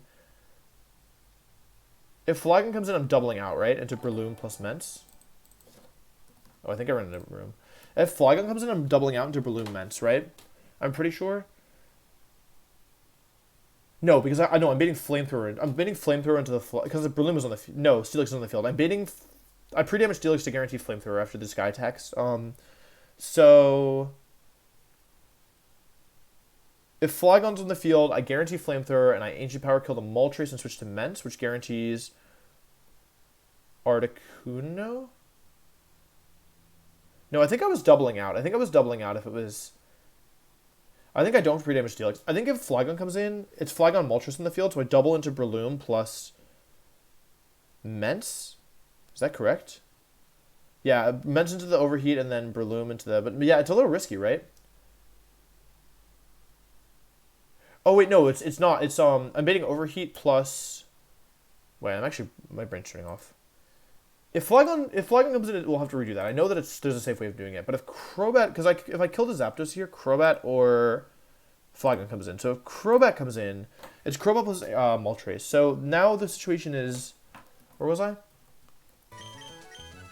I just killed the Zapdos with this thing on the field because I switched into T-Bolt HP Grass. So it's mostly full health Steelix, but he's taking an HP Grass, or maybe I damaged it some more, and Crobat's in the field. Crobat's baiting Giga Drain into this slot and Sky Attack into this slot, so this switches into this. As I kill the Moltres, right? Or as I kill the Moltres, yeah. Now that brings me to Articuno or Flygon. If Articuno comes in, it's fine, because I can just switch into the Ice Shard plus Sky Attack into, like, Relicanth, and I can Ancient Power kill the Articuno, and then it's a 2 versus whatever, and then I should be able to win from there. But if the Flygon comes in first, and the position is these two are on the field, you might either of them have some damage on them. I think I just switched into an Overheat, right? Because I switched into an Overheat. I had to switch this thing into Overheat plus Giga Drain, or this is guaranteed Overheat, and then this is maybe Giga Drain. This is maybe Sky Attack. So then, in that position, I have damaged Ments and Flygons on the field, right? So I can switch into... I'm baiting Dragon Claw plus Sky Attack into the right slot, and then EQ plus... Like, this doesn't work, right? This position isn't really redeemable, I think. Or at least not easily, because there's no... I can't guarantee that Ments hasn't taken that much damage. That has taken enough damage to bait Dragon Claw. Oh, yes, I can. I can guarantee bait a Dragon Claw here if I want, and go for Ancient Power into the Crobat. And switch back to... Because if I'm baiting... If I've done this correctly, I might be able to bait only... I could pre-damage a little bit. I don't need that much pre-damage, because I'm always switching into Overheat, so I could pre-damage to guarantee that I'm always baiting Dragon Claw here with my Ments.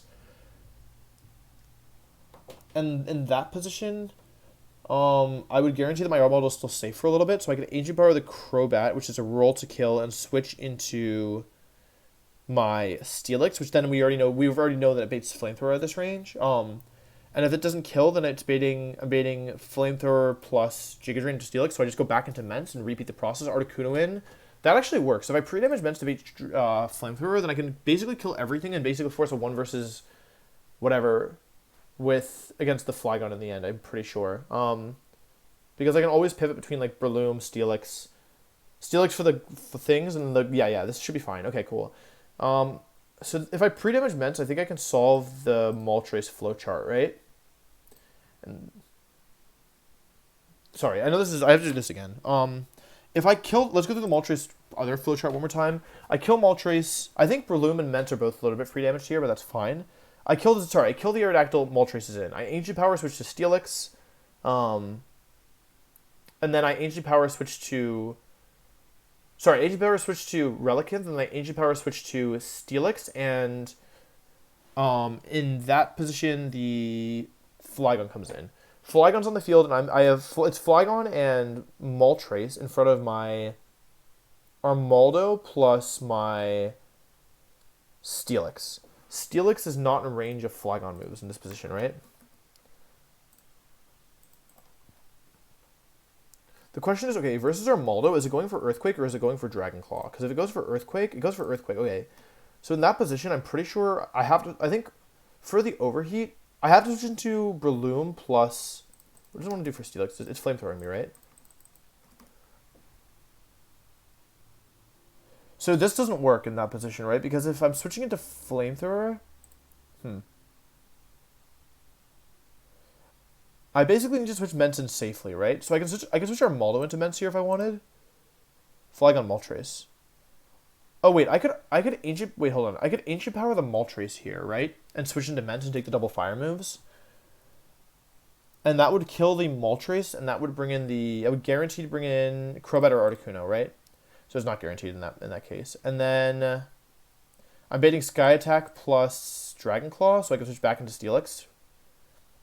This is tricky. I could pre-damage Steelix to guarantee Flamethrower bait, maybe.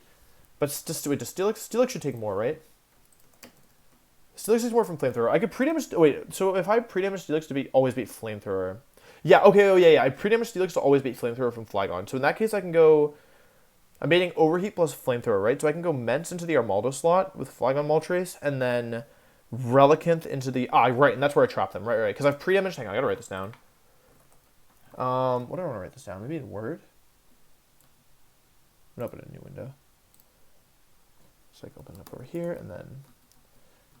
Okay, if I pre-damage Mence to bait Flygon Declaw after what? Switching into... I'm going to have to do this again and write this down. Anyway, 2 pre-damage Steelix to bait Flygon Flamethrower. This is one I know for sure. After 1 Moltres HP Grass. Okay, cool. Alright, cool. And I can run citrus on that. So let's go through this again. So I lead these 2. I kill Zapdos. And I detect. They go into Moltres. We only have half of... Even if these both work, then I only have half the battle done. Then I switch into Relicanth, take the double flying moves, and go for Ancient Power, do half of the Zapdos. Then I switch into Steelix, take HP Grass, and about 55% at most, maybe a little bit lower. And kill the Zapdos that brings in the Flygon. Now I'm baiting Flamethrower plus... I'm baiting Flamethrower plus Overheat into the Flygon. I switch it back into Relicanth, who takes Flamethrower plus Overheat, and Mence at the same time to get an Intimidate down. Now it's Flygon plus Moltres in the field at the same time, and I go for Air Slash into Flygon and then switch into Breloom. And then I go for... And I'm baiting HP Grass. And I go back into Relicanth on the Sky Attack, and I go for Rock Slide. And then I go back into...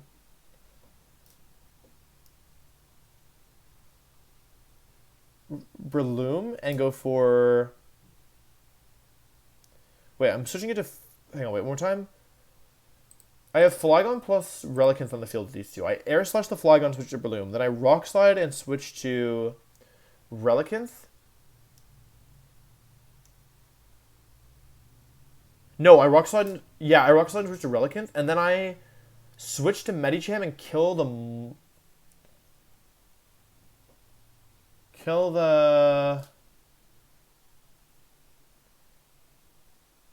I kill the Flygon, and then I go for Fake Out the Articuno and Rock Slide.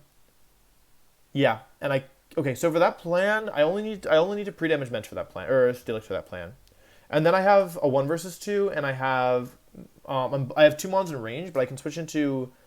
Then I should be able to win from there because I could always go Relicanth into the flying moves and Armaldo into the Ice Beam, and then I'm baiting HP Grass and I win from there. That's a game. Okay, cool. That works. Okay, and then the other path... I'm sorry, I know I've repeated this before. Then the other path is if we kill the Aerodactyl, Moltres comes in, we kill the Zapdos, Crobat comes in.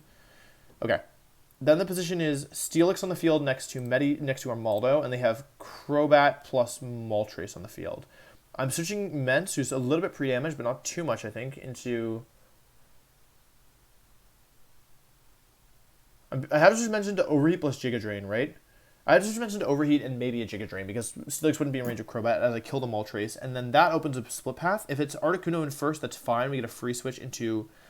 We're probably baiting Ice Shard after the pre-damage, so we're baiting Ice Shard plus random move. We can just kill the Articuno here, and then from there...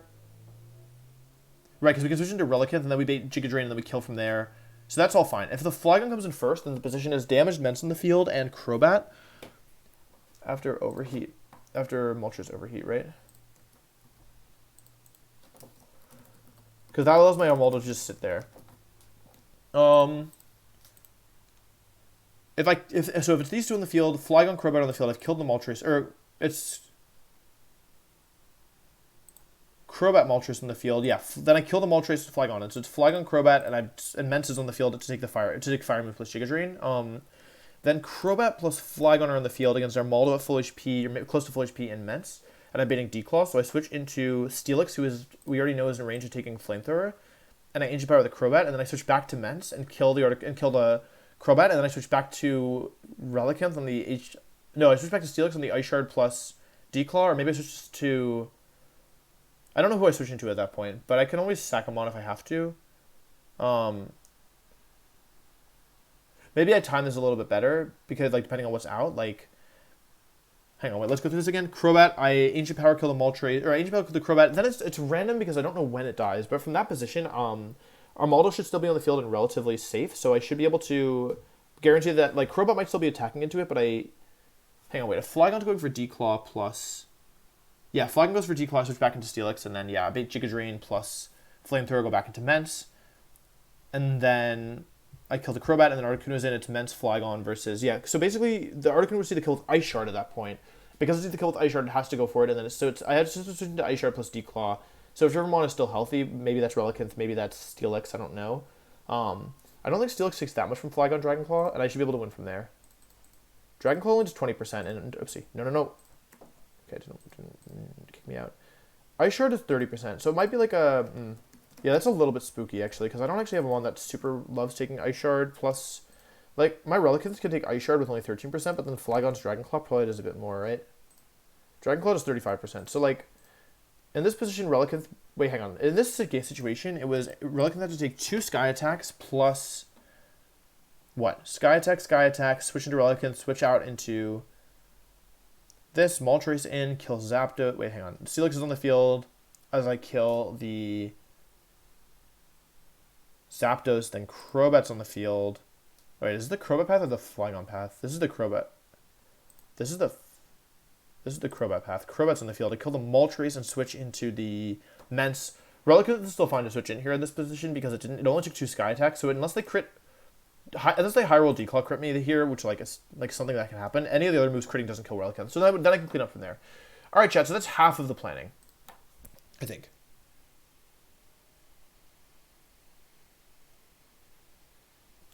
I always try for Deathless. Okay, so let's look at the other scenario.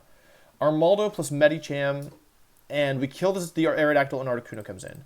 Okay, now I'm baiting Sky Attack plus Sky Attack, and I have Armaldo Medicham on the field. Medicham's full HP level 56. Okay, I'm guaranteed exactly Sky Attack. So I Ancient Power into the... I think I want to kill the Articuno here, right? If I kill the Articuno with Armaldo, I'm bringing in Moltres.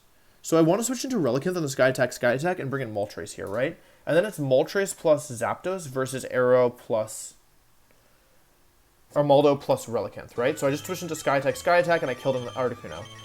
I also need to confirm that I do two-shot the Zapdos with Armaldo, but I'd be shocked if that wasn't the case. Armaldo... 56 versus Zapdos. Easy 2-shot. Yeah, I don't have HP power in the calc, but that's fine. I also, if I get boost, my life becomes a lot easier.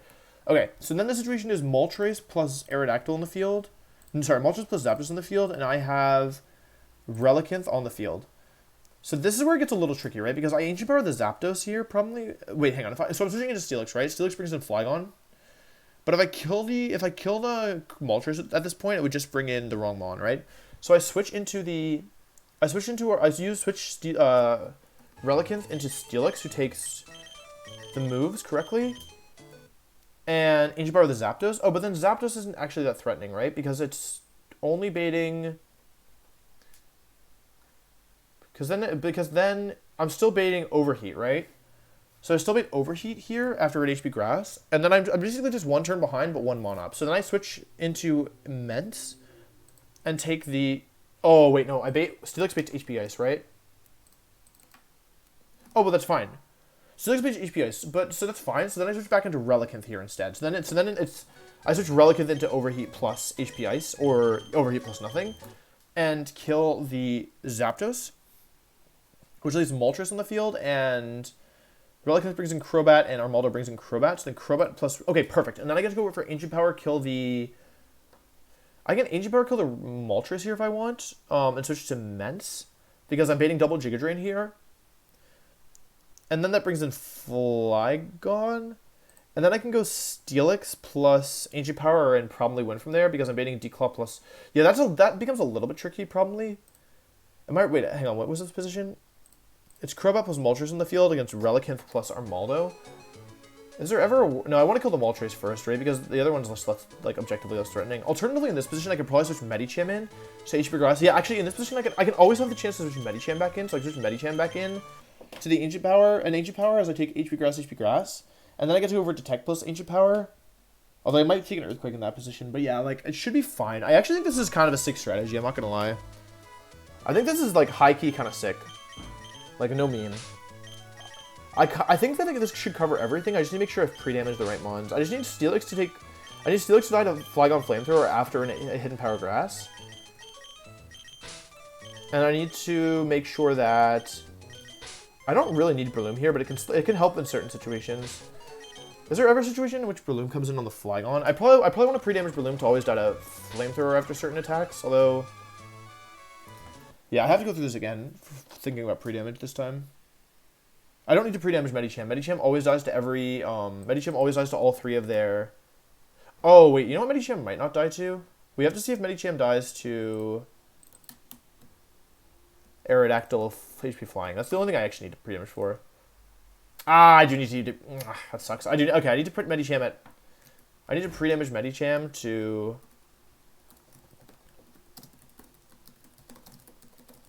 Alright, that sucks a lot. It's fine, though. I need to be at 107 HP. Which isn't great, but whatever. Wait, but then that actually doesn't work, right?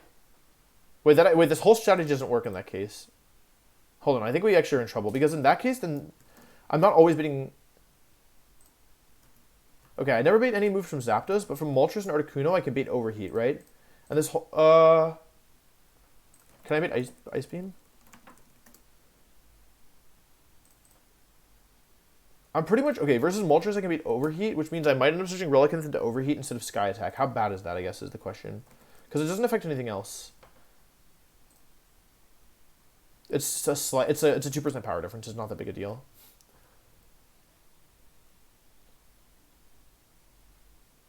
Right? It doesn't really matter. It's a slight power difference. I think it's still fine. It still works. It's a little annoying, but it doesn't really matter that much. I could bait Ice Beam as well, which would be kind of bad, but the odds of it happening are pretty low, to be honest. Since there's only versus my... Yeah, it's only very, very, very, very few scenarios in which it actually matters there, to be honest. We have to go through all the scenarios again, right? So basically, I think that for this scenario, Breloom isn't really that used. Right, I kill Aerodactyl, Articuno comes in. I kill Articuno and switch into Relicanth. Moltres comes in. Right, Moltres comes in on that. Yep. Ancient Power Zapdos and switch to... I could switch to Breloom in this position if I wanted. Or... Right, because I'm baiting HP Grass, I'm baiting HP Grass, No, I can't switch to Breloom. I'm baiting T-Bolt HP Grass, so I switch to Steelix. Take T-Bolt HP Grass, and I'm baiting Overheat HP Ice, so I switch into Relicanth again. Right, and kill the Zapdos. Right, yeah. And then that's fine, and then Zapdos goes down.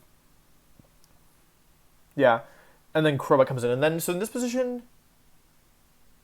does Crobat come in? Crobat comes in. Okay, and then I am baiting... Who's on the field? It's Relicanth on the field. So I'm baiting Giga Drain HP Grass, switch to Mence, and go for Ancient Power. It's kind of sus. But then I'm baiting... Oh, yeah, Mence has to be in Flygon range after no... For this to work, then... Oh, maybe I double out here then. Maybe I double out into... Maybe this is where I go Breloom in this position. So Breloom should just be in, like, raw range of Flygon Flamethrower, I think, for this to work. I think Breloom should be in probably no... Like, even without free damaging, I guess I need to know how much this does, right? 55 Breloom versus the Flygon. Because I don't... Okay, yeah. I'll pre-damage Breloom to be at 110.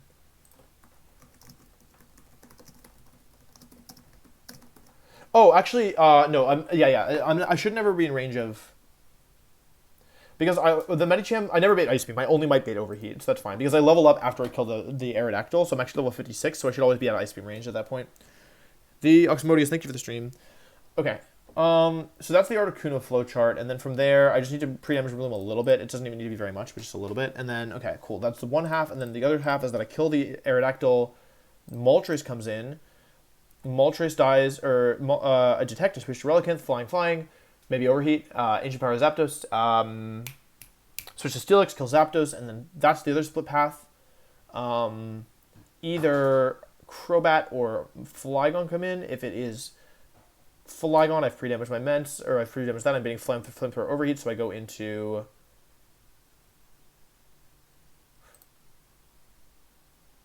Why am I going Mence here? Shouldn't I be going Relicanth here if I'm baiting... Oh, because it could be Earthquake, because it... Oh, no, but I've pre-damaged to bait Flamethrower on Steelix, right? Isn't that what I said? I pre-damaged for Flamethrower. So then I can just switch into Relicanth here and Ancient Power the Moltres, which brings in the Articuno, who sees a kill on my Relicanth with HP Grass and doesn't see a kill in the other slot. And... But who's in the field? Oh, no. Ancient Power Zapdos. No, I killed Zapdos. Sorry, Ancient Power Aerodactyl. I Ancient Power Aerodactyl again. Oh, Crobat comes in. It's Crobat or Flygon. I see. So I'm saying if Flygon comes in here, I Ancient Power Moltres, switch to Relicanth, take Flamethrower plus Overheat, and then that brings in either Crobat or Articuno. That's another split path. If it brings in Articuno, in either case, I'm baiting Giga Drain, so I switch into probably Mence here. And Ancient Power, whichever one comes in, and then, yeah, from there, I think that there's some things that can go a little wonky here. Or was I supposed to go into Mence there? I think versus Flygon Moltres, I'm supposed to just double out. Oh, yeah, versus Flygon Moltres, I said I would double out and take fire attacks with... Wait, am I stupid? This doesn't work. Hold on. I killed the Aerodactyl they brought in Moltres. I killed the Zapdos they brought in Flygon. Now what am I supposed to do from this position? Because I think originally what I was going to do is I was going to time the knockouts to make them consecutive. But now I'm doing stuff with pre-damaging, so that doesn't work anymore. So I'm switching Mence into Overheat plus Flamethrower in this position, and I'm Ancient Powering the Moltres. So they go into Mence is out, that brings in Articuno, Armaldo's out. Yeah, that's where it gets tricky, right? Because now, I don't think I planned for this. I think I was trying to time it so that Mence wouldn't be targeted, but I don't have a way of doing that, right? If Moltres is out, I can just Ancient Power kill the Moltres, I guess, and switch Relicanth to double flying fire move, which then, regardless of who it goes into, goes between Ancient Power into the slot. And then lets me save Mence for later. I think that's a better plan, right? I don't really think Breloom needs to come here, but it's nice to have an HP Grass switch in, right? Because if I go Relicanth on the field when this thing switches in, then it's either Articuno or Crobat. If it's okay, this is another split path. If it's Articuno, I just Ancient Power and switch into Breloom. And then, yeah, I go from there. And then if it's Crobat, then I Ancient Power, switch to... I do both things regardless, because then I have a safe... Right? Because I'm baiting Giga Drain with both slots, and then I can go Ancient Power, and if it doesn't kill, then I can just Ancient Power, switch back into Relicanth, and I have kind of perma-lock from there, right? And if Crobat comes in first, which is the other alternative, so Crobat comes in, then I Ancient Power the... Who's on the field? I killed the Zapdos with Steelix on the field, so it's Steelix plus... yeah, and this is where I go Ancient Power the Moltres, and Ancient Power the Moltres in this position, switch to Mence, take the Overheat in range of Dragon Claw, Flygon or Articuno come in. If Articuno comes in, I'm baiting Ice Shard, I go back into Relicanth to take the Sky Attack plus whatever, kill the Articuno. Now Flygon sees a kill with... This is fine, this is totally fine. So the things I need are pre-damage Breloom to 110 HP, pre-damage Medicham to 107 HP, pre-damage Steelix to bait Flygon Flamethrower, pre-damage Mence to bait Flygon over Declaw after Moltres Overheat, and yeah, pre-damage Steelix after Moltres HP Grass, which means the mons that aren't pre-damaged are Relicanth, who's just a pivot, and Armaldo, who's just... Yeah, that works. Okay, cool, I got it. I think that works. Oops. Any objections?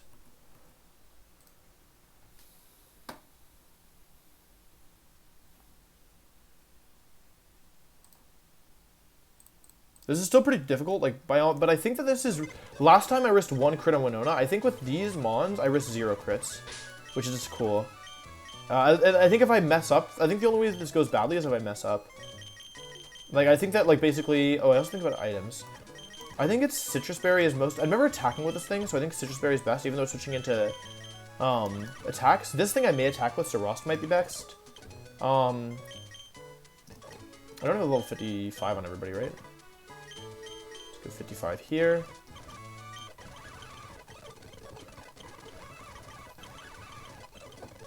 Recover.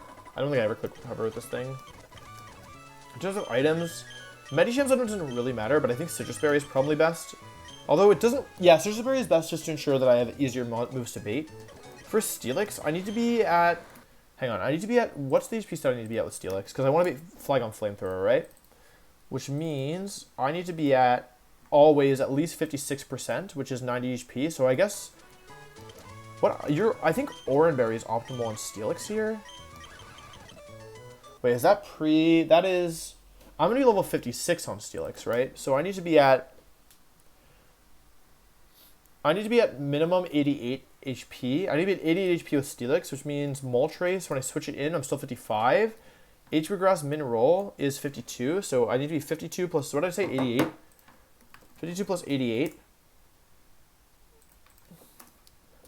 52 plus 88, but the thing about that is that I also get HP from the level up. So I get 161, 159. I get 2 HP from the level up, so I need to be at 138 HP, because that way, after the level up and the damage, I will always be in range of Flamethrower. So I need 138 HP on Steelix.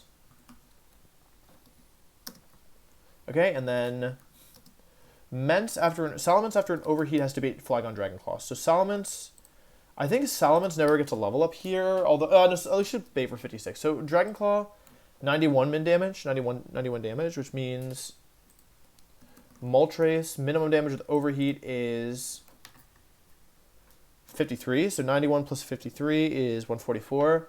Okay, Mence has to be at 144 HP. And Mence should maybe be...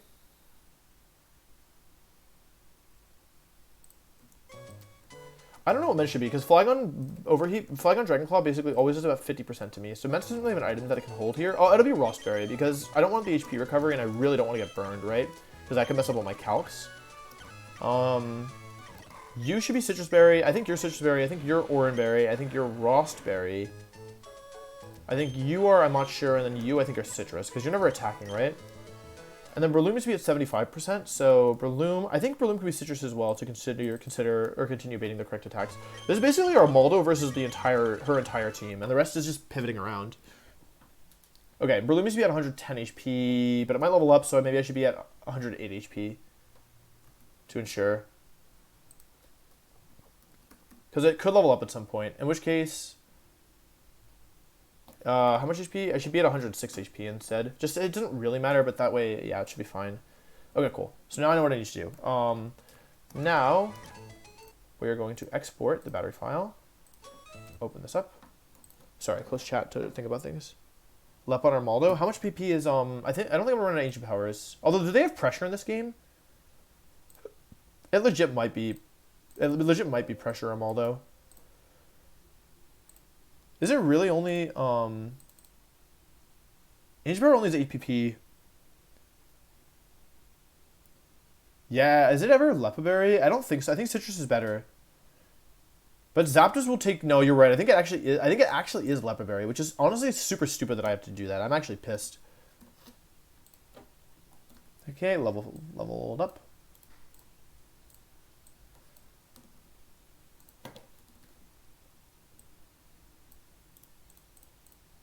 Steelix shouldn't be Citrus Berry, right? That's incorrect. It should be Oranberry.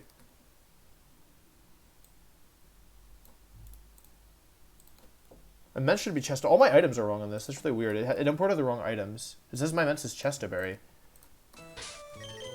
I did save, right? Yeah, it's not Chesto. That's weird. But everything else is correct, so I hope this doesn't like mess things up. Yeah, I think it just has my old items for whatever reason, so I'll have to redo the items, because, yeah, all the items are wrong. But that's fine. Alright, cool. Yeah, I think we have to redo the items, because for whatever reason, it didn't save them, but it shouldn't really matter. Maybe I just forgot to save, since changing the items. Alright, 1 experience. 1, 1, 1, 1, 1. Alright, cool. Oranberry, because we need Steelix to always be in range of Flamethrower from Flygon. The issue with Lepaberry is I might end up actually taking damage with, oh, I shouldn't have done that. That was stupid. I forgot to pre-damage or pre-poison them. It's Citrus here, right? Mence is Rost. Medicham is Citrus, and then Armaldo is Lepa. So it's Lepa and Citrus, Oran, Ross, Citrus, Citrus. Medicham is Citrus. Okay. One more time. Lepa, Citrus, Oran, Ross, Citrus, Citrus. Okay, cool. Okay, now let's do the HP.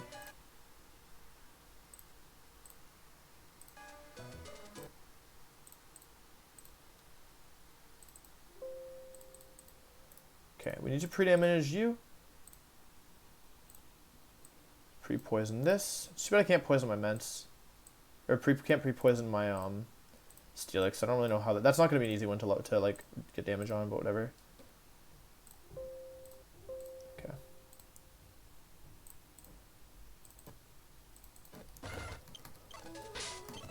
Alright, cool. 3 poisons. We'll do predictions once I finish getting ready. 107 HP Medicham, 106 HP Breloom, 144 HP Mence. So Mence is, wait, it's 106, 107, and 144, right?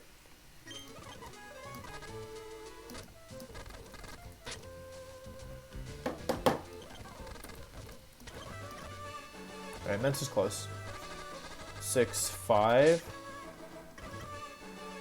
4, 144 Mence, isn't that what I said? Mence is 144 HP, so let's cure that. And the others are close as well, actually. It's 107 Medicham, 106 Breloom, so they're actually going to be done at the same time, actually. 110, 9, 8, 7. 7 Medicham, 6 Breloom. 7 Medicham, 6 Breloom. One more. Okay. These are all done now. Now I need to find a way of damaging Steelix a little bit. Steelix has to be at exactly 138 HP, which isn't that much damage. Ugh, I don't really know what to do about that. I'm scared to just like fight wild Pokemon. Maybe that's what I need to do.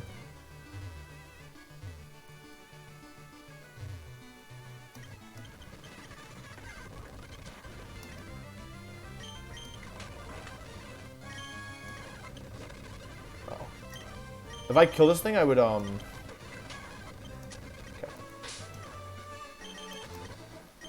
Problem with using Steelix like this is that... Okay, what I'll do is I'll just, I'll use our Maldo as a pivot here. I need to get 138. I need to get to a multiple of 8 HP with Steelix.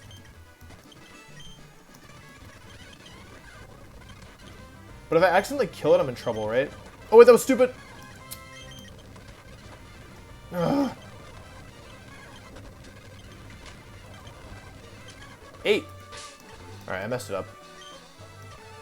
Gotta do Mence again.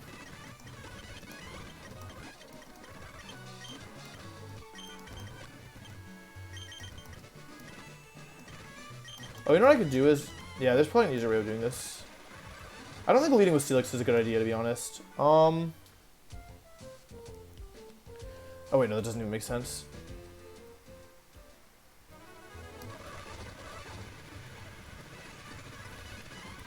If I kill him on, I'll overlevel is the issue. Alright, let's check the moves in this thing. Like, I can't afford to kill anything, you know? Giga Drain, that's a good amount of damage. Okay. I'd probably just switch up to this one. Alright, I don't know what I'm supposed to do here, to be honest. I guess I'll just keep doing this until I end up with a multiple of 8 HP. I should also lead with our Maldo here, so I can run if need be. Scyther. There's no way this thing has that many strong moves into me, right? Okay, just do a little bit more damage, buddy. Come on.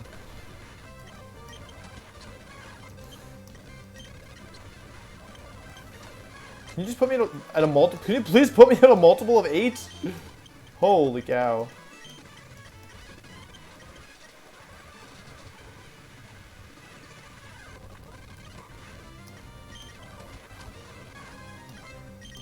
To 10? Okay, if it does 10, I can do 9.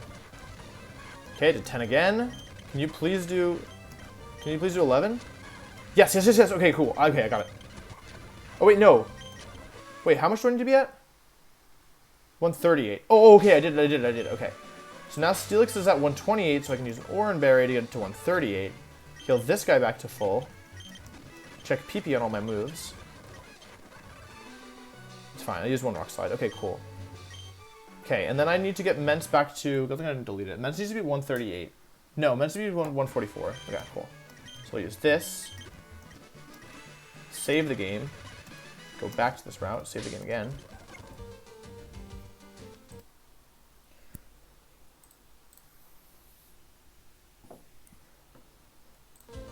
Open this up, pre-poison my Mence again, round 2.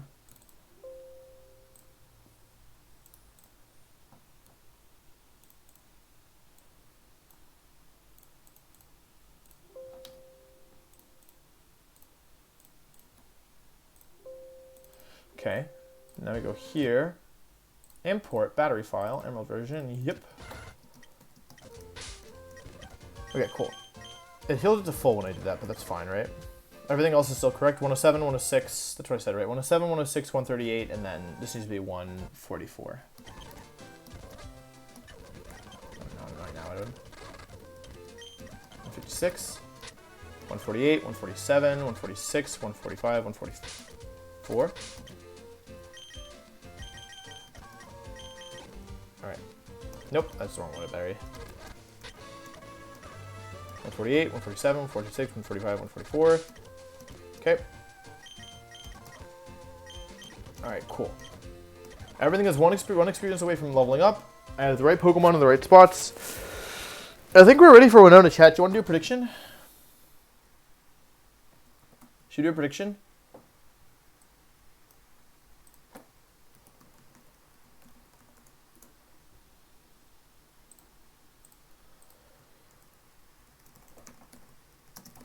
Keep in mind, this is a difficult fight, so, like, even though I feel good about this plan, like, we could still wipe here. So even Deathless is, like, if we lost, like, some, we can, like, losing some mons here wouldn't be, like, it's still winning. It's still positive trade, even though I think we can do this. My plan should account for Deathless, but this is a lot less prep than I did last time. That being said, I'm also a lot more comfortable with, like, the game than I was last time. So, yeah, I just want to make sure I didn't forget anything stupid. Like, Lepiberry is kind of dumb, but it should be alright. It's really just a Crobat that can attack me. The issue is, like, if something goes wrong, I still have good mons here, but, like, it can... This is, like, a really weird strategy, right? You don't normally attack... Like, you don't normally kill the Aerodactyl until the end. But by leaving it alive, you give it a lot of chances to crit you, is, like, why I want to kill it. Am I stupid? So I'm going to try and do this, like, without... Like I said, I think I mentioned, like, last time I did this.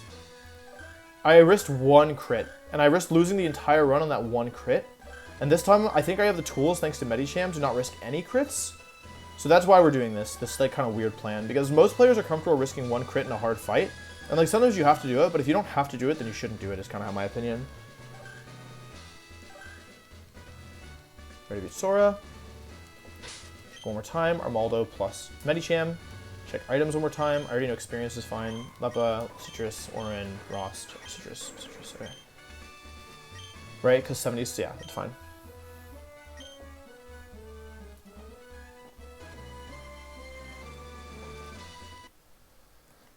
Yeah. All right, let's give it a shot then. Everything looks correct to me. I think we're ready to do it. Let's give it a shot. All right. Well, no, this is the 6th badge in Pokemon Emerald Kaizo. We've been here once before, and we're going here again. So this is a really weird plan. We can get some good luck, and, like, I don't think that we're that susceptible to bad luck is the truth. I think we're really susceptible to me being stupid and having bad planning. Because I have a lot of plans just sitting in my head. And if I did something wrong, which is totally possible, then we could be in, like, pretty enormous trouble. So this is Medicham plus Armaldo. I'm going to move Ancient Power to the first slot because that's the move I'm clicking. I'm going to Ancient Power here and Detect. What's nice about this is that they're forced to double into my Mon. This is the first kind of split path, and one of the more important ones. If Articuno comes in here, then we're in, I think, pretty good shape.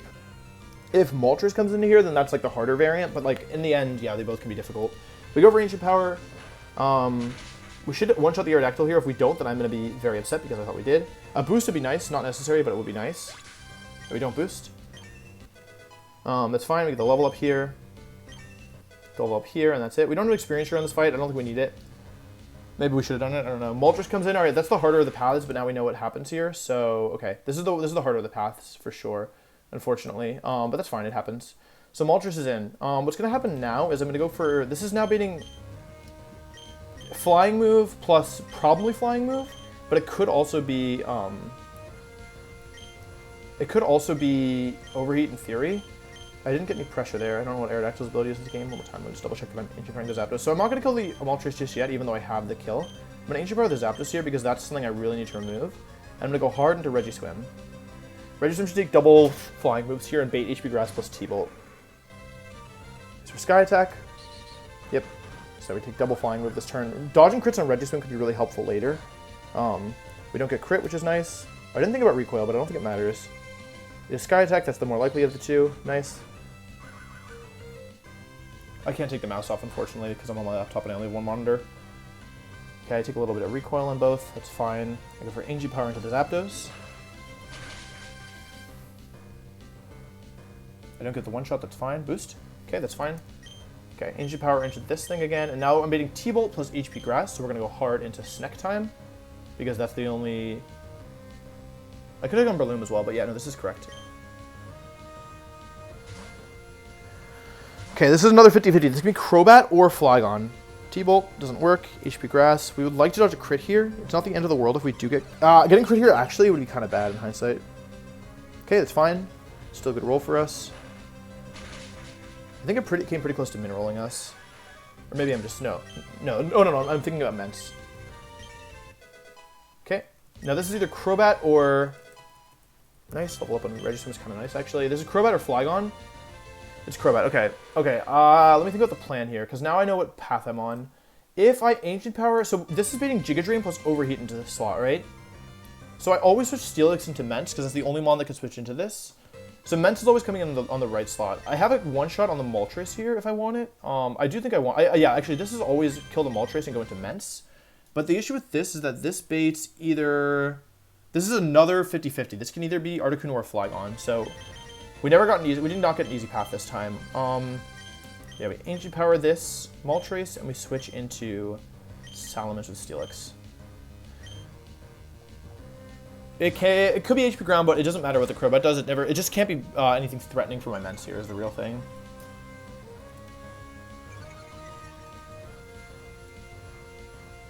Sky Attack into Armaldo, that's really bad. There's nothing into the world, but like any damage on Armaldo is kind of a big deal. Okay. Overheat into Ments, this is fine. Dodging a crit would be nice here. Dodging a crit would be super nice. Okay, no crits. I really should have been Giga Drain. Ancient Power kills the Moltres here. I'm gonna eat my Lepa Berry as well pretty soon. Can I get some boosts? Boost would be super nice. No boost, okay. Ments levels up.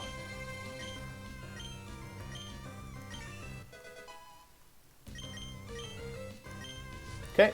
Flygon or Articuno. Okay, Articuno, this is good. So, this is kind of good. I Ancient Power this, and I switch into Relicanth, because I believe... Let me just double check here, but this is always Ice Shard for sure. I think the Crobat wants to go for Crobat versus my Salamence. This is where things can get tricky, because if it doesn't go after Ments again, I can be in some trouble, I think. It wants to Sky Attack me, so yeah, I just go back into Regiswim here, and the Ice Shard. And kill the Articuno. Yeah, I really need this to be into the... This is Ice Shard, because he's a kill with it, yep. I really need this to be into the, into the Ments slot. Please, Ments? That's really unlucky. This is why I wanted to be Citrus Berry. Okay.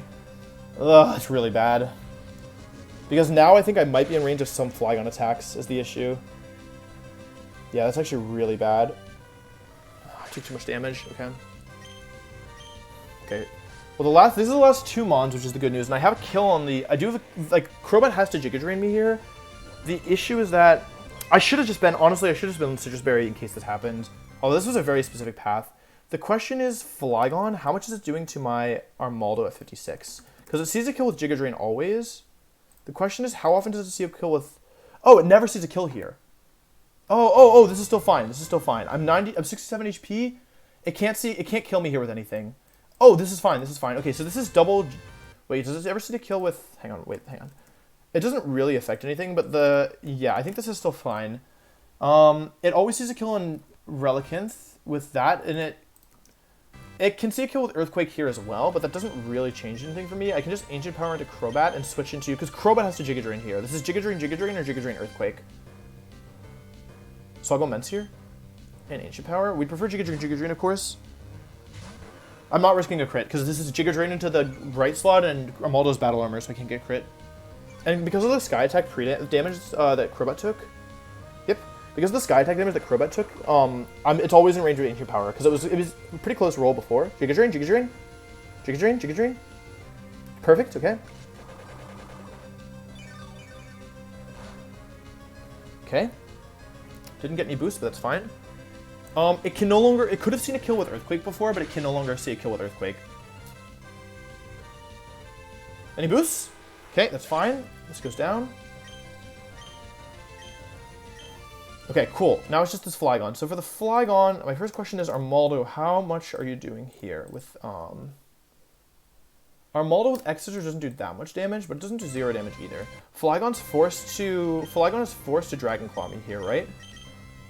So I can go into this on the Dragon Claw, because it shouldn't kill me with a crit, right? Steelix at level 56 versus Dragon Claw, max damage crit is 66. Right? And it sees a kill with Dragon Claw only. Its moves are, yeah, it has to see a kill with only Dragon Claw here. So we go into Steelix. On the Dragon Claw, right? Next Scissor. Because it can't go for Earthquake here because it doesn't see a kill with it anymore because I got the Intimidate down. Dragon Claw into Steelix. Right? And I'm pre-damaged. Perfect. Cool. Okay. So now I have Steelix on the field. We already know that, okay, Steelix, this is -1 thing. It only ever sees a kill with Flamethrower. It can't see a kill with the Earthquake. It can't see a kill with Dragon Claw because 50 damage max roll, yeah. It has to go for Flamethrower here. So my question is, does my Salamence ever die to Flamethrower crit? Level 56. Flamethrower max damage Salamence crit is 42. I'm always X-Scissoring here, right? And I'm going, yep, 42 is the max damage it can do with crit, right? And I can't get burned, so I'll go Mets here.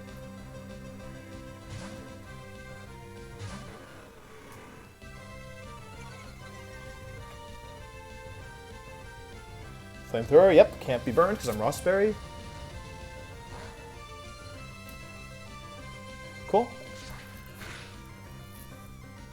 Not bad, and now I'm faster than Flygon by a little bit, and I have guaranteed KO with Dragon Claw. Right, they're 132, I'm 139. I kind of want to let Armaldo finish it, but could I switch here ever? It doesn't make sense to switch here. I could, in theory, die to a crit. I should just go for the kill. I'll go for Dragon Claw. And that is 0 deaths, Winona, nothing risked. We actually managed to risk nothing there, which is, in my opinion, very impressive. Like with these encounters, or with certain encounters, you can risk a 0. We can risk 1 crit Winona, but to have deathless 0 crit risk Winona, I think, is I think that's super dope, in my opinion. I think that's really, really, really cool. Did we even use Breloom in that fight? We didn't, right? But we had it as a backup for certain paths, right?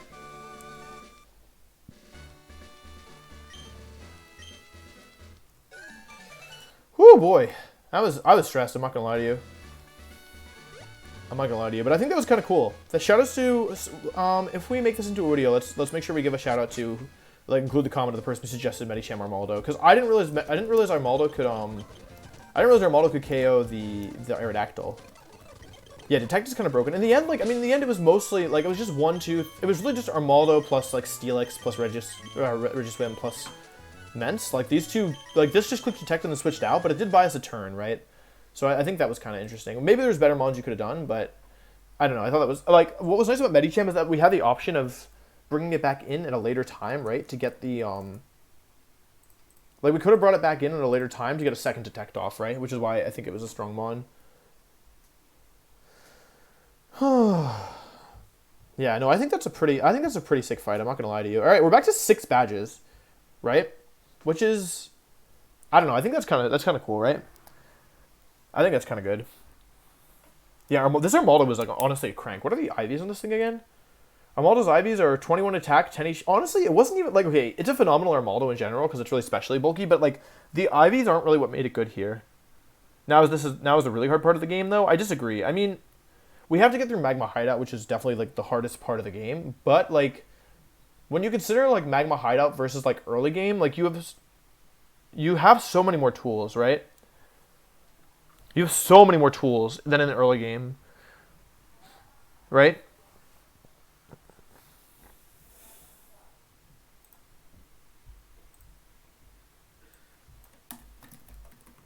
I'm putting this room title.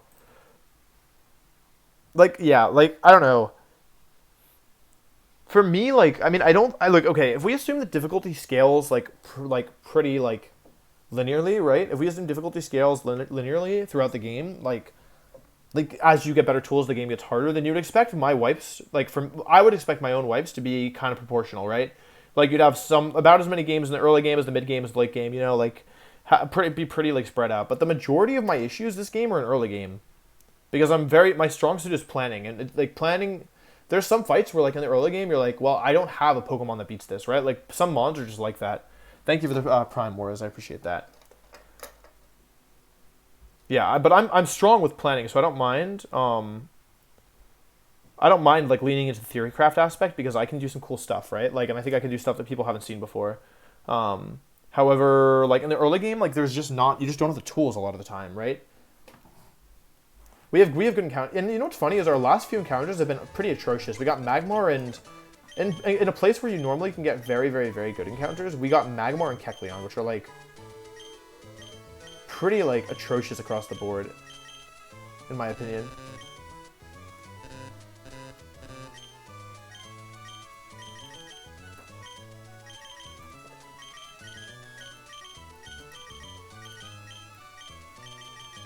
And even with that, we're still like, I mean, like, we had good encounters to get to Venona, although our mold is guaranteed, Mence is guaranteed, Breloom, you can get Breloom or Parasect a lot of the time. This was guaranteed for us. So this isn't that uncommon. So really the biggest like high roll encounter that we got was just Medicham, which is definitely a rare encounter, but like also in my opinion it wasn't the make or break of that fight, you know? Like Medicham like gave us some cool options and some cool tools, but it wasn't gonna like, it's not like what single-handedly won us the fight or anything, you know? That's just what I think, though. Oh yeah, Sunflora is in the wrong box. Retirement.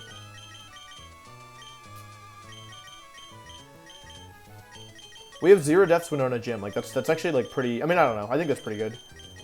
And like to not risk any Aerodactyl Bologna is really, really. I think that's impressive. Like even like the people who I watch who like when I've seen people do this like that battle. Thank you very much, Bravely Platonic. I appreciate that. But yeah, normally when people do that battle, they're just comfortable risking a crit with the Aerodactyl. Even like yeah, like I don't know. It's just like pretty straightforward. And so I don't know. I haven't seen somebody do that strat before, so I think it's cool. Basically, just like pivoting around Armaldo / like things that predicted. So okay, cool. Now we finally get freeze berries, which is nice. Let's take a little breather though, because like that was pretty intense. What level do I go to now? Anyone know?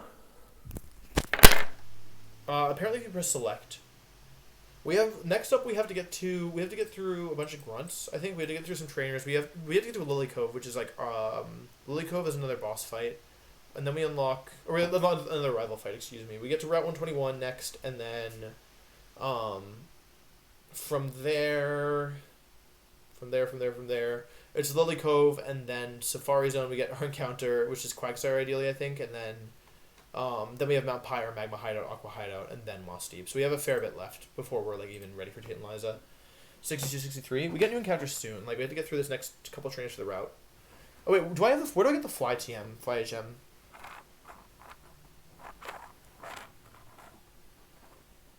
We're saving Sunflora lower for Ludicolo.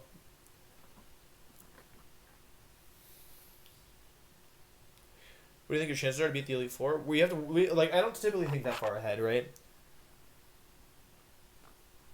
Oh, I have Fly? Who gave me Fly? Oh, we do have it. Cool. Yeah, I don't know if I think that far ahead. Like, I'm just doing one thing at a time, right? And we have some good mons in our box. We still have Sceptile. I can get Leaf Blade now, right? I have Macargo. Golem's been pretty good. Lantern isn't great, but it's good for what we need it for, which is like Bright Powder mons that are weak to electric. And like having Volt Absorb in general is not bad. But yeah, I just want to take a second. To chill because that was kind of intense, and like it's still early, so I can keep streaming. But yeah, I think like last time I didn't really think too much about my mons going in, and like I feel like now I have a pretty good handle. So like I might try and use different mons in the Elite Four. How are you doing today, chat? You got any questions for me? Well, because I'm on laptop, like.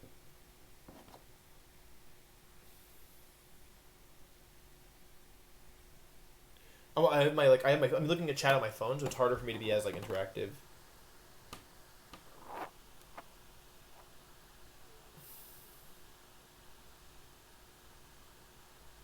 Favorite split in Emerald Kaizo? I don't know. I mean, like I've only done most of them once, right? Like this is only my third attempt past Watson. Like okay, it's like early game I don't like, and then I don't like Flannery because for most of the Flannery split, you're fine in terms of like the tools that you have, but like for Flannery and Maxi a little bit as well, but mostly Flannery, like I don't know, that felt very RNG dependent to me. Because I think I had good, your camera quality is awesome. You know what's funny is I normally stream on like a really, really, really nice camera, but I'm on like vacation, and so I have like my crappy like 2015 like first camera I ever bought, like it's been sitting in a bag somewhere, it's all beat up, and so like nobody ever compliments the camera quality when I'm on fancy camera, but yeah. My least favorite section is probably Magma Hideout, though I honestly, I wasn't thrilled with Elite Four either.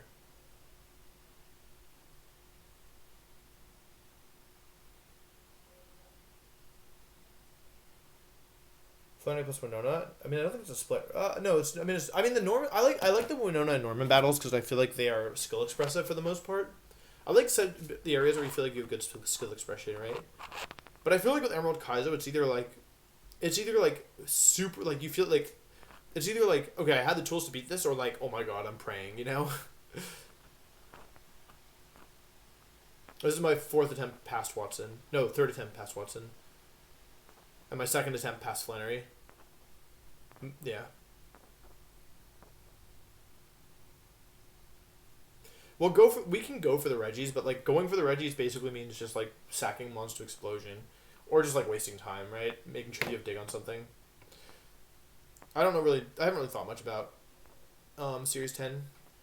My least favorite fight is either Maxi 2 or Drake. Although honestly, like I'll meme about Drake, but Glacia's honestly I did not like Glacia. Feels so volatile. I feel like I got Glacia's a more volatile fight where I got pretty good RNG on, and then Drake was like a less volatile fight that I got like atrocious RNG on. You know.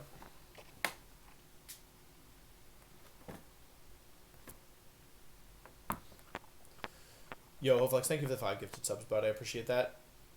Favorite Money got in Kaizo. That my Umbreon last run was really cool. I really liked it. You don't get Master Ball in this game until post Elite Four. Okay. Let me think about this. So now we have a couple. We can probably proceed now. Choo-choo. It's a little less RNG dependent now with Shelmer Slowbro. For who? For Glacia?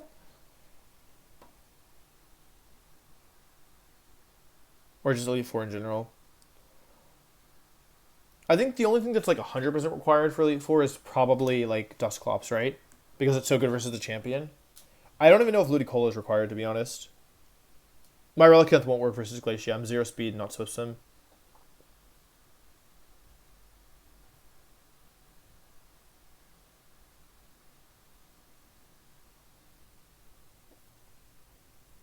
Yeah, I feel like it's basically Elite Four is basically like it's pretty much just Glacia, and then Drake is like also difficult, and then Steven's like hard. But if you have like 5 encounters there, you can beat Steven with 3 encounters. Like I think I could have beat it last time. Oh yeah, Swampert. Most people subbed out Milotic for Slowbro. I hadn't heard that.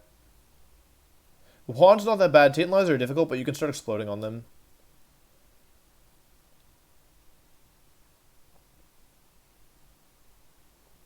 Anyway, yeah, we're not thinking about Elite Four right now, right?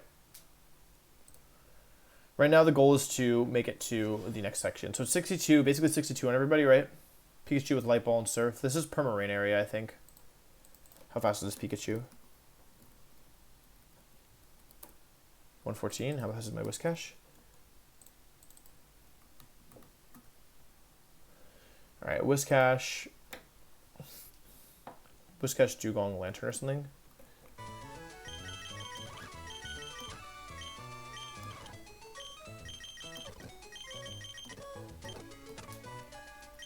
We don't need Medicham here. And then we don't really need Breloom either. I think these monsters are solid. I don't really want Steelix either, but yeah, this is fine for now. Let's go 62 on everybody.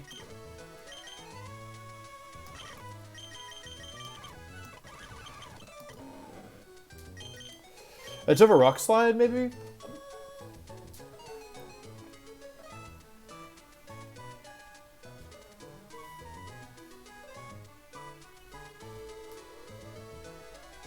I'm not really sure. I don't think you... I mean, Whiscash... Let me look at the stats. My Whiscash is better physically than specially, right?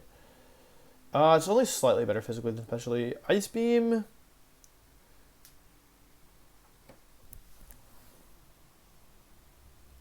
Oh, that's true, that's true. You get Ice Beam TM later, you're right. I forgot about that.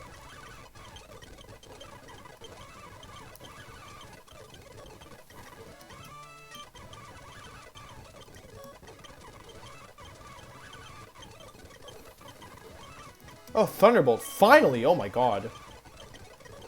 Finally got Thunderbolt. I think I'm waiting forever for that. I should probably be bringing an EXP Sync, right?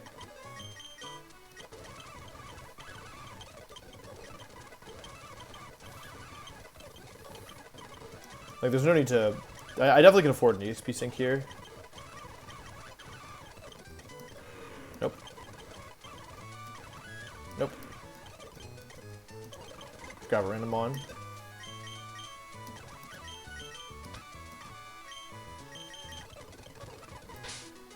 Yeah, next level cap is 70, so... Go to 55 on this guy. Give him the experience share. Oh, it's in the box somewhere. It's on like Quillfish, I think.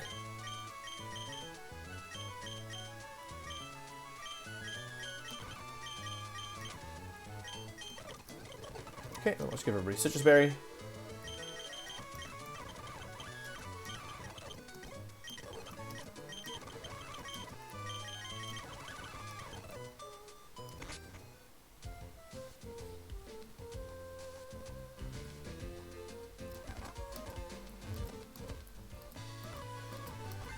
What? The encounter rate is so low and I finally run into him on? That's blog now. Alright, cool. Battle go Terra. I can kill this with... I'm faster and I kill this with Earthquake. Brings in Dragonair. What's Dragonair even doing to me? It doesn't do anything. I'm just gonna kill Wish Cash. Clamp Pearl. Oh, actually, wait, hang on. This thing actually does damage. Well, I think I made a mistake. Going to Lantern. Okay, I might be in trouble. I didn't really think that this thing was strong. Okay, it's fine. I get the one shot and I'm fast. Wait, what is it? It's Shell Armor. Okay, it's fine. I'm faster and I get the one shot.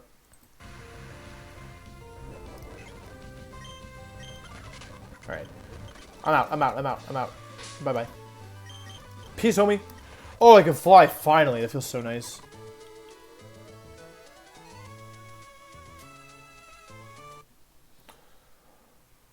Okay.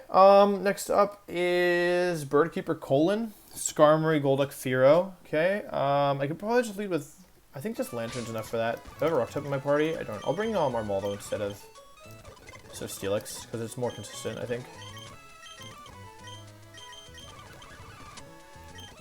Yeah, if I didn't have T-Bolt there, it would have been pretty bad.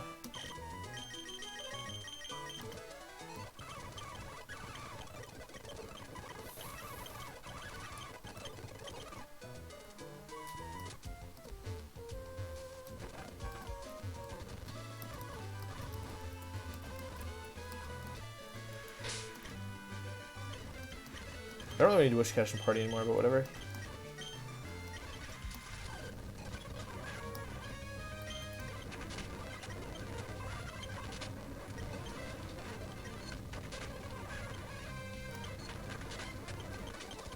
Okay. Oh, this next trainer is the one that I was warned about. Alright, we actually need a team for this.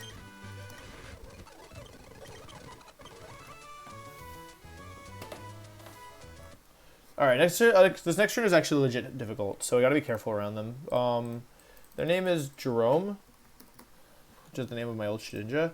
They lead off with Quick Claw Heracross. What am I good answers for that? I think my best answer is gonna be Fortress, to be honest. They have Mega Horn, Earthquake, Rock Slide, Brick Break, so let's see. Heracross here. Jerome versus like my 4-Etress. This is the BP hit Heracross. What's BP? It's Quick Claw. Wait, is there a second Heracross later?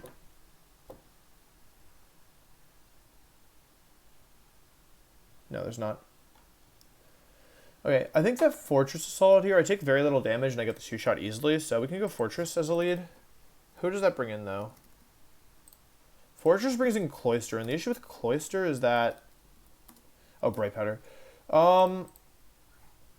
Cloyster's Lumberry, but it's going to see the kill with... Like, Cloyster will switch in and I'll have, like... Probably. Just put the rain on and make this jingles. Yeah, it'll probably see the kill with Hydro Pump here.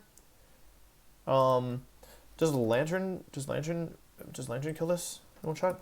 Because the other issue is, if I kill this with Lantern, Hooving comes in is the problem. Yeah, I can probably kill this thing with Lantern, with Thunderbolt. I do get the kill with Thunderbolt. However, the issue is if I kill this thing with Lantern, I'm fearful that the next Mon in will be... No, it'll probably be Gengar, right? Okay, Lantern killing Cloyster brings in Gengar. Okay, cool. And then Gengar's in, Hypnosis, Giga Drain, HP Water, and Thunder. So Grass, Electric, Water. Grass, Electric, and Water, huh? So Lantern, and it's going to be using Giga Drain or nothing on me, right? So, okay, Gengar. I'm saying, nope. Gengar. Jerome. Its item is Lumberry. It's going to be going for Giga Drain into me or Hypnosis.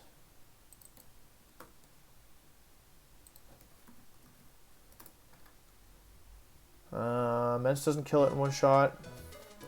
I do have Swift some stuff, like Kingdra, for example. Kingdra in the rain. Surf is a kill, and I'm not in danger of anything, so we'll use Chest of Kingdra here. At 62.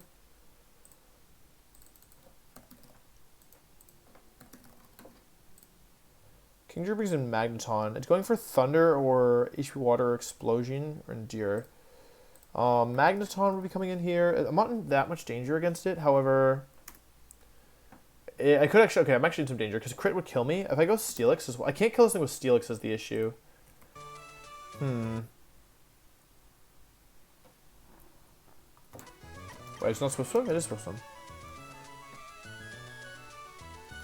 Yeah, my Electro died just because I got some bad energy and was lazy with my planning. So the issue is if I kill the Magneton with anything good, it'll just bring in the Dugtrio. Hang on, Magneton versus Breloom.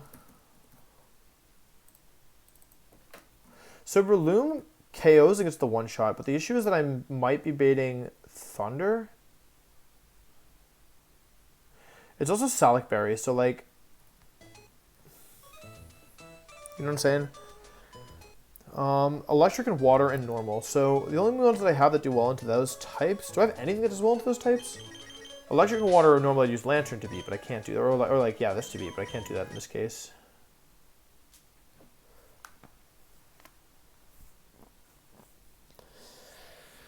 Yeah, I gotta watch out for Arena Trap here. So basically, whatever kills the Magneton also has to kill the Dugtrio, which means ideally I'd like to use like a Swift Swim. Oh, wait a second. How much does Kingdra even... Wait, does Kingdra actually kill this thing? I didn't even check. It's not like it's...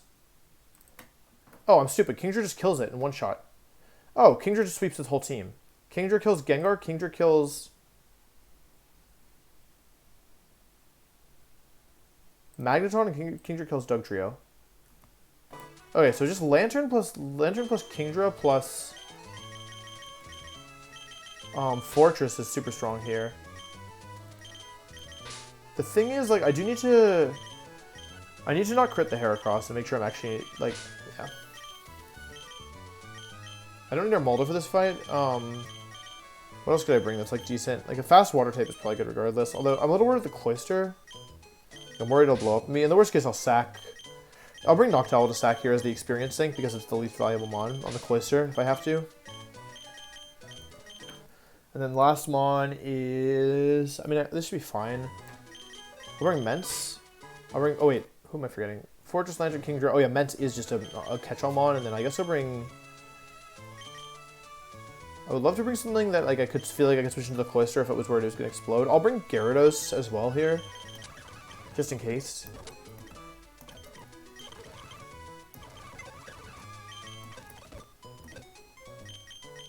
Just kick me on.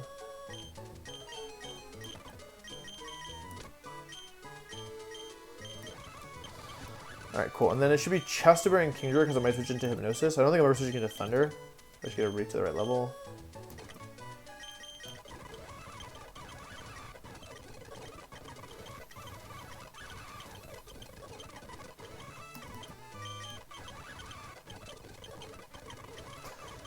I think this, even though it's difficult, like, okay, I don't like Magma Hideout, but this section of the game is my favorite, I think.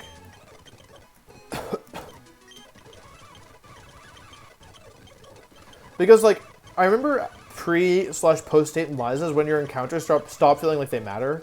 You know, like, I remember fishing and getting so many mons, and they were, like, the majority of them were useless. Like, I remember I got, like, the world's most cracked... Oh, wait, that's the XP sink. I I got like the world's most cracked Omastar, and I was like, this is awesome. This thing has amazing IVs. It's a great item, great nature, you know. And then I never got to use it because like it was kind of too late in the game at that point, you know. Oh, I should save. I don't think I saved Prostein, was I? Okay, Citrus Berry everywhere else, right?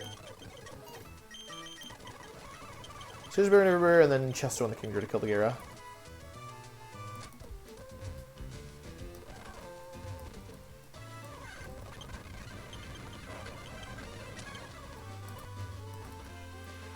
Alright, this is the Heracross trainer. They're a pain for real. Oh, I actually shouldn't have done that. It was actually better to be pre-damaged here, because if I crit, I'm in some trouble.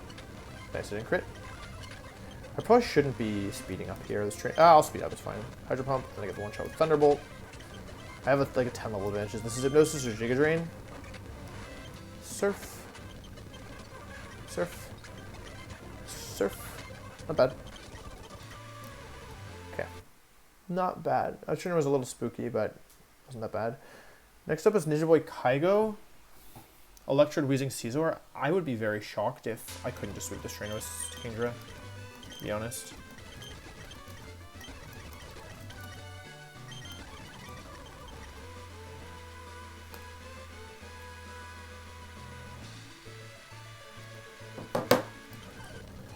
I didn't calc anything, but like, this should kill, right? Just die. I got poisoned. Its item is Magnet. Kill it though. I will calc this one, because if I thought I would kill the Wheezing. No, I don't kill this. This thing wants to go for X Scissor or Brick Break. Bye-bye. Ooh, a move!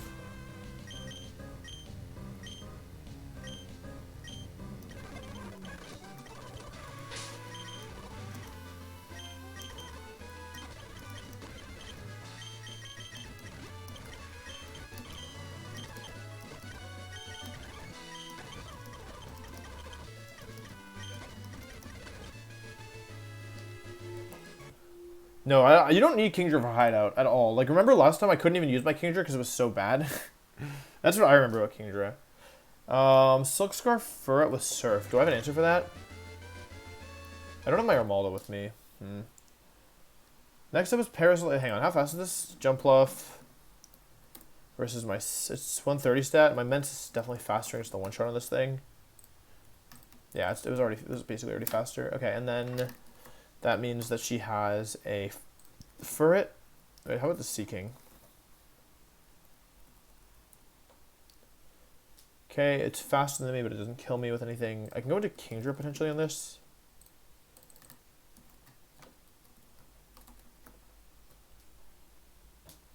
The 2-shot with Double Edge. The issue is that... Oh, I have Lantern as well. Lantern probably gets the 1-shot here, right? Doesn't get the 1-shot, but it's fine. Doesn't take that much damage either. Yeah, between that and then the Furret. I mean, the Furret shouldn't be that strong, right? I have Fortress, right? Surf doesn't even do that much damage. Alright, it's fine. Oh, I left the wrong one. Oops. My bad. It's fine. This thing wants to go for Ice Beam. I'll switch into this. Don't freeze me. Nice. Thunderbolt. Thunderbolt. Okay, this is Furret. Go into Fortress. Go to Flash Cannon. Flash Cannon. Nice. Alright, cool. Jennifer is next. She has like a rain team. I think I want to switch teams for this. Gorbis, Ludicolo, Lantern, Casper, Porygon. Her team's actually not bad, so I'm gonna go back. Switch teams for this. And Jennifer. We have on this route remaining 1, 2, 3, 4, 5 trainers left. 3.2.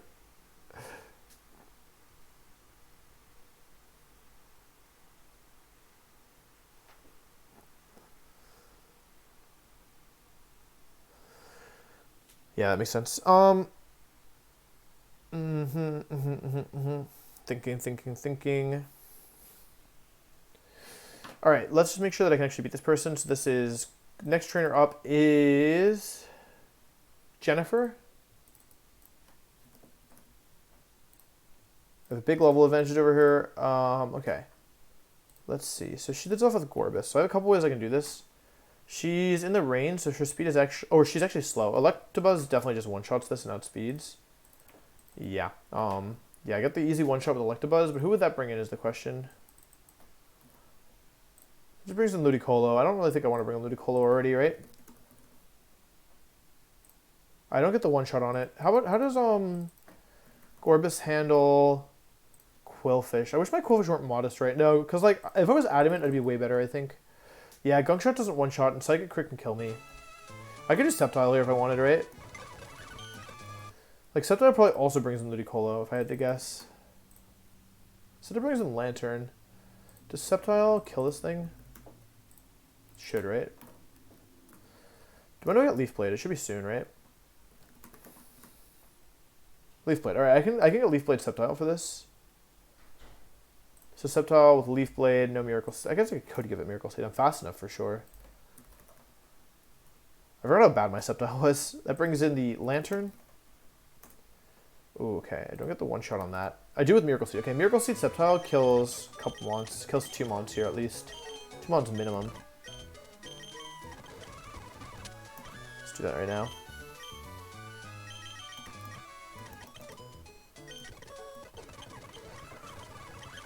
Boom, lad. Boom. Diada, thank you very much for the sub. I really appreciate that. Thank you, thank you. I don't really want crunch. I don't think I'm ever crunching stuff. Thoughts, chat? It's not Magical Leaf. It's either... I don't think it's Rock Slide either. I think Rock Slide actually has some value. I just have a hard time picturing what mons I'd rather crunch than Leaf Blade. It's only Ghosts, right? Like for Psychic, I have X-Scissor.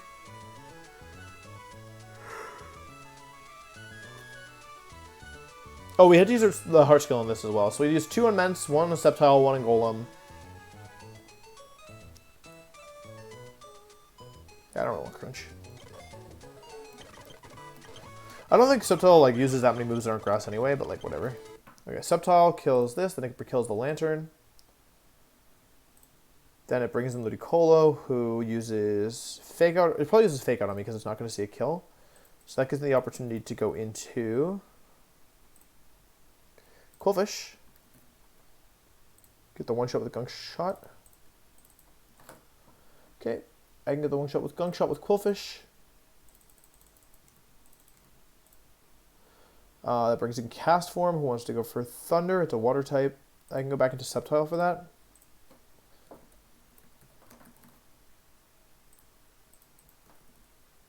Oh wait, no I can't because it's Cherry Berry, right?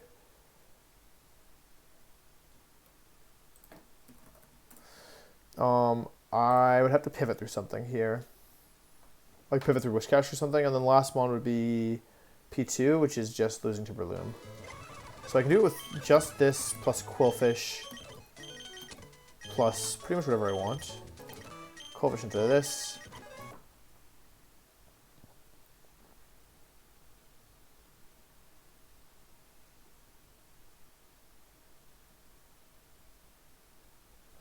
I might just use like Whiscash for the Porygon too.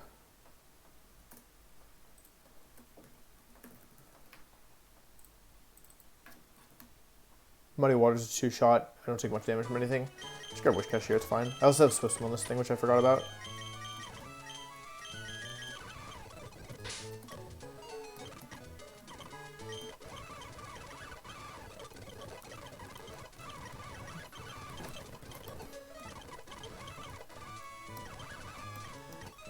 Okay. No, we're not like really in a rush here, right? Like we'll just go through, even if we have to plan a little bit for these trainers, like yeah, it's better. We just really, if we lose them on here, it's just it's absolutely a needless like death, right? Okay. Go for the Leaf Blade. The one shot. Go for the Leaf Blade. The one shot. This is the Ludicolo. Goes for Fake Out. I go into Boom. Go for Gunk Shot. The one shot. Go into Cast Form. It wants to go for Thunder here. Or Attract. I go into Whiscash. It wants to go for Water move. I go into this. For the one shot. I'm gonna go P2. Let's go for Thunder Wave, right? Okay. Go for the 2-shot. Got Frozen. Frozen. No danger. I should switch. Okay. Its moves are Ice Beam and I can go to this. See with it. Haha.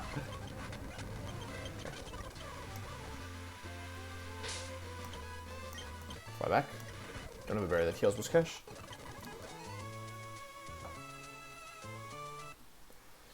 Okay, cool. Next up is Jenna, who has Hitmonlee, Rapidash, Manectric, and Girafarig.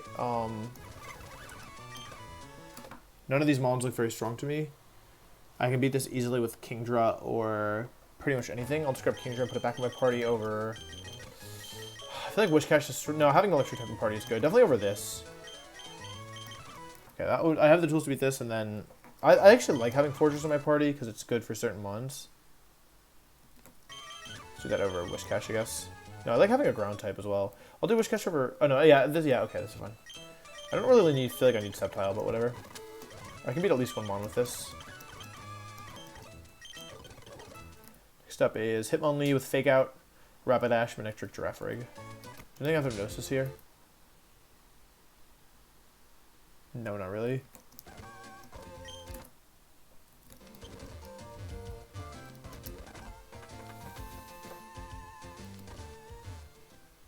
Yeah, I don't like the freeze status personally. I think freeze is pretty stupid. Like, it basically only exists as like a... First of all, it's not interactive, which is always like weird. Asperger's are up here, right? Whatever. I need Asperger's. I'll go up there to get them.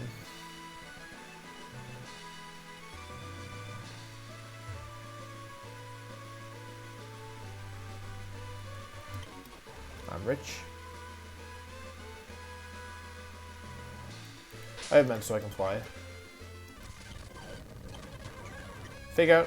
Oh, just one shot, whatever. Oh, it's not raining anymore. Oops. Is it harsh sunlight? I didn't even see. Rapidash shouldn't be able to do anything to me, I think. I can also just murder it, apparently. Manectric can't do anything to me either. Just kill it. Girafarig loses to Fortress.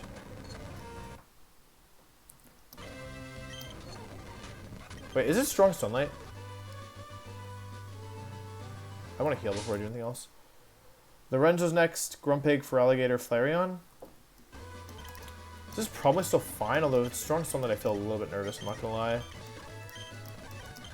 Okay, this beats the Ursaring for sure. Then Grumpig should lose to my this, and then Feraligatr loses to Lantern. I still have Lantern, right? Oh, Leon has Earthquake, right? Okay, it doesn't... Okay, Feraligatr might lose to Sceptile then, and Flareon loses to Kingdra. Okay, it's still fine.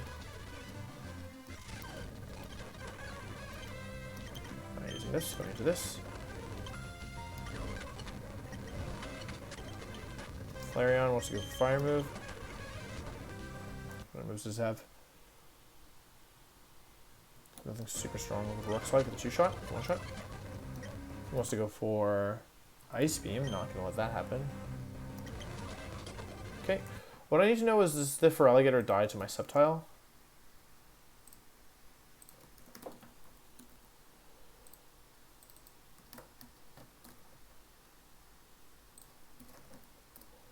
Yep, it does, so I can go into Sceptile. Check the item on everything here. Nothing crazy. Yep, just boosting items. Okay, and then the last one is Grumpig, who has nothing super strong, to be honest. Yep.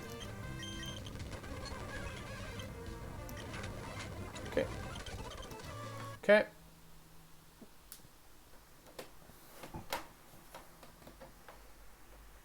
Cradily Blue Tops. I don't think I need to go back, to be honest. I think I can beat this next turn with Fortresses again. Although I don't have a great team for it, but...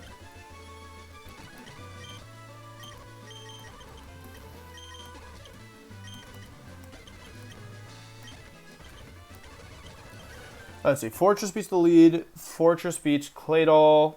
So does Mence if need be. Cradily loses to... Covetous loses to Sceptile, and Cradily loses to... Too much pressure on Fortress. I'm gonna go heal. I'm gonna go fly.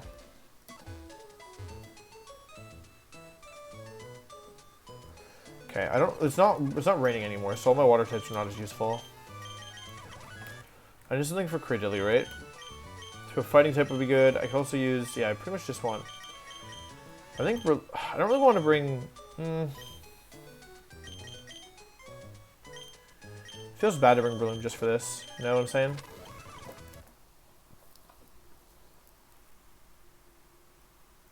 I kind of want to bring a Maldo as well, although this is pretty good. Do I need Sceptile for these next two fights? I do, right? Yeah, I do. Whatever, it's fine. Maybe I come back in between them, it's fine. These aren't like super big deals, I think. Wait, am I all out of rare candies again? Am I out of rare candies again? I am? What the? I keep running out.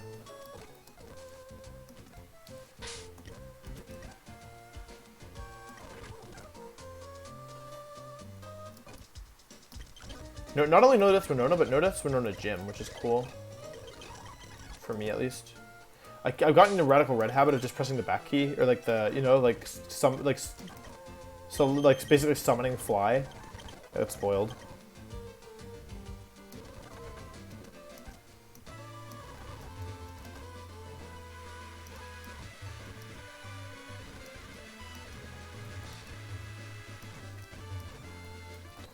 Are there any random items here? Random status moves? Not really. So just very probably fine, everybody.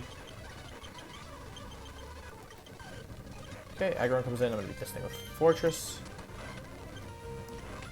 Flinch, flinch, flinch, flinch. Kill. Alright, I'm in really bad shape. Random move. Earthquake? Okay. Claydol can't really do anything to me. It has ancient power. I may as well still go for it. Did I? Kabutops. This thing wants to go for what? Ancient power, right? Hang on. Kabutops. Versus my Salamence. I'm not dead to ancient power. It's not raining anymore. Ancient power crit won't kill my. Ancient power crit won't kill my Sceptile, and a +1 speed. I still outspeed and get the one shot, and its item is Mystic Water. Oops, that's not what I meant to do. All right, so I have a safe Sceptile switch here. A boost, faster, get the one shot. Good dilly. Moves around this thing. It has Sludge Bomb. It's going for Sludge. Wait, I actually do not have an answer for this. Hold on, I actually don't have an answer for this. Sludge Bomb, okay.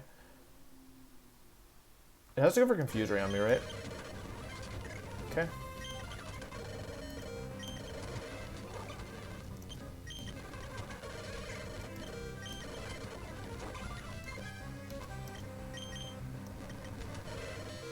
Wait, actually, who beats this? Kind of Superb Owl. Wait, how much? Wait, what am I doing? Can I just one-shot this thing? I did not prepare for this. Oh, I have one shot. I don't know why I've been doing this. Oh, it doesn't work. Bye-bye. Nice. Alright, we only have one trainer left in this route. Bugmaniac Jeffrey is next. Venomoth, Flygon, Masquerain, Armaldo. I feel like Mens can just sweep this. Let's see. Let me just actually check this. If I kill the Venomoth, because we basically want to bring Armaldo in last. If we kill the Venomoth with Salamence, let's see, Venomoth versus Salamence. That brings in the Flygon. I obviously get the one shot on this thing with Air Slash. That brings in the Flygon. I get the one shot on Flygon with my Mence. That brings in the Masquerain. I get the one shot on that, and then I kill the Armaldo with my... Yeah, that makes sense. Cool, I don't actually need to heal. Fortress.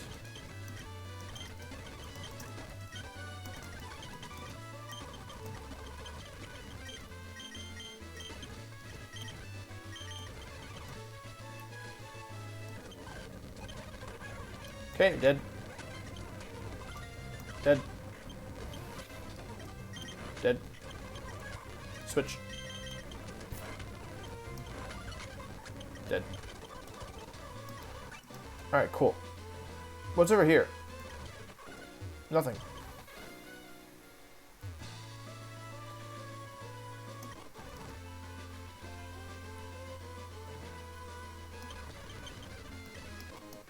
Cool. Oh, Pidgeberry is not bad.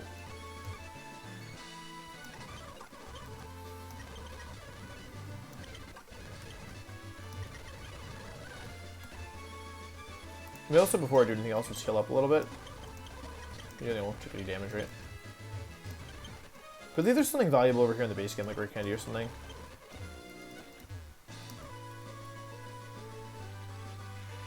There's something up here. This is where the Reggie is. Alright, cool. Yeah, we now have another encounter, I believe. I'm not positive, but I think so. Last time we just got something crappy here, right? We haven't. Oh yeah, we've trained us first. Okay, let's just see if we can fight these without healing. Hexmaniac Tammy is first, and then there's also Bugmaniac Ali. Bugmaniac Ali should be pretty easy. Let's just beat them really quickly. Die, die. Oh, that's bad. It's shiny. Wait, can I even beat this thing? Gligar. Hold on, do I have an answer for this? HP Ground Aerialist. I want to go for Rock Tomb on me. Wait, I don't have a good answer for this. Oh, I have this, though.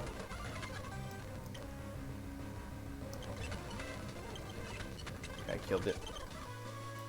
Okay, and then the other one is Chimecho Absol Banette. I mean, I think that Fortress should be able to beat this, truthfully.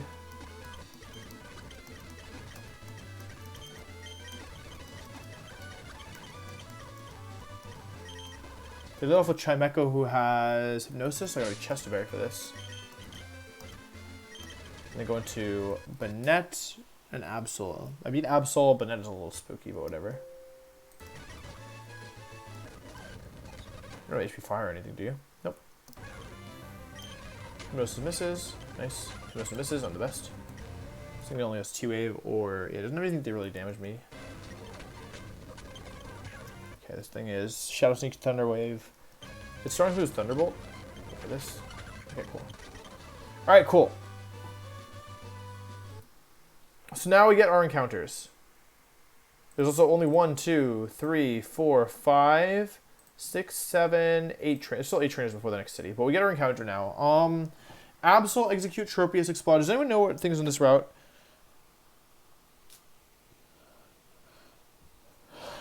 I probably should do like a proper team here, to be honest. Like a proper catching team. So let's go back, because I don't want to have Noctowl in party. Some of the mons here are hard to catch. Yeah, it's time for an encounter. I think that we want to do like... Okay, let me look at the mons here. Both Absol and Execute are good here. We already have Tropius. Exploud is not great. Rapidash is we already have. Pidgeot would be bad. Stantler would be bad. Gloom would probably be bad at this point in the game. Weeping Bell can be good. Jump would be really bad. Arcanine could be bad. Pinsir could be bad. Or Arcanine could be good. Pinsir could be fine. I thought I got Fearow here last... No, I got Pidgeot here last time. Right. What did I get as my encounter in the city? I don't even remember. Tropius? Was it Tropius? It was, right?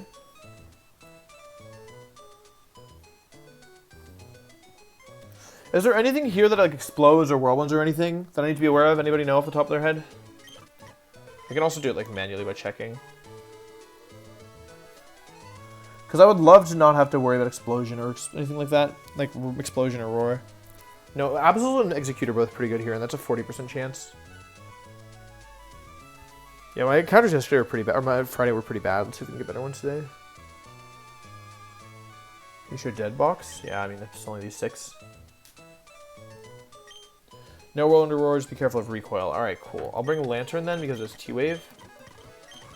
I'll bring Mence. I will bring... Breloom is actually not bad here because it's Synthesis. Same with Macargo. And then maybe Armaldo is last. I can also bring Huntail for Super Fang, though I don't really like Super Fang. I'll bring Blastoise here for Seismic Toss. Solid into a lot of mons. And then... I don't think I need Breloom and Macargo, so I'll bring Breloom and... I'll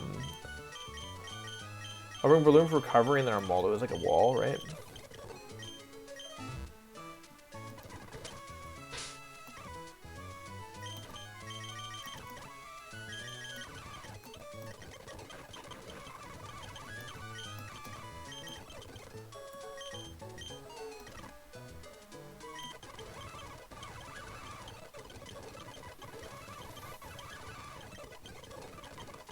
Yeah, I know. I mean, like, if I don't get Ghost, I don't need Ghost Pokemon in Magma Hideout, but God, it makes it so much easier. Like, I do have, like, a bunch of physically defensive explosion resists, right? But Mischievous or Ghastly, Gengar, whatever it is, would be really nice. No meme. Absolutely 0 memes in the chat.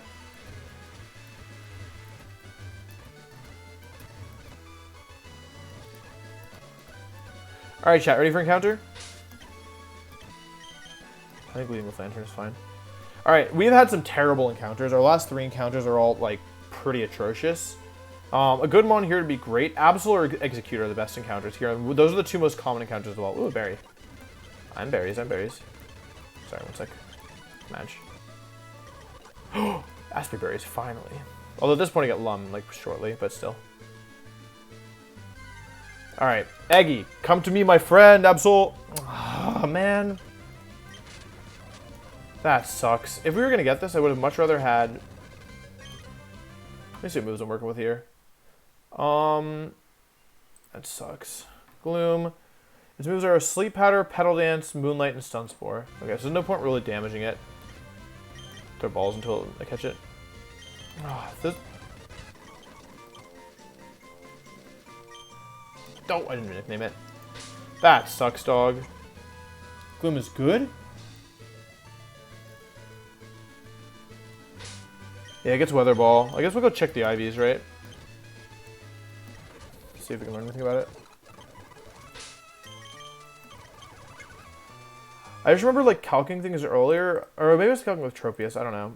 Let's take a look at it. If Gloom is good IVs, I'll take it back. If it's good IV and good nature, then I could definitely use it. But, like, it's definitely not as good as, like, it could have been. All right, let's see here. All right, you ready for a moment of truth? Let's do it ourselves first. If it can beat Max's Executor, it's fine. Relax is one really bad nature. That's plus defense minus speed, which is fine, except we wanted this thing to be used in Magma Hideout. So let's take a look at the IVs here. 12 HP, 23 attack, 29 defense, 12 special attack, 27 special defense, 11 speed. So it's not that it's terrible. Like, the IVs are fine. It's just that for what we need it to do, like, I don't think this thing is ever going to beat. You know, I don't think this is an Executor counter, for example.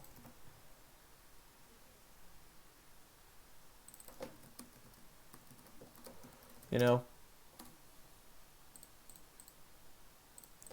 Let's just see here.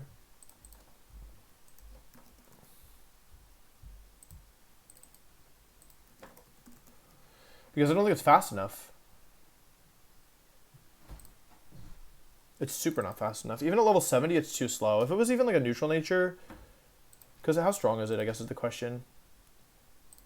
Okay, it doesn't... Yeah, it's pretty bad. Like, okay, it's strong enough that with Charp... Okay, yeah, it's pretty bad, honestly. Even at level 70. You need 23 special attack IVs and 20 something speed IVs or something to Oko Maxie's Executor. Yeah, we don't have either of those. We have 12 special attack, 11 speed, and minus speed nature. It's unfortunate. Okay, it's better than Pidgeot, right? Last time we got Pidgeot here, which was basically useless. This thing has some uses. It's just not what I was hoping for. Because it's only base 50. Well, unless it's Blossom. Blossom's not stronger or faster, right? Base 50. It's 50 and 110, right? So let's say, what's Blossom stat? Base 50 and 90. Okay, it's just strictly worse. I was calculating Vileplume. I put Vileplume in the... I put Vileplume with Weather Ball in the calc. Unfortunate. Unfortunate. Armaldo for Egg? I don't think Armaldo actually beats Egg, right? Even though I'm super specially bulky. At level 70? Yeah, I mean... Okay, Armaldo can beat Executor under the condition where there's no condition. There's no consistent way to do it. You basically would need... You can't do it. There's no way to do it. This Executor is a monster. I don't think I have an answer to that either. Even at level 70 Armaldo, even with 31 special defense, doesn't beat the Executor. Because Solar Beam will kill after any other move. That's actually crazy, because it's a 4-level advantage too. Pidgeot can be a Slake encounter, and I don't think I beat the Tyranitar either. Like, I could do it if I was already in, or if I got it in safely. But the Tyranitar's too fast, and even though I have a one-shot on it, I take too much from the other move. Yeah, this is rough. Does Sceptile beat it? Sceptile beat... Oh, Executor. I didn't even think about that. Let's see here. I doubt it, right? Sceptile is 1 point faster, but doesn't get the one-shot. Yeah, you can't... Is it even possible with the one-shot? 31 attack Adamant doesn't even get it consistently, but it is faster with X-Scissor. Right? So that's not nothing. Can I switch? And I can switch into... I can switch into Solar Beam safely, for sure. Does Ninetales beat Executor? There's no way Ninetales is faster, right? It is plus speed nature, though. Ninetales KOs, but isn't fast enough, unfortunately. Oh, Maxie's Executor doesn't have Explosion. Oh. Yeah, Ninetales is almost... Like, Executor's fast enough. Or Sceptile's fast enough, but not strong enough, and then... yeah, I mean, we'll figure that out later, I guess. Do you have Spikes user? I mean, I have Fortress, but... I don't know the time to set up Fortress on Tyranitar, right? It is Fire Blast, so I wouldn't... this is like... Yeah, I think every mon on his team has a Fire move, so I don't think I have the ability to set Fortress. Set up with Fortress. Also, I'd be risking... If I use Quillfish, for example, then, like, even if I wanted to use Spikes, which I don't necessarily want to do, I would be risking AP Crit and AP Boost. Well, if it is 0 Special Defense Ivy, so it's not going to be the Executor consistently.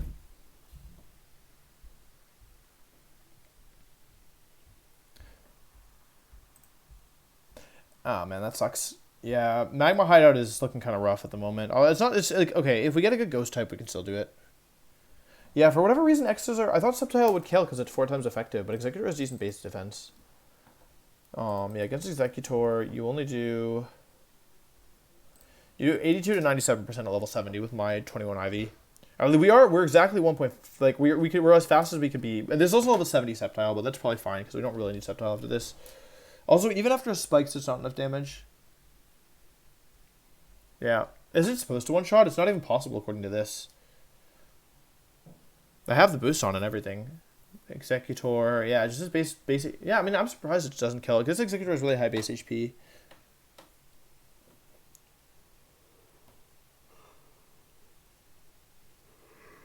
I mean, we're still a while away from Executor. I came up with a cool plan last time, but this time, I don't know. I don't really see anything that does it easily. Castorm's not going to be fast enough. Basically, something has to be base 120. How fast is Castorm in this game? I'm 0 speed. I mean, there's no way I'm fast enough. Yeah, not even close, baby. I mean, I get the one-shot with Castorm, but that doesn't help me. Wow, yeah, this sucks. Last time I had Trace users.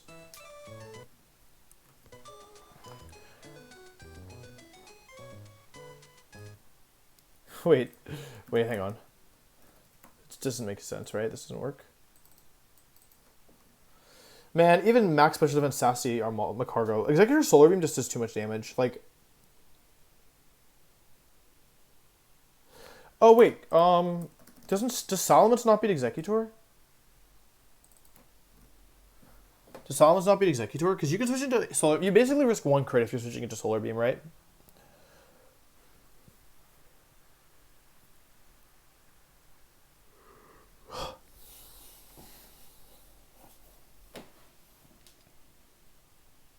I'm calculating with level 70s.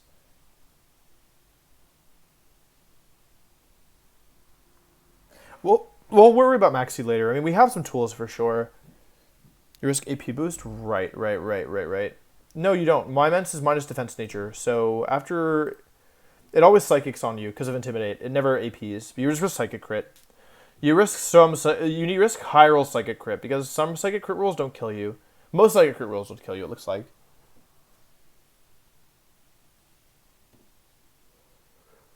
So there might be a better way of doing it. I mean, I get some encounters before that, right? You also have Gyarados, but my Gyarados isn't very specially bulky, right? Unfortunately. I could probably kill it with Bounce, but yeah, I redid a Solar Beam crit.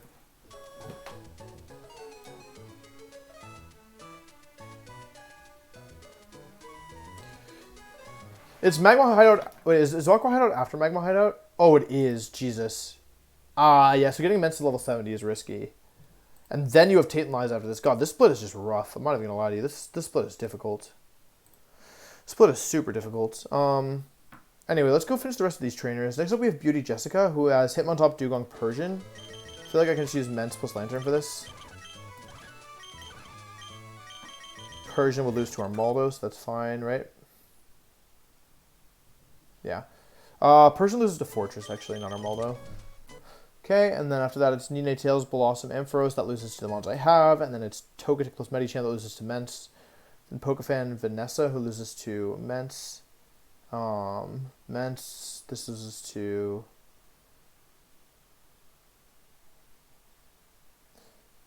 not sure. Wigglytuff. Bellydrum, Rest, Snore, I see. So like a fighting type is good here. Studward loses to that. I definitely don't need Armaldo, I think. Sunflora, love this. Spinda, this is fine. Oh, I need XP Sync. I'll just bring these mons. If I have to come back, I have to come back. It's fine. Magmar sucks. Magmar is so bad. And my Magmar in particular is a bad Magmar. Magmar's already a bad mon, and I got bad Magmar. I wonder if my Rapidash is about as fast as my Ninetales, so I probably couldn't do it either. Okay, so we want to play it against... Who do we want to fight against next? Beauty Jessica. Does it lead it off with Fake Out? It does. Okay, let's do our Fake Out, so let's go hard Ments. Couple with Air Slash. Switch into Lantern. Make a Frozen. Two-shot with T-Bolt. Two-shot with T-Bolt. Beat this thing with Fortress. Okay. David is next.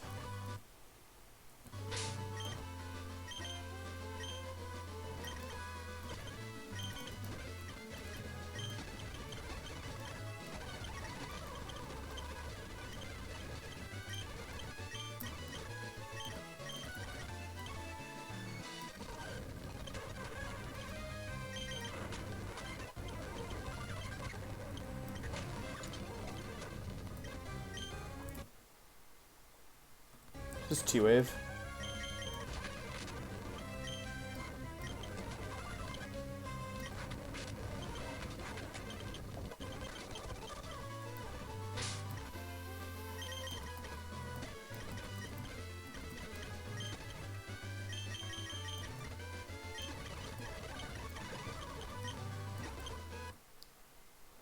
Next up is the stupid double battle.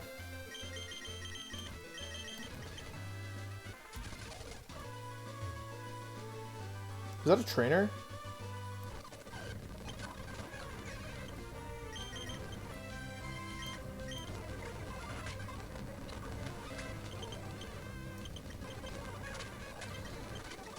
Wait, is that a trainer down there? Anyone know?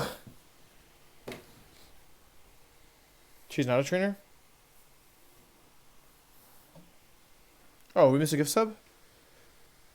Sorry, it's not showing up on my phone for some reason. Thank you for the gift sub. Matt, I really appreciate that. Did I miss any of the gift subs? How do you beat Entei? I don't want to think about Maxi right now, to be honest. Yeah, last time we had Flygon, right? This is actually kind of concerning, I think. Because I can probably kill all my Mons, and like I don't have any good Mons for it, right? My Wish Cache isn't fast enough.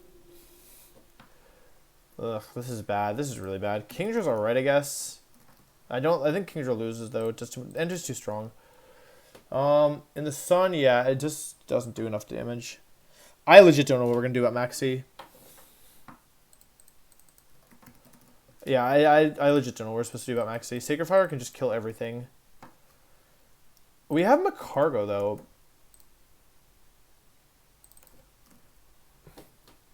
Some Macargo can like win potentially. If you intimidate it, nah, I would still be going for it, right? It might be Macargo to beat the anything. How does Macargo do into Arcanine? Still too much damage, huh? Yikes, yeah, okay, yeah, this is gonna be sussy.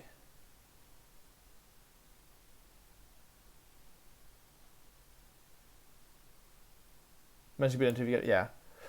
You can boom against Entei, that might be worth it. Yeah, but I like Maxi is just so hard. It's so hard. Okay, where was I? I beat Senior and Junior. Okay, Pokefan Vanessa is next. She leads off with Mischievous. I'm just gonna lead with Ments, see what I can do about this. I just need to make sure I don't accidentally proc Destiny Bond. Oh, I can go in here now. Yeah. Okay, I just need to make sure I don't accidentally activate Destiny Bond. Air Slash gets a one-shot. Sudowoodo comes in. Rock move, probably. Go to this. Harden. What the heck? It's Harden, by the way. Okay. Go to this.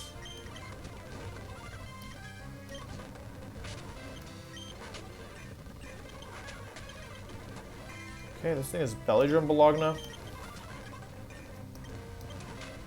heal it. This wants to go for. What does this even want to go for?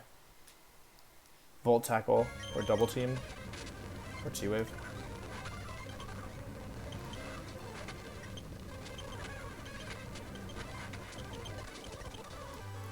Oh, I forgot that Lightning Rod doesn't work in this game. Quick Claw Sunflora with Leaf Blade Synthesis HPS in return. Okay.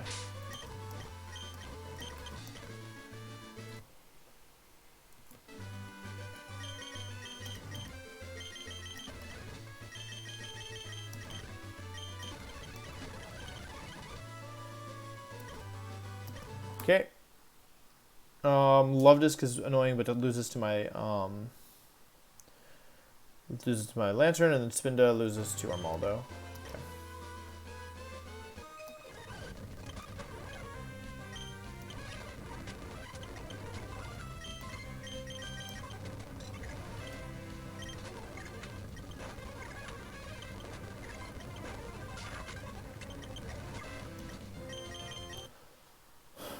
Spinda, Cheater Dance, Double Edge, Shadow Ball, Brick Break. Shoot. I'm not staying in on that.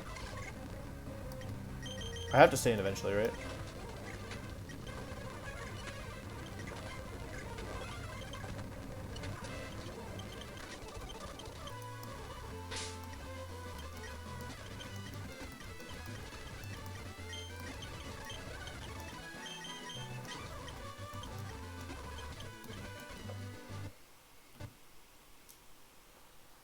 You don't fight Maxi in the Lake Cove. Okay, Quick Claw Steelix with... this trainer's kind of strong, actually. This next trainer's actually good, not a meme, somehow. Because I don't have anything in my party for Steelix, right? Because it can just Quick Claw me. How does Breloom do into Steelix?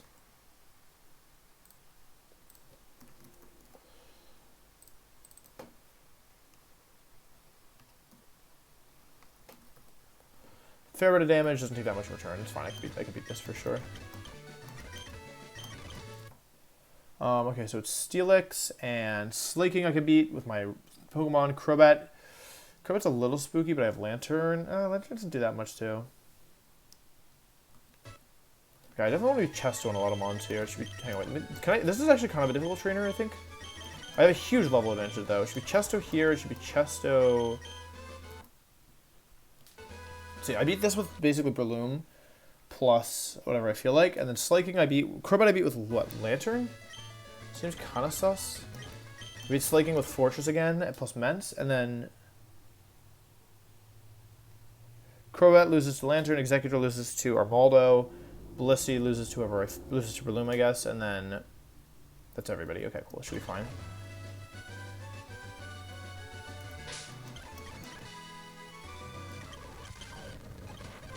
Okay, Rock Slide. Wrong one. Oh wow, that actually did a lot of damage. I'm a genius. I'm actually a genius. Crobat has Hypnosis and Air Slash. Hypnosis hits.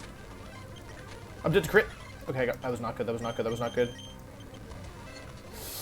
Wait. Okay. Please kill. That was really bad. Okay, Slaking. This, I want to go into this on this. Okay. Yeah, if I had taken his nap there, I would have been in really big trouble. Slaking his leftovers.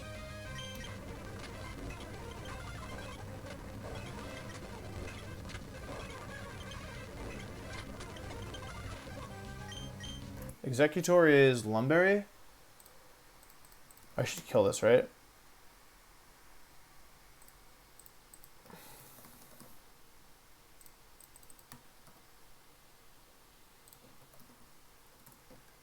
Yeah.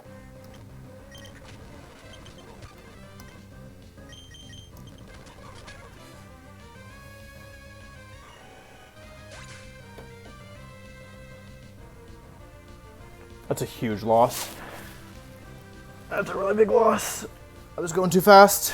I'd save Armaldo on this. I'd super save Armaldo on this. Alright, let's make sure we finish this together. I'm really sorry. Breloom, I'm really sorry. That's a really bad loss. I have a one-shot, and I don't die to recoil. Okay, let's go into Armaldo. Oh, I didn't realize it was faster. Okay. Random move.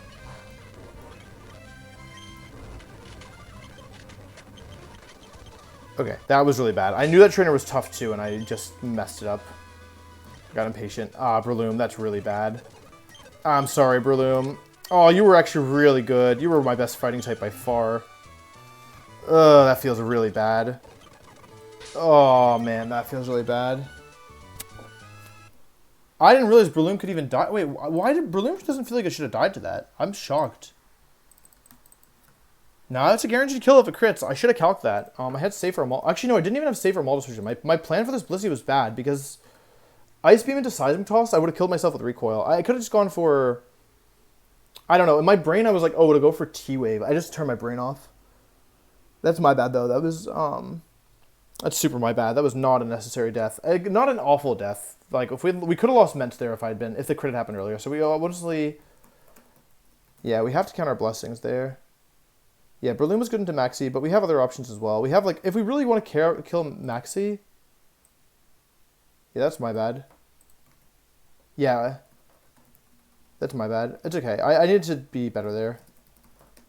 We'll just, like... If we lost Breloom on Tate or on what's it called? Hang on, that's not even right. It should be 7.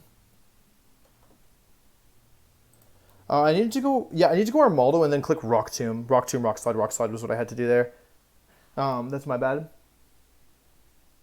Yeah, that was not well played at all. That was really bad. There's only 2 trainers left before Lily Cove. Whew, yeah, I mean, I don't think that's run ending or anything. I mean, okay, I can still, let's think about, if we're thinking about Maxi 2, I still have Medicham, right? It's not ideal, but... Oh, wait a second, am I stupid? I can use Medicham or bring Flygon in earlier. I think that's actually better for me, right?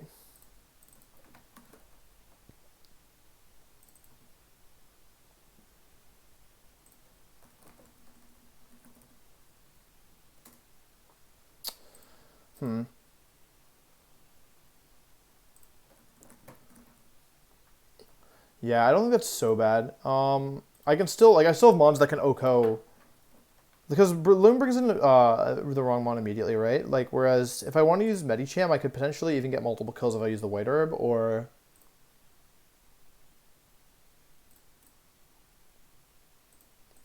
Yeah, it's not the end of the... It's definitely not run ending. It's just that was... Yeah. Yeah, it's just a stupid way to lose it. Like, because I remember last time I used Breloom to kill this thing. To kill the Tyranitar, and that just brought in... Oh, I used Caesar to kill it. Yeah, I brought in Flygon immediately. Right. Yeah. Yeah, it's not the end of the world by any means. However, it does suck. It does suck a lot. It definitely sucks.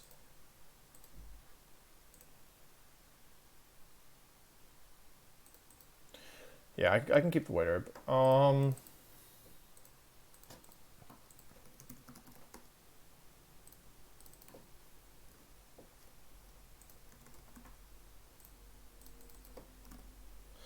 Man, my Dugong's way too slow.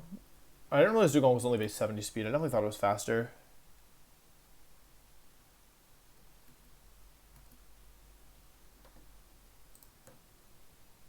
Yeah, it's fine. Even Poliwrath might be able to kill Tyranitar, I wonder. It's fast enough.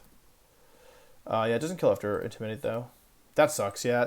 Breloom was really good for that. Breloom was really good for that, because it could have given me free switches, too. Yeah, that's rough. Because, like, if I could have led Breloom there... I don't really realize I was in danger. I wonder, is Kingdra faster than... It's probably... Kingdra might be faster, right? No, it's no way. Just barely too slow. That's a shame. Yeah, Kingdra's not faster. Tentacruel's probably too slow as well, right? Even though it's faster base speed. Oh, okay. This is actually fast enough. Yeah. Okay. Yeah, there's ways of doing it for sure. Like, Tentacruel actually beats Maxi's Flygon, believe it or not. My Tentacruel at level 70 can beat the Flygon, so that's, like, something worth noting. Like, I could use, like, Flygon plus something... Or, not Flygon. Tentacruel to beat the Flygon, and that would bring in the Executor who goes for Psychic. There's definitely ways of doing it. It's just, like, yeah. Yeah. Feels bad. I'm stupid. I only have 2 fighting types, right?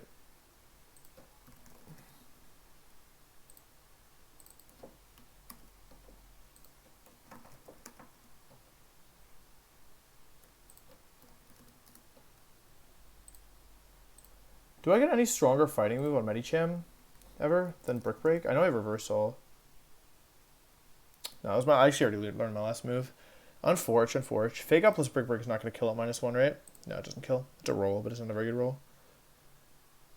Although, like, I'm not... I never had a crit. So, yeah, Medicham can solo the Tyranitar anyway. And then I can probably... That would bring in... I'm just kind of, like, pre-theorying here. If I kill the Medicham... If I use Medicham to kill the Tyranitar and they go into Flygon, what move am I baiting? Alright, as long as I don't get crit on the thing, I'm not baiting Earthquake. So I'm baiting D-Meteor, always. And if I got crit... Yeah, it's still fine, right? It's fine. Executive beats T-Tar and Gengar. Yeah, I don't know. I probably would just go for Guaranteed Quagsire. I remember Water Absorb being pretty valuable.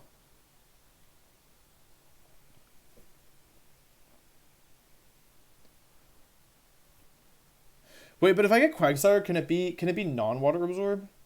Is the thing? Let me look at the Safari Zone encounters, because that's like kind of worth noting, right?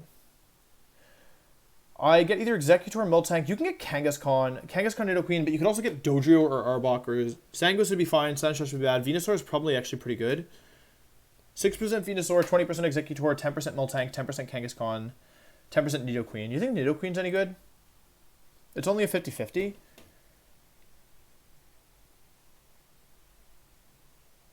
Yeah, I don't hate that, actually. I think that's kind of interesting. I might better go for Egg, yeah. Because going for Kangaskhan, getting Kangaskhan would be kind of big, right? Yeah, I remember Water Absorb being pretty good. Although, yeah, Miltank and Kang aren't catchable. Wait, really?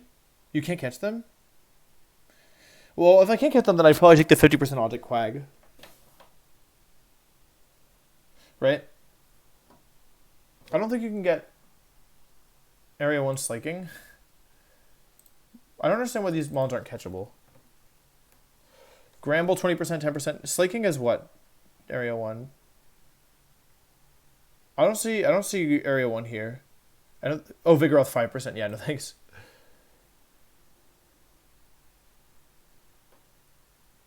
Oh, catch rate's too low.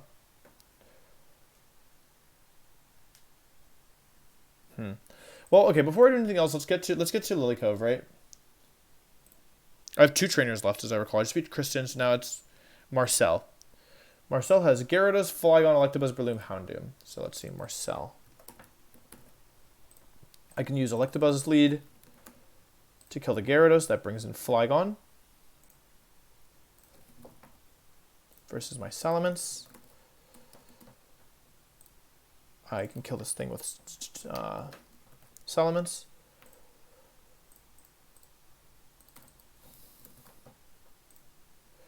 That brings in Electabuzz. That loses to... Oh, it goes for Ice Punch on me. I'll do... let's see. Electabuzz. Marcel versus Whiscash. 62. I am not faster, but Ice Punch doesn't do any damage, so I can just use Whiscash to beat the Electabuzz. Then they go into Breloom, who I can beat with Mence again, and then Houndoom is the last, and that loses to... Probably honestly just loses to Mence. So Cherry Mence plus Electabuzz plus Whiscash works here. Let's see, so let's do...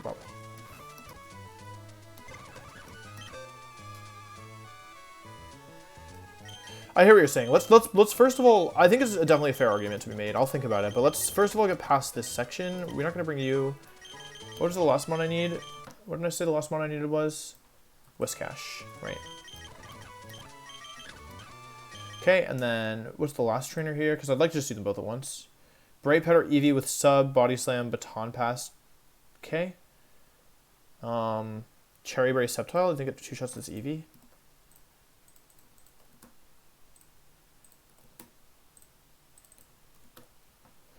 It does, but not...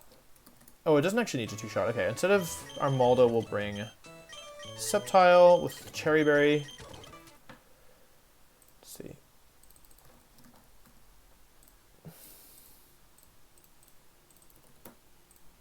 Sceptile brings in Flareon. It wants to go for Fire Blast. Beat that with Whiscash. Whiscash brings in Vaporeon. Beat that with Electabuzz, I think. Or Sceptile, both are good. That brings in Jolteon, who loses to Whiscash. Or Sceptile. Espeon loses to... Espeon and Umbreon both lose to Fortress. Okay, cool. This is fine then. But first up, we have the first trainer, which is, I think... I just need Chesterberry on my Ments, right? Everything else is fine.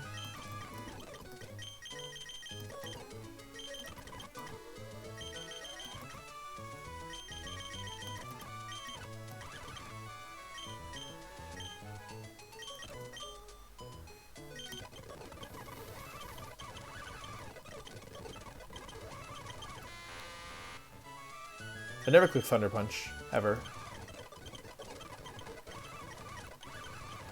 I got both Magmar and Electabuzz, that's funny. Those are like, you know, kind of recognizable mons.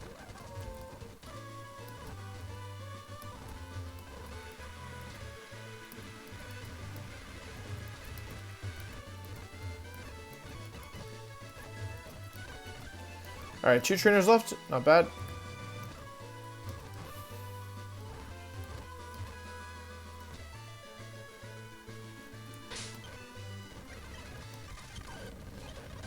Okay, we'll kill this with Thunderbolt. Get the one-shot. Make a Flygon. I go into this. Go for a D-Claw. Electabuzz comes in. They want to go for Ice Punch. Oh, I meant to do Asper Berry. Shoot. It's faster than me as well. Definitely Thaw. That's fine. So let's go for probably a Grass move. Kill with Air Slash. Kill this thing with Rock Slide. 2-shot. 1-shot. Okay, and then this trainer loses to my Sceptile lead.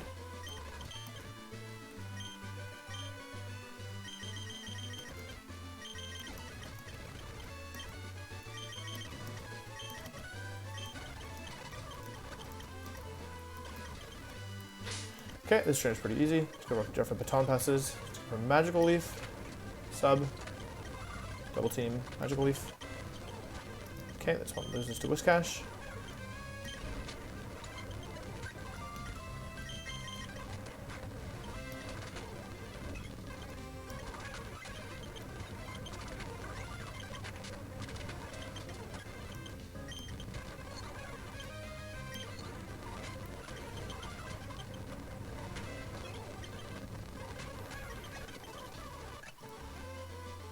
Okay. We were so close to making it to this Deathless. We were so close. Alright, there's May. So I need to make sure I don't go to the right of the thing.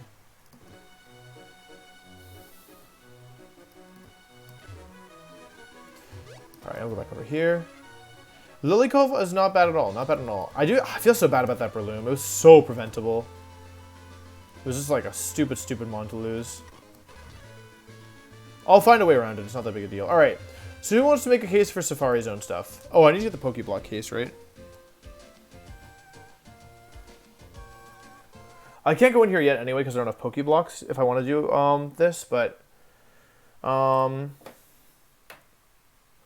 basically, Area 2 gives me 20% Executor. You're saying I can't catch Kangaskhan, right?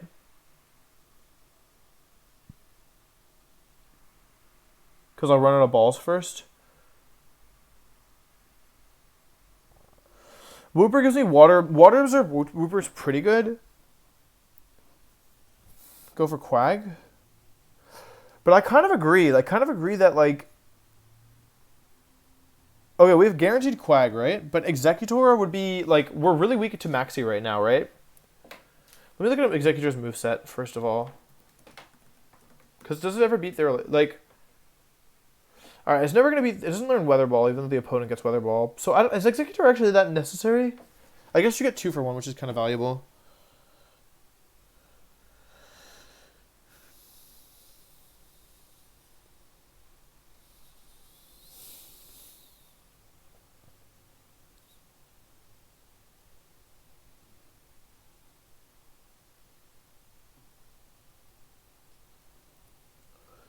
High risk, high reward. Yeah, I mean, if I miss, I might end up with, like, a Miltank, right? Which would be pretty bad. Like, the thing is, like, if I always have a 50% chance of failing Water Absorb Quagsire, right? For the rain sections, I have decent mons already, right? I have Tentacruel still alive. Why did I feel like Quagsire was so helpful last time? Because it really was good. But the thing is, if it's not water absorbed, then it's basically like a failed encounter anyway. Egg Psychic, take out the T-Tar and Gengar. You don't need Weather Ball. Meltank is an E4mon if you can catch it. So Area 2 can give me potentially Miltank, which is a potential E4mon, Kangaskhan, which is a really good E4mon, Executor, which is a mon I need right now. I guess Nidoqueen wouldn't be that bad. I mean, Nidoqueen, Manat told me about this strategy with Nidoqueen and Crawdon. So Nidoqueen can make Tate and Liza, I think, really free, actually. So I would say that everything except for... I think I go Area 2. Does anyone know how to catch these? Oh, sorry. I forgot. My microphone's in my earbuds, so I took them out.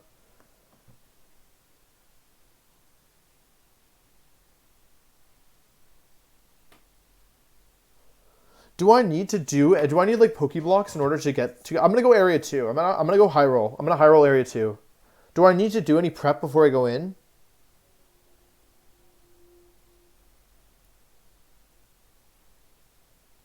I'm going to High Roll. First or 8th? Probably 8th. There's a Pokeblock strategy to make sure they never flee. Oh, wait, can I do that in Area 2 or no?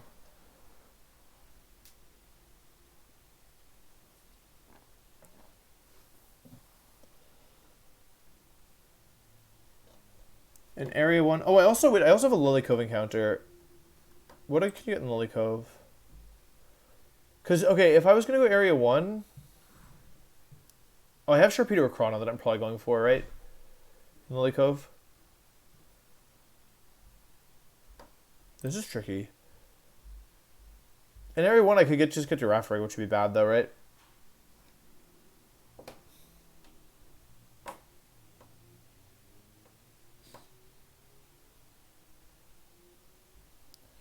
Area 2 or Quag. Yeah, I don't like Area 1 because your odds are likely to get Gramble or Girafarig, which are like not helpful in this encounter. I could fight May now if I wanted, right?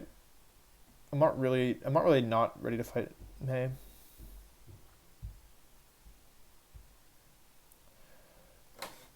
If I'm going Area 2, then I don't need to delay, right?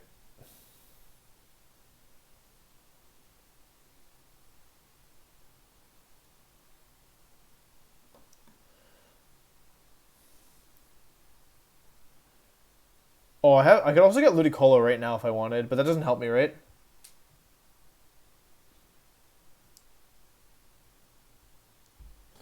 I'm gonna high roll. Does anyone know how to play Safari Zone?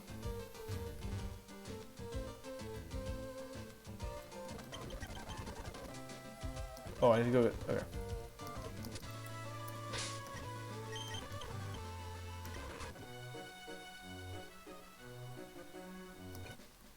Where do I get it? Nice.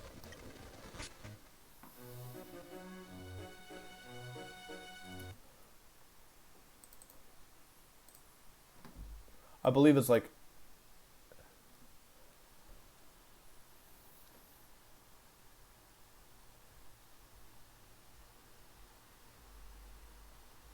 I can't use the Pokeblock Throwbug because there's no feeder in Area 2.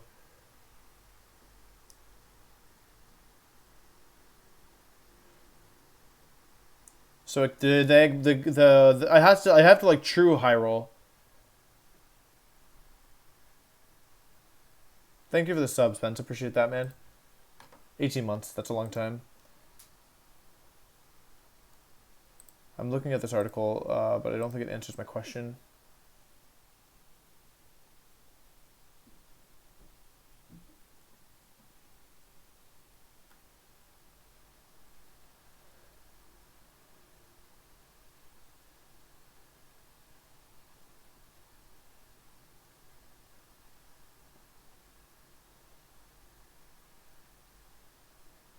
Okay, I see. I got it. Calcifer, thank you for the sub. Really appreciate that.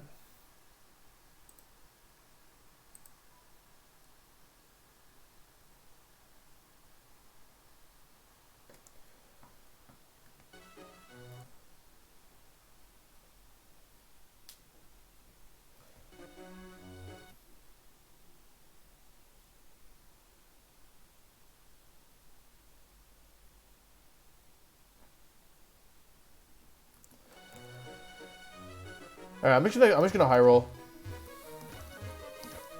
You know what? I've had some bad RNG. I'm ready for some good RNG. This is the gambler's fallacy. I don't think I'm going to get good RNG, but I'm just gonna try really hard. Ready? Alright.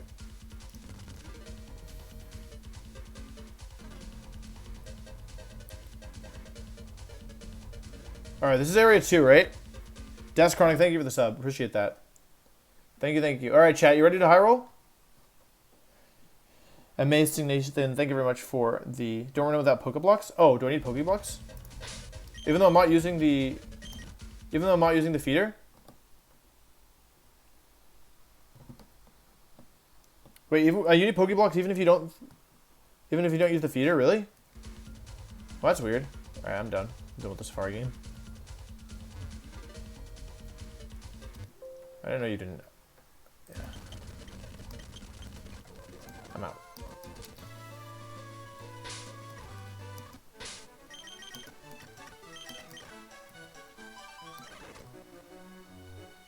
Oh, I have to make a couple Pokeblocks for this? How many do I need? Like 5?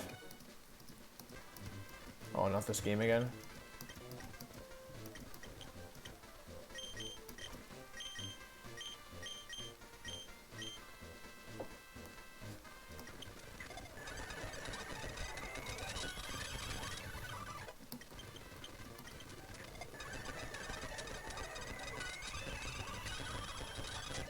Two or three is good. I'll just do 5, whatever.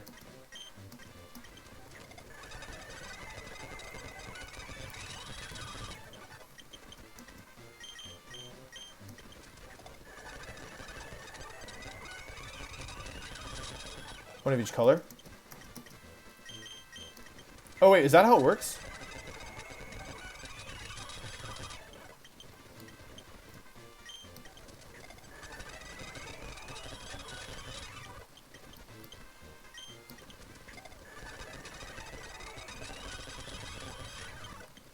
Oops, well, hold on.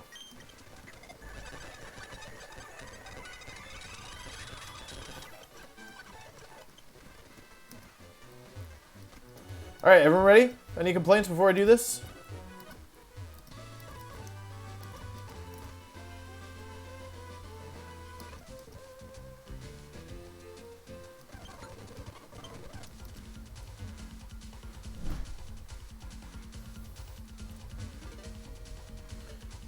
Alright, I think this is the right area.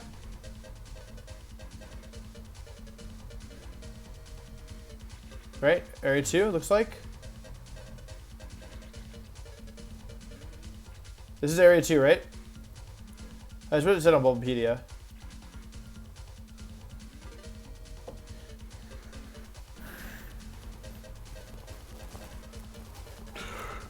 Everyone ready?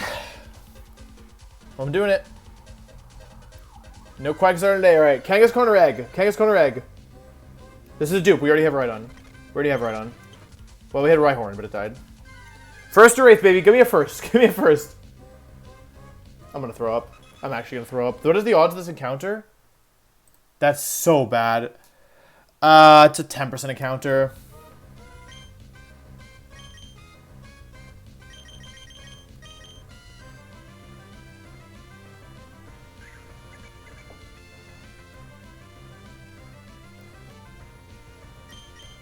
Man, my encounters are so bad.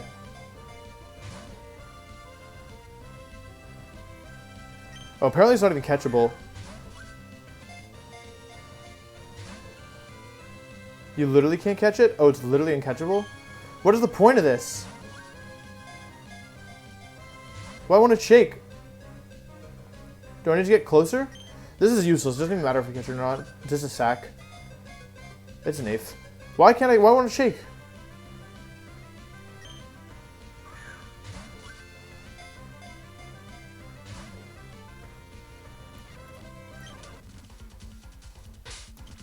Fun game by the way. Oh, thank you, Executor. Thank you for showing up. Thank you for showing up, Executor. Oh, I could have gotten anything. Oops, sorry. I'll get out of here. Oh man, it feels bad.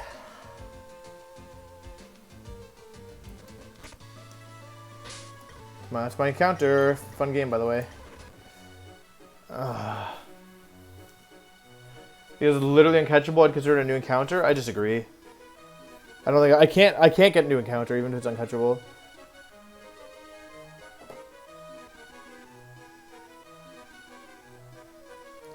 It's not an encounter if it's uncatchable. Well, yeah.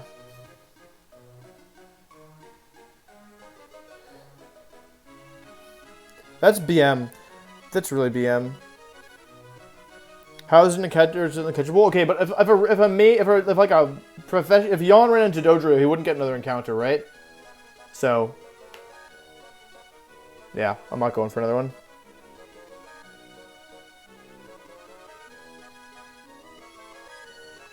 I don't think there's an uncatchable clause.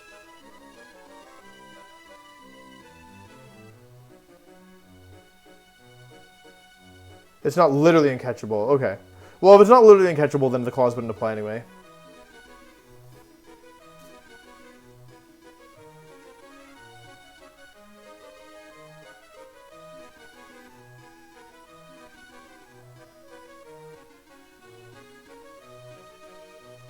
I didn't realize there were mons that were literally uncatchable. I thought you guys meant it was just difficult.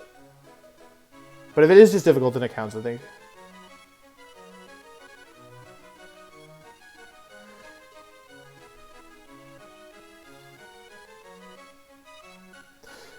I'm not resetting it. Yeah, I mean, I went in assuming that if I got Dodrio, it would fail. So I got Dodrio, so I failed. All right. Oh, we have to beat May. Okay, May. Her mons are actually kind of strong, right? And her Miltank's kind of fast. This is the last May fight ever. She leads off with Miltank with Fake Out, right? Miltank. This is probably fast, unfortunately. It's way too fast for my Medicham. But I have other mons that could beat this. So for this, yeah, Medicham is not fast enough, so I'd probably rely on Fortress to beat it. Fortress kind of dumpsters this thing. Yeah, Fortress definitely dumpsters this thing. So I can use Fortress here to beat the Miltank. If I do that, then that would go into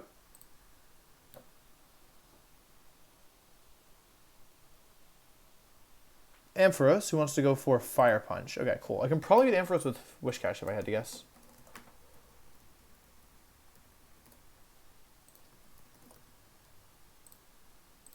Oh. Okay, it doesn't... yeah, it beats it. So Whiscash works here. I'll maybe use, like, whatever. Meganium here would want to go for Giga-Drain. Meganium. Trainer May versus my Whiscash. I want to go for Giga-Drain always, so I'll go for Salamence here. I don't get a one-shot, though, with Air Slash, unfortunately. However, it's not that big a deal, right? I can also beat this thing with... oh, I can also beat this thing with Fortress, right? Fortress also probably beats this thing. I should watch out for whatever it's called. Or I can use Fortress as a backup, because Salamence doesn't take that much from Ancient Power, even if it crits, right? Because I switch into... yeah, Ancient Power crit doesn't kill me after... yeah, Giga-Drain and Ancient Power crit doesn't kill me. So it's fine. So I'll use Mence for the Meganium. That brings in Blaziken, who has HP Ice, but I should be able to one-shot this as well. Although, maybe bring a backup for this. I still have Whiscash as well. Yeah, Mence outspeeds and one-shot this thing, so that would kill that. And then... did you go into Nidoqueen, who has Ice Beam this time?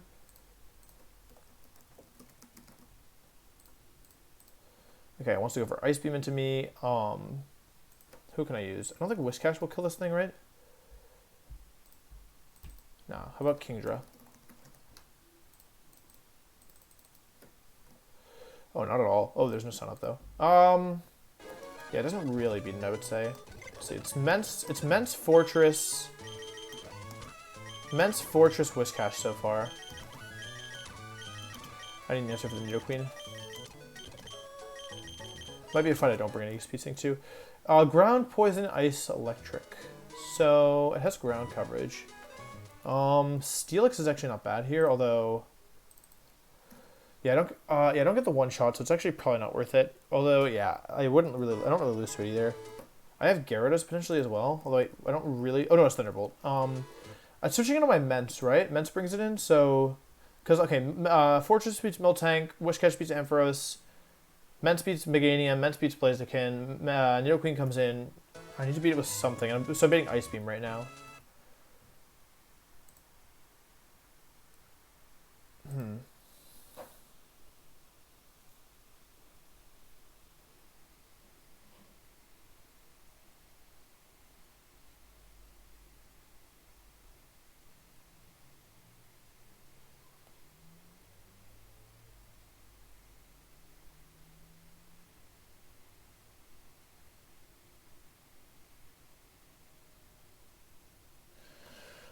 I don't know what to do with this Nidoqueen, truthfully. What do I have for Nidoqueen? I have multiple slots to deal with it, to be fair. Because for the... Oh, I also should have to figure out the Blastoise. I don't think Nidoqueen should be that hard, truthfully. I'm switching into Ice Beam, right? So, like, all I need to do is have something faster that doesn't get the two-shot.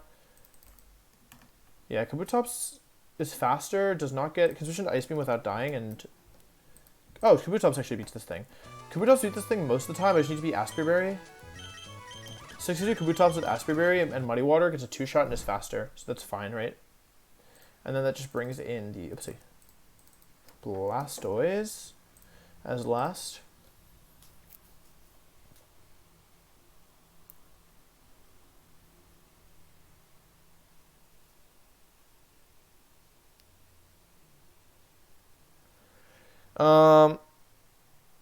Blastoise, okay, I need a mon that just dumpsters this, right? So Blastoise, I have Lantern.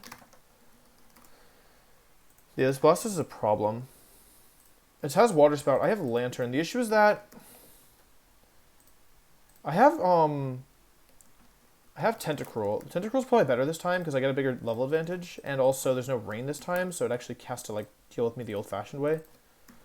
And I also, yeah, okay, I like Tentacruel for this. So Tentacruel beats the Blastoise. This should be fine. And then I get a bonus mon for anything that I need. I probably won't bring any XP Sync to this fight realistically because, yeah, I don't want to lose.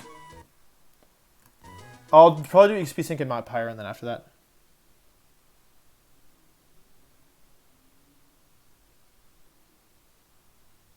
The Dodrio fled. I didn't run from it. The Dodrio fled from me. Well, I tried to hit get closer and it ran away. I'm not doing another encounter, chat. I appreciate the concern, but I'm not doing another encounter. As a backup, I should probably bring something else for this thing. Let's see, that's what I wanted. Yeah, this can switch, like, because I bait HP Electric, right? So this should be fine.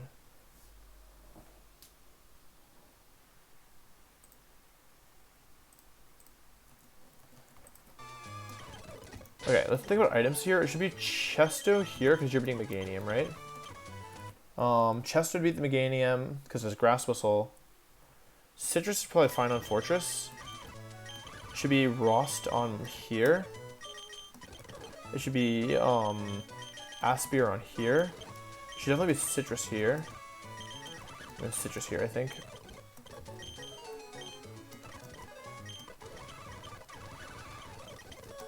No! That's really bad. That's really, really, really, really bad. Tell me Sludge Bomb's a TM. I do have a Sludge Bomb TM. That sucks. Alright, that's really bad. Man, I deleted Sludge Bomb. It's fine. It's actually not fine. This was a poison type for me. It's okay though, whatever. Alright, cool. Mayfight. Alright, get the Intimidate off. This should be Fake Out. Okay, let's go for Flash Cannons. Flash Cannon. Oh, okay, that's not good at all. This is fire move. The issue is now I'm probably in Meganium range. Okay, it's fine. It all worked out. Okay, this wants to go for Ice Beam, so I go into this. Okay, that's why I'm Aspear Berry, baby! Oh, I didn't think about that. Okay, this is now random. This is either... this is T-Bolt or... What is Whiscash here for? Whiscash here for Ampharos? Just go into this? Okay, cool. Is Whiscash faster than this thing? It probably should be, right?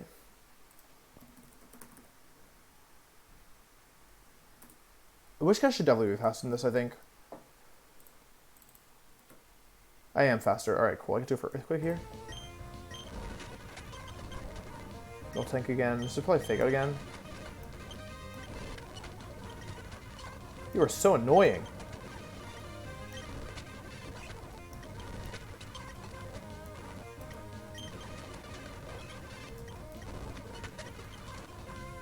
Okay.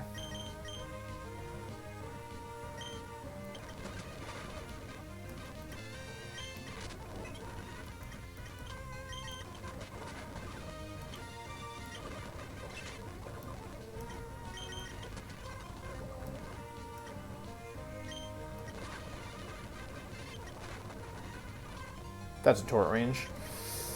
I should have killed it last turn. Okay, lucky. I should have killed it last turn. Although I don't really think I had much option there. That was sloppy. We're definitely done playing after that. We might do our Ludicolo encounter. Although I think I want to save it, right? I think I want to go for Crawdon or...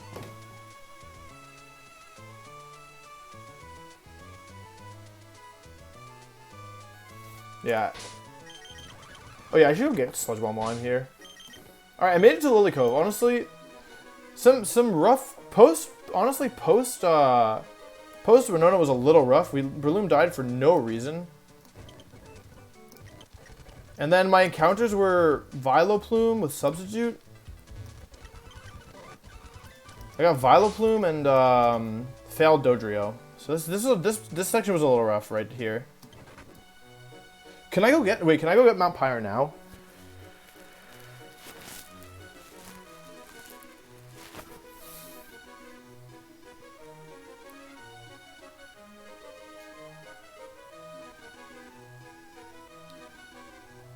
Get Mount Pyre first because if you get Ghastly, you get guaranteed Crawdon on 122. Yeah, should I go do that? Is there... Okay, let me look at the Mount Pyre encounters. Also, I unlocked the game corner. Let's go buy the... Should we go buy the TMs? Let's go buy TMs as well, because we can buy, like, infinite of them, right? That's how it works? We finally unlocked department store stuff.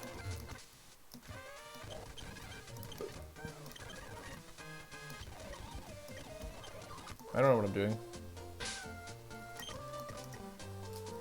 And my last 5 encounters have been honestly atrocious.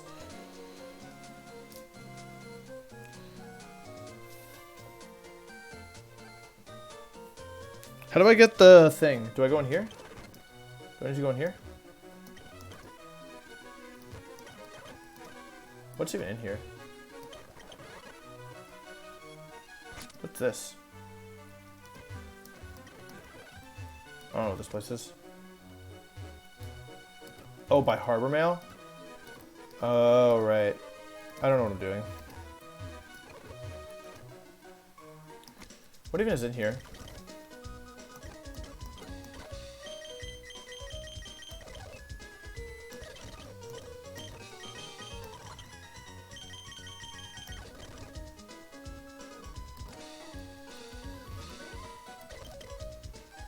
I don't need these, right? Just regular stones.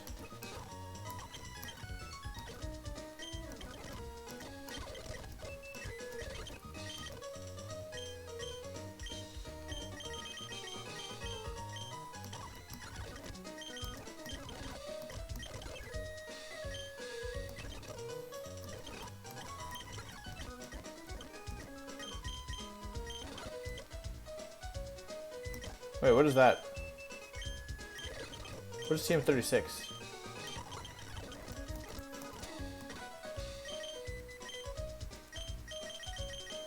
Hey! Tentacruel!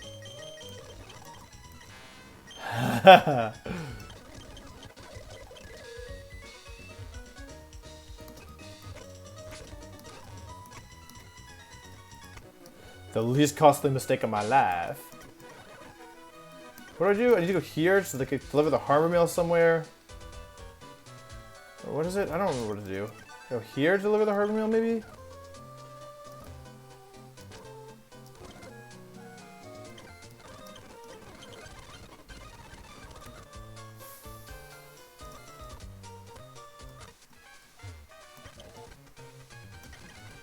Alright, this is the thing where, like, it doesn't actually cost me any money, right? Yeah. I can get unlimited things, right?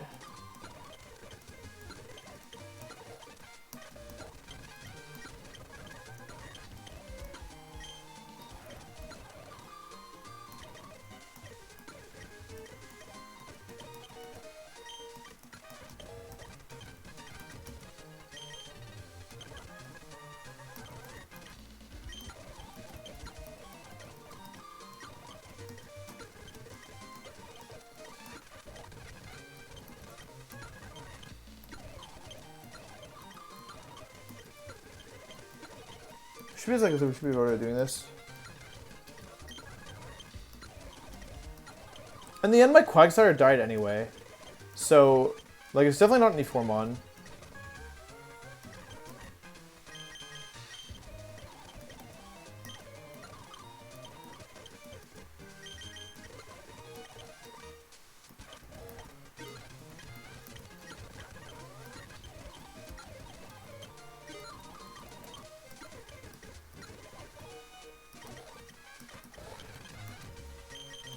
Alright, Ice Beam. Cool. I think this gives me a bunch of each of them, right? Like, I should have a bunch of Ice Beams, as I recall. Nice. Okay, cool. I got the TMs now, which is dope. Not bad at all.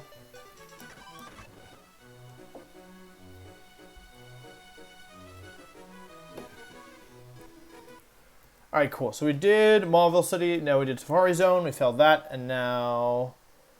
Route 122, we have guaranteed Ghastly on with Super Rod. However, we don't need to do it, right? So now we do Mount Pyre next. We just Shuppet, Ghastly, Abra. Abra will teleport on me, right? Or does Abra even teleport at this point in the game? It doesn't, right? It does. All right. I might. Okay. Knowing knowing how things are going, it's just. Do we all agree it's just gonna be teleport Abra, right? Wait, does Shadow Tag stop teleport? Any nowheres? Does Shadow Tag stop teleport? Because it's teleport Abra, right?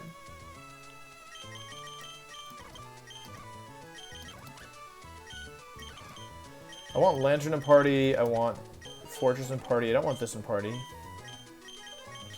I want. Oh, I have to use Macargo now, right? Yeah, Macargo in party. I don't want this in party. I want Armaldo in party. Get Ghastly so you can't keep this encounter. I can't get Ghastly until. I can't get Ghastly until I have Super Rod.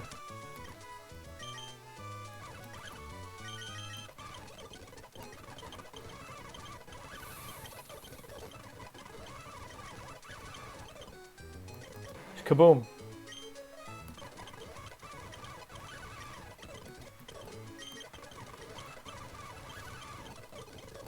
Yeah, I'll lead with Lantern and get the T-Wave off, unless it's Abra.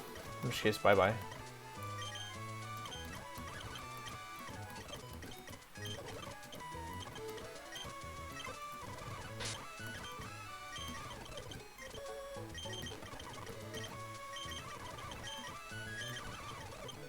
Lead off with Lantern here.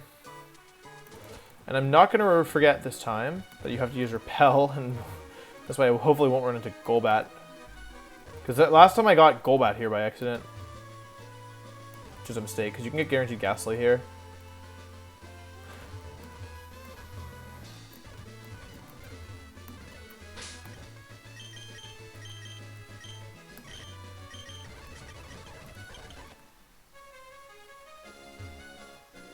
I can evolve Lob, I don't really care.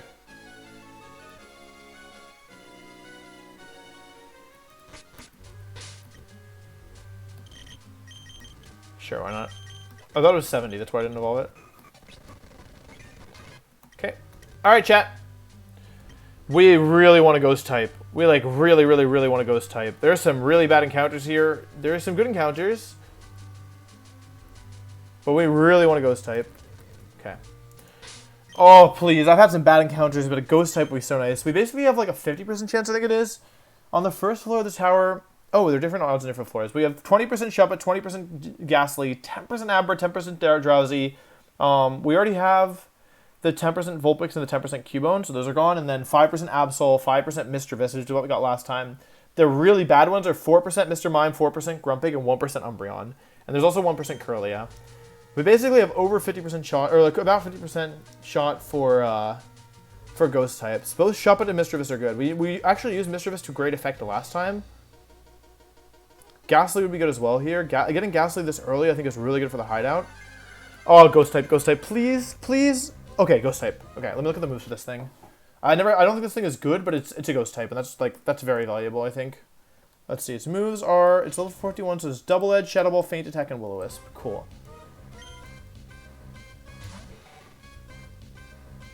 Abra would be fine. It's not like inherently great. Didn't we get... Oh no, we got this in a regular Nuzlocke.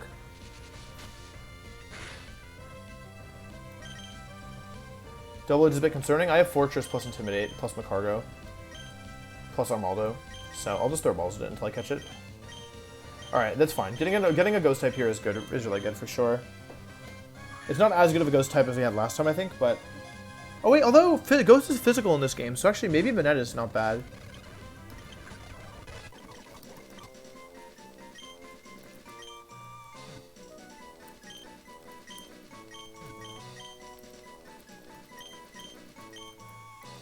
Alright, cool.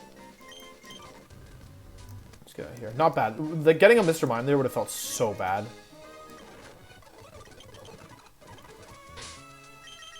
Yeah, the thing about Banette is even if the Ivies are really bad, it still does its job, right? Which is switch into explosions and be a ghost type in general. Bait ghost moves. Okay, we're opening this up. Okay, ready for Ivy check, or should we check the other things first? I think it only has Insomnia's ability. I know it eventually gets Frisk, but I think it's a hidden ability. Alright, we're checking. It's plus attack nature, okay, plus attack nature, and the Ivies are 9 HP, 9 attack, 0 defense, 6 special attack, 5 special defense, 23 speed. Huh. Well, most of its IVs are under 10.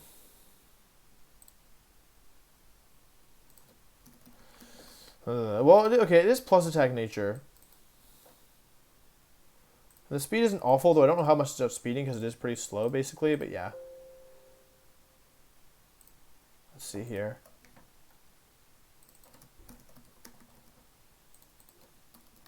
Yeah, Shadow Ball. Does it get Shadow Sneak, I wonder? Let's just get like a general sense for the damage output. Like, if we were to use it versus May, let's say we got it first. This thing is not very good. This thing is not usable. It's only useful as a ghost type. Even though it has high base attack chat, to give you an idea, Shadow Ball would not have 2-hit KO'd May's Nidoqueen even with a 3-level advantage, and we would have died to Earthquake crit. Earthquake did 65 to 76%, Shadow Ball did 40 to 48%. So like, yeah, like with a 10-level advantage, it won't KO the Slowbro Mount Pyre, for example. So it's effectively useless. It can kill the Slow King with a 12-level advantage, though. That's good.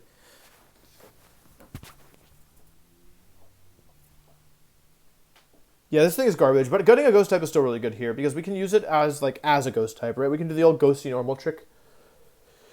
So it's still valuable, even though it's not a good ghost type. Because Mischievous wasn't phenomenal either, but Mischievous had Levitate, which was a really useful immunity. But yeah, like, and we used it versus Tate and Liza, but all things considered, yeah, this thing is not it. This thing is still, it does what it needs to do. Okay, for Lily Cove, I need to figure out where I'm gonna get my. I wonder if I should go for Lily Cove Grass is the thing, because we're ready to advance. We're gonna finish either with this encounter or not. I feel like okay, if I fish, I get guaranteed Sharpedo or Crawdaunt once I have the other one, which could be valuable. Yeah, I agree. Mischievous and Gengar are way better. My encounters have been like kind of rough. Although at least we got a ghost type.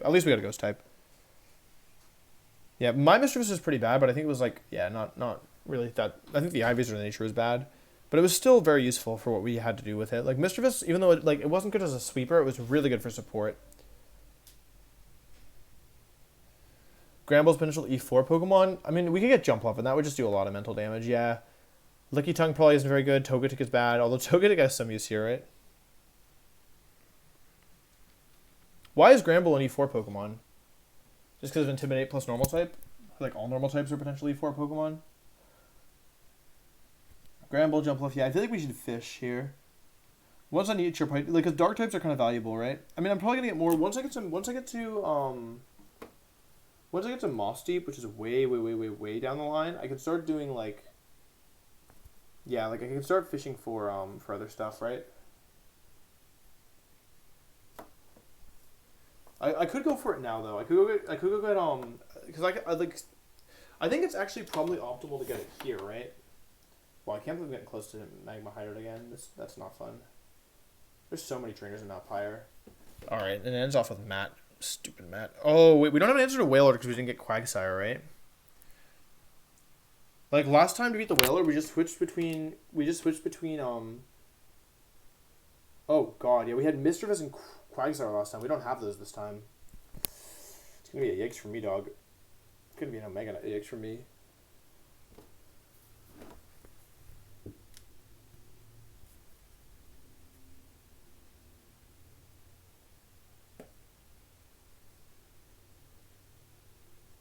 Yeah, I mean, I understand what Chorus is good. I just feel like this is different. I don't know how we're gonna beat Matt, by the way. The Slaking we can beat with Ment. The Executor we have some stuff for. Potentially, we have a better Armaldo than normal. The Gyarados, We have Lantern for once, which is nice. Although it's not phenomenal either, because yeah, we have our Moldo and Kabutops as well. But the issue is that we don't have Quagsire. Quagsire is actually really good for the Gyara bounce strat. What is the Gyara bounce strat? Just pray that it blows up when you're in the air. Does my Gyara two-shot this Whaler? I doubt it, personally. There's no way, right? There's no my Gyara two-shots.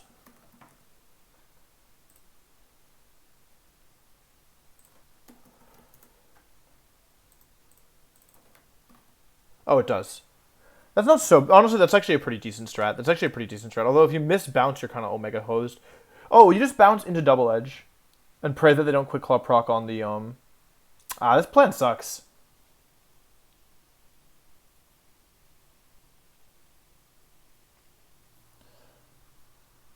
Because I'd be dead to Quick Claw self-destruct after a bounce, is the thing. Is this risk? Does he has risky AI, right? Yeah,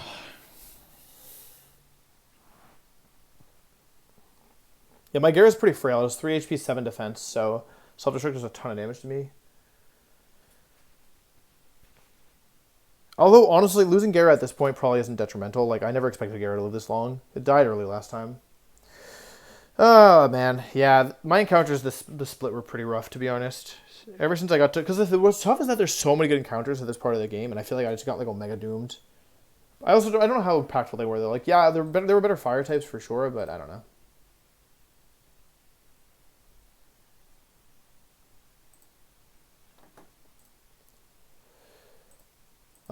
I think we should fish, right, for the Crawdaunt. Agree? I think it's Crawdaunt fishing time. I also could, like, do a Zoom roll with Charm. Like, I could Charm it down and then try and beat it with something, for example. Like, I'm cool sacking a Zoom roll here and just Charm, and then, like, and then go Gyara, for example. Because I don't need a Zoom roll. Like, a Zoom roll is probably useful as a sack. I think I'm going to go for the Old Rod fishing in Lily Cove. What do I do? Let's see. In Lily Cove, I'm going to go for Old Rod fishing, unless anyone has any objections.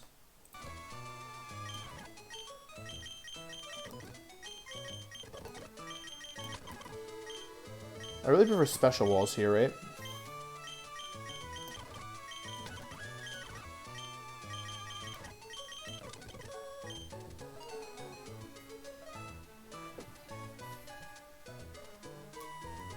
Yeah, we haven't even really been able to use Gyara much at all since, like, for a while now. I don't know if anyone's noticed that.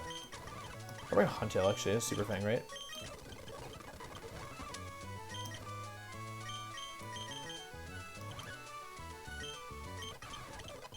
I feel like I don't know. I feel like I shouldn't even evolve this. I should have gone for Gorbis. Maybe Gorbis is better.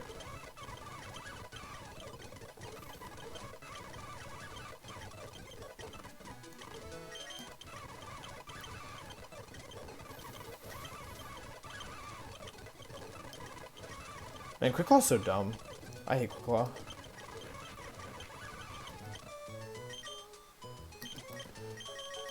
Alright, cool. Crawdaunt better than Sharpedo? I would say Battle Armor Crawdaunt is better than Sharpedo, because Battle Armor Crawdaunt actually gives you something to, like, use, right? Depends. I'm still in Lily Cove, right? Yeah, still Lily Cove, right? This is definitely still Lily Cove. Yeah. Yeah, I would say Battle Armor is better. The Old Rod, let's just confirm that one more time. Old Rod, Sharpedo, or Crawdaunt here. We don't have any dark types. Okay, it's Sharpedo, that's fine. Let's just check the moves here. Level 55. Level 55, its moves are Crunch, Super Fang, Hydro Pump, and Poison Fang. Okay. Crunch, love swing. Stats. I'm probably in trouble versus that, actually. It's not ideal. Getting the ball. I can probably switch. Forgot I could get dropped.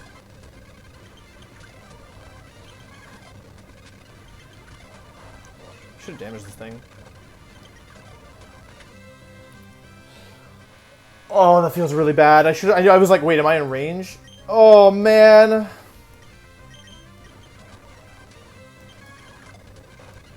Oh, I should have damaged it.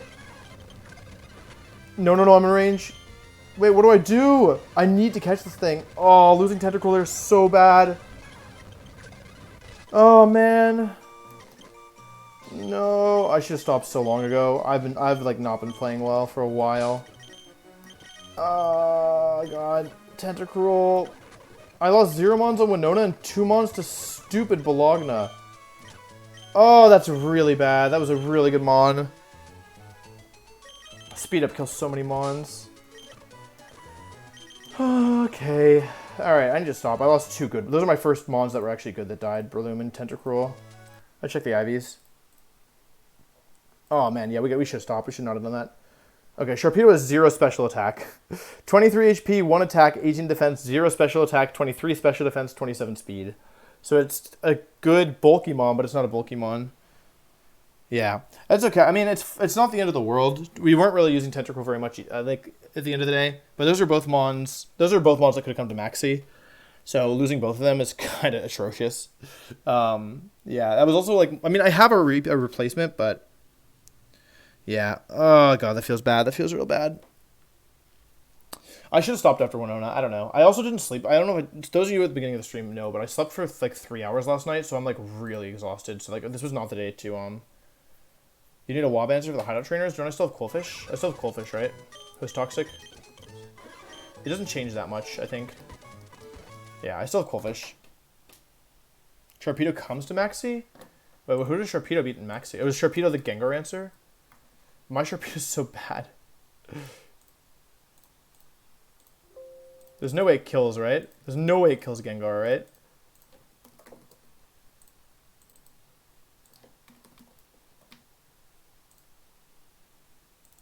Yeah, if it had special attack, okay, if it had like 10 special attack IVs, maybe. But it gets one shot, right? It gets one shot by Gengar. Yeah, I can't kill the Gengar. Even with Black Glasses and level 70, it's a roll. I need to be like 10 special attack IV. I need to be like, to get it consistently, you need actually a lot. You need like 30. But I have 0, so... I see. You use it for Entei. I see. I mean... I have 1 attack, 0 special attack. I can use Super Fang, I guess. What's Super Fang's accuracy in this game? It's 100, right? Yeah, this is a rough one, I'm not gonna lie to you. Oh, I can't believe I lost. You should beat over AP. Well, mine is 1 attack IV, 0 special attack IV, neutral nature. Yeah, I was checking Super Fang. Man, my encounters have been super rough. I'm not gonna lie to you. AP does not do more than Super Fang to Entei because I have 1 attack IV, 0 special attack IV, even with badge boost on. It does 43%. But yeah, I can definitely sack Sharpedo on Maxi for sure if I can get it in safely. It's pretty fast. Not fast enough to beat Executor, though. Not really close at all. Yeah, not close at all. Ment's always 1v1 Entei, by the way, so it's probably the only non-dangerous mon of the fight, ironically. Boy. Well, I'm not using a Heart Skill on Ancient Power. No way. Yeah, we're done with the encounters for the day, I think. I think we're just done with the stream for the day. We made it to it was overall a good stream, but losing Breloom and Tentacruel in the ways in which I lost them, which is just speed up like and being dumb to crits, is like that feels bad, right? Because both those mons were viable like answers here in my opinion. So that definitely feels bad to me personally. But we'll see. You know, you live and you learn. I know AP equals Ancient Power. But it doesn't do enough damage. Yeah. Yeah, I guess we have to start thinking about Maxi and Matt. Like, the nice thing is that if I beat Maxi, like, once I get past Maxi, I feel like we enter, like, sack territory. You know? Like, where it's, like, starting to be okay to sack. But, yeah. Definitely sus a little bit, you know? Like, I'm gonna have to beat Maxi, I'm gonna have to sack a fair bit, I think. Which is okay, but... Yeah, I'll probably just have to build in some sacks to beat Maxi. And then, because, like, once you get to Tate and Liza, once you get to Moth Steep, like... I remember once you get to, like, what is left even after Tate and Liza? After Tate and Liza, you have, like, Space Center, you have the Stiefler Cavern, and then it's pretty much just the 8th gym. And, like, at that point, it's, like, you don't need all your mons at that point. And I think it's not coming to the Elite Fours where you can start. Yeah. Dogshire's really good. Oh yeah, we have a Magma Hideout encounter. Still. Let me calc my ments really quick before I forget. Oh, it has Ancient Power though. Doesn't it want to click Ancient Power into me? Okay, let's see. Singles, Rock Slide.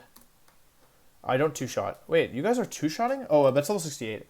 It's a roll to two-shot. Not a good roll. It's a 76% chance to two-shot. Yikes. I see. It doesn't want to go for... Wait, and it wants to Ancient Power me. It could be clicking for Ancient Power. My Mens doesn't want to be one this Entei. Because I have good special defense Ivy and I'm minus defense nature.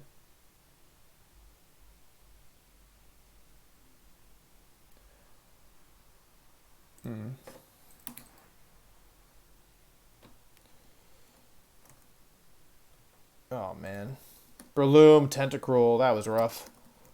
That was really rough. Segavar crit and non-crit kills me. Yeah, it does. And I don't know how... I'd have to sack to bring this in safely anyway. It's okay. We can figure out Maxi. Yeah, I mean, I have mons that can definitely work for it. I just have to figure it out, right? But anyway, yeah, thank you for watching. Hope you enjoyed the stream today. And then... Yeah, I'm calculating minus 1 attack Entei. Oh yeah, without minus 1 attack, just raw Ancient Power crit can kill me, right? Yeah, raw Ancient... Okay, actually, yeah, my Entei always loses to this. Or if the Entei crits me, it can always beat me with Ancient Power. Yeah, my Ments does not beat this thing. So yeah. Anyway, thank you for watching. Hope you enjoyed the stream. We're gonna wrap up for today. But yeah, I hope you all enjoyed, and I'll be back tomorrow with Mount Pyre. Bye bye.